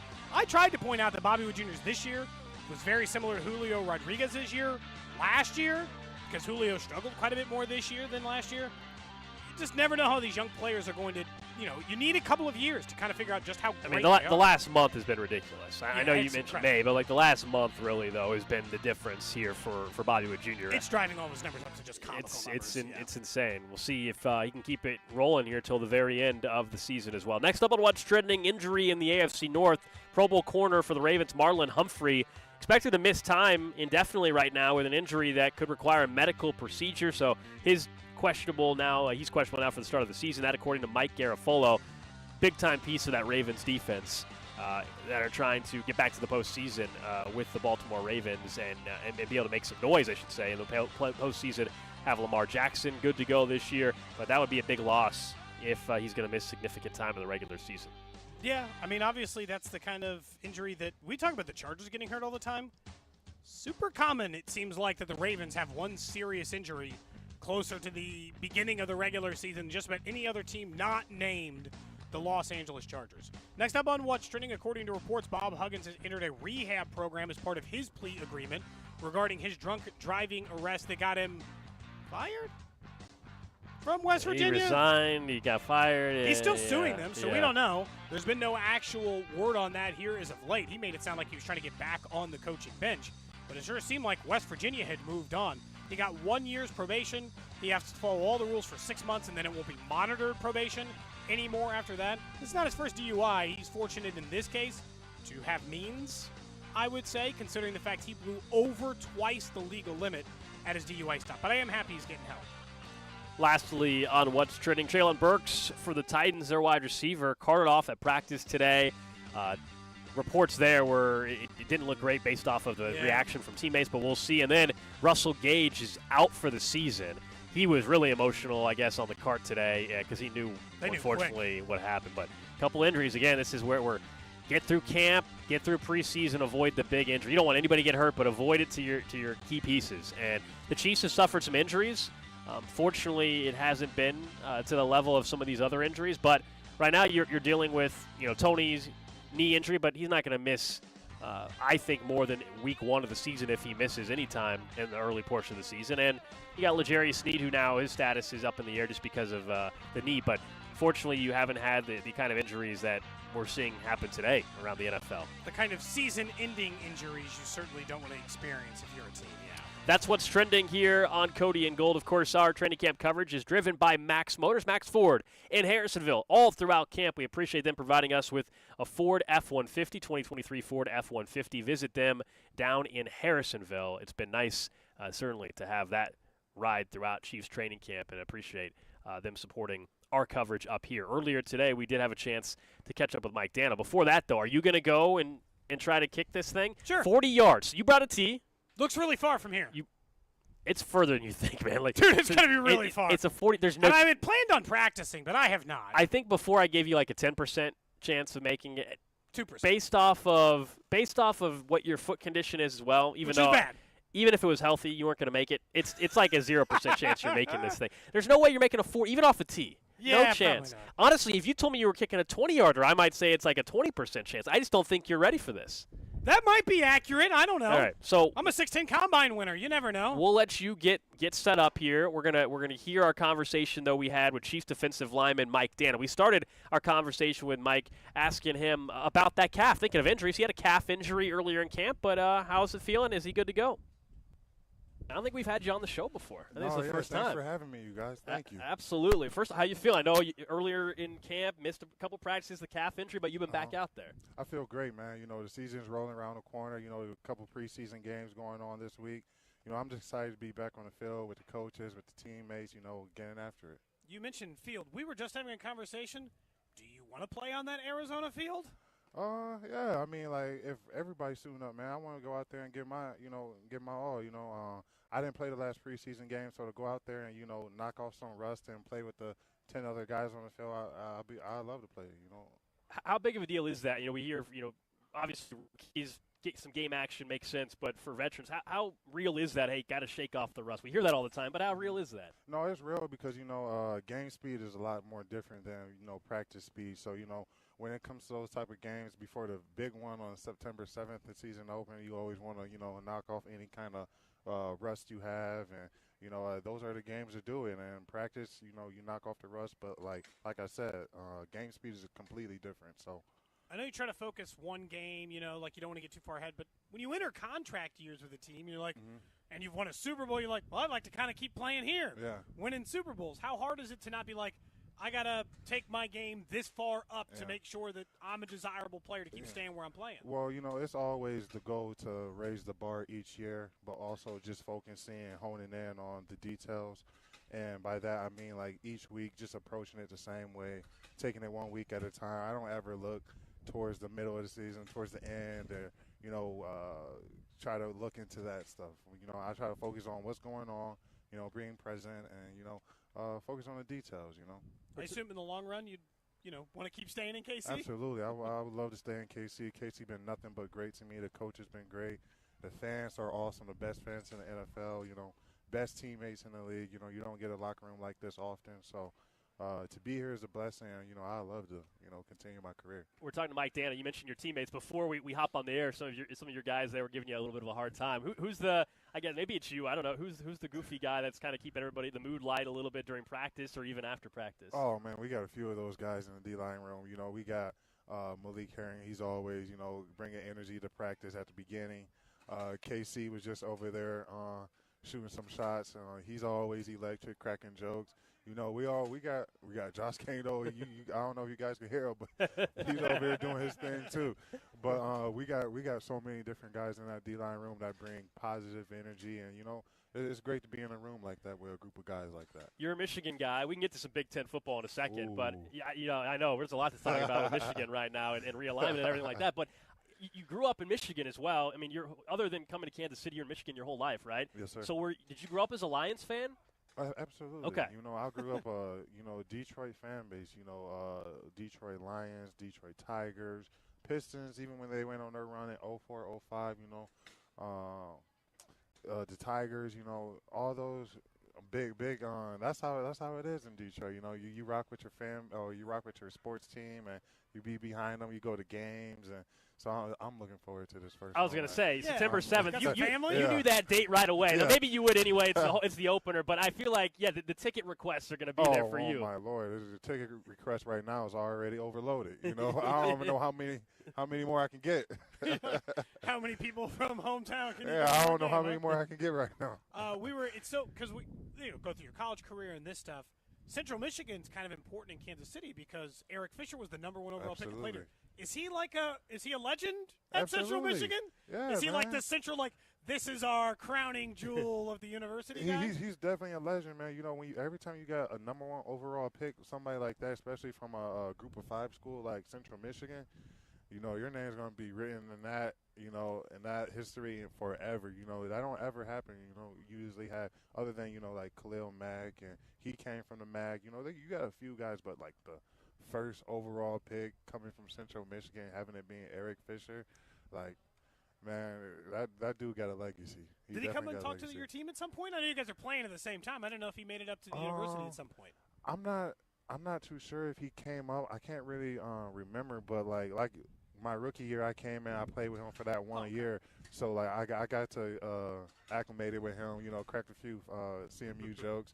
He gave me hell because I transferred to Michigan, so Hard to blame you though. Right, I mean, you got a chance to go play at Michigan. Oh man, you can't turn down those type of opportunities, man. It's just being in a big house and growing up, that's always been like a childhood dream, just to be in that stadium in front of 110,000 people.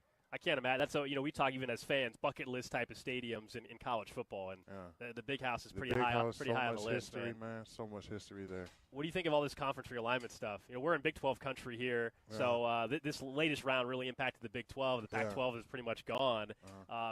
Big 10 though is always the one, along with the SEC, everybody looks at. What do you make of 18 teams now in the Big 10? Yeah, man, they got so many teams, and I just feel for the teams that got to travel all the way to the Midwest from the West Coast, because I think they got a few. I think like USC's got to go to Rutgers. Yeah, like that is crazy, man. You got to go across the country. And, usually in Big Ten, you got the regions. The teams are closer.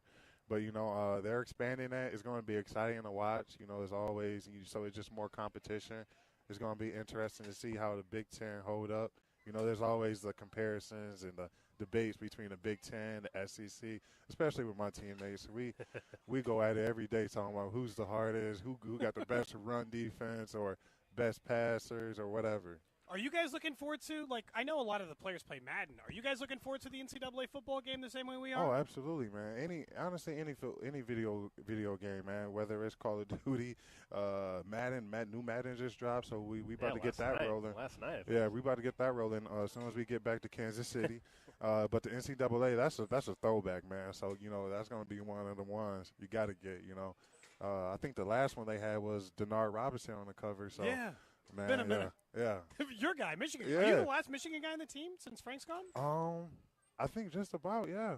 It's crazy, man, because, you had Chad Henne and Frank last year.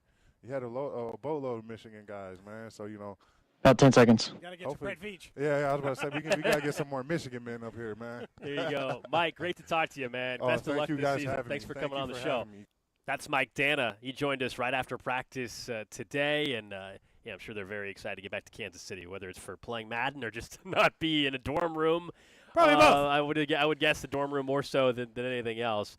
But it is a big year for him. He's got an opportunity. I mean, if you go out and even if it's another 5-sack season, he's still going to get a decent little contract somewhere. Yeah. Hopefully it's in 20, Kansas 30, City, but you don't know. I mean, bucks. a lot of that is going to come down to whether or not they get an extension done with Chris Jones. I mean, if Chris Jones is not on this team next year, well, then they're going to need to fill multiple guys on the defensive line, right? I mean, when it comes to the holes that are going to exist without Chris in 2024, if he's not on this team, so anything's opportunity. I don't think it's a sure thing to say that he won't be back next year. Talking about Mike Dana. No, not he found his way back on a 1-year deal. Depends. Now Mike Dana should be in line for more money than what Colin Saunders and Saunders got 3 for 12.5, I think is what it was. I mean, Dana is a guy. He gets sacks. Derek Nottie and Colin Saunders are more run stuffing guys. I appreciate you being humble, but I went out there to try 3 kicks.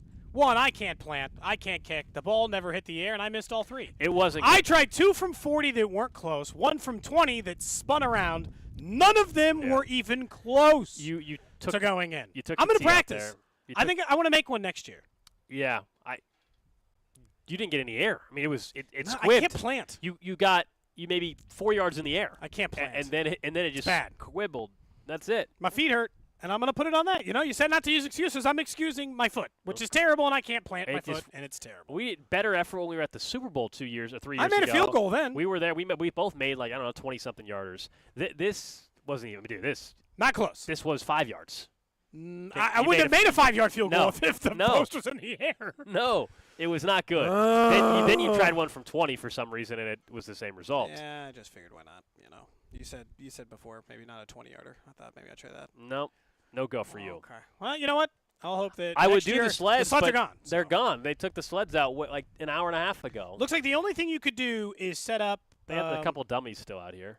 Yeah, that's about the best you could do. Sorry. It's probably too late now for you to hit a dummy. I probably should have just let the kicking go because my foot hurts, but we're here. No, you keep hurting that foot. That way, come hot dog derby time, Drew and I can finish. I told you my foot was hurt a little bit the last time. The last hot dog derby race. It was not 100%. I don't think that's why I lost, but it was not 100%. August 29th, we will be out at Kauffman Stadium, 6:10 day at the K. Hope you guys could join us. We'll be running in the official hot dog derby race. Looking forward to that. I haven't done that before. But you said you raced in a potato race. I was at a minor league baseball game in Boise, Idaho, and they had a potato race. And so they had a French fry, a spud, and something else. I can't remember what the other one was. And I did win that. Drew, you're skinny, but are you athletic? He's much younger, too. Yeah, but come on, man. Youth and skinny sometimes will fool you into thinking they're athletic. Like a couple of years ago, we're getting ready to do the 6'10 combine, and Speck had put out his own odds. Yeah. And he made Rob Britton and you the heavy favorites to win it, and I won it. The short, fatter guy. So, that doesn't exactly equate to the victory in the end. I'm asking Drew what he thinks of his own athleticism. I would say I'm athletic, but I am also I got to stretch. Otherwise, I'm going to hurt myself. I just know it. Well, they don't let you drink before. Rule number 1. No drinking before. Remember? That was a rule. Oh, I don't remember. You didn't. They specifically said we weren't, even though I wanted to.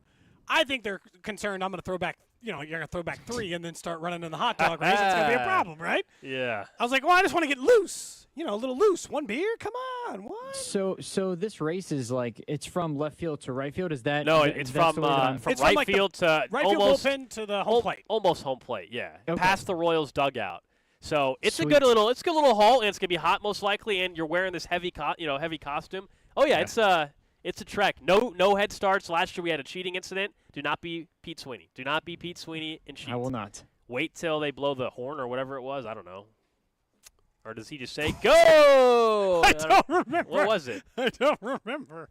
I've blocked out that terrible performance from my brain. We will have that coming up on the 29th. Have you done a look ahead at what the weather's going to look like? Oh, I haven't. That's too far out, I think. I don't know. We got a couple athletic things coming up, which is scary. We got the hot dog derby. You and I have our Casey Current media game coming up in about 2.5 weeks. That's like a couple days after. We have a draft. We have our media draft coming up. And we have we're playing the Casey Current media game.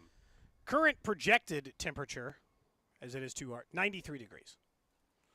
Okay. On the 29th. Well, it's going to be in the evening, and it happens in the 6th inning or 4th inning. So it's not right at first pitch. You got a little bit of time. I don't remember the. God, it's I feel like I'd have better. All I remember is that the suit is hot. Well, yeah. It's awkward to get on, and it's hot.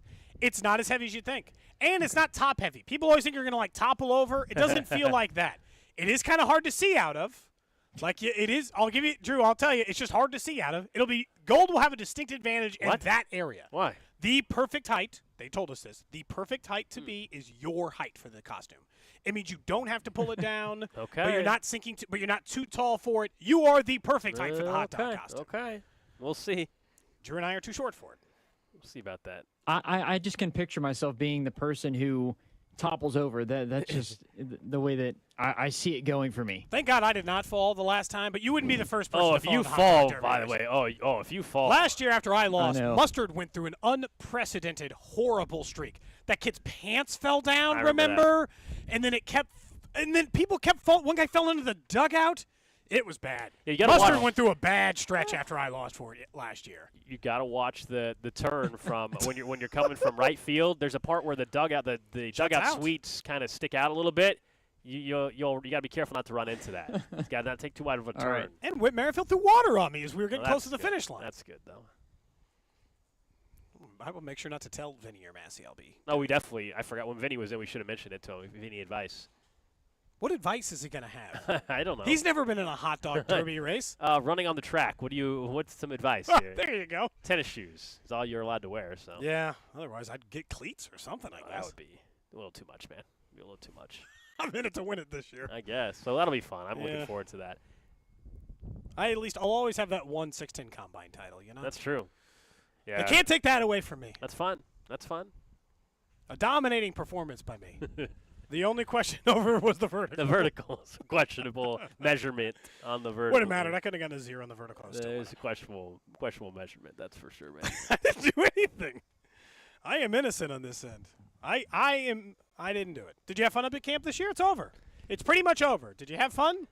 Look, the first couple days are always nice. Football's back, right? You're always excited to see football again and the pads on. And this camp was kind of weird because certainly throughout the storyline in the background has been Chris Jones not being here. Yeah. And so our whole time we were up here, he didn't show up. We kind of knew once he didn't show up on day one that he was probably not showing up, period, to camp. But other than that, I mean, as far as guys that stood out while we were watching practice, which is right in front of us, I mean, at practice it was Deneric Prince as one of those guys. But as Pete was saying earlier, like, he's kind of in a weird spot now. He didn't have a great preseason game, and he's – Pirine took his spot a little bit. And the one player that I think – you asked me this question a week ago, and I'll give you a similar answer, but – who in the wide receiver room has changed your opinion in a positive way? And I think, again, Rashee Rice today.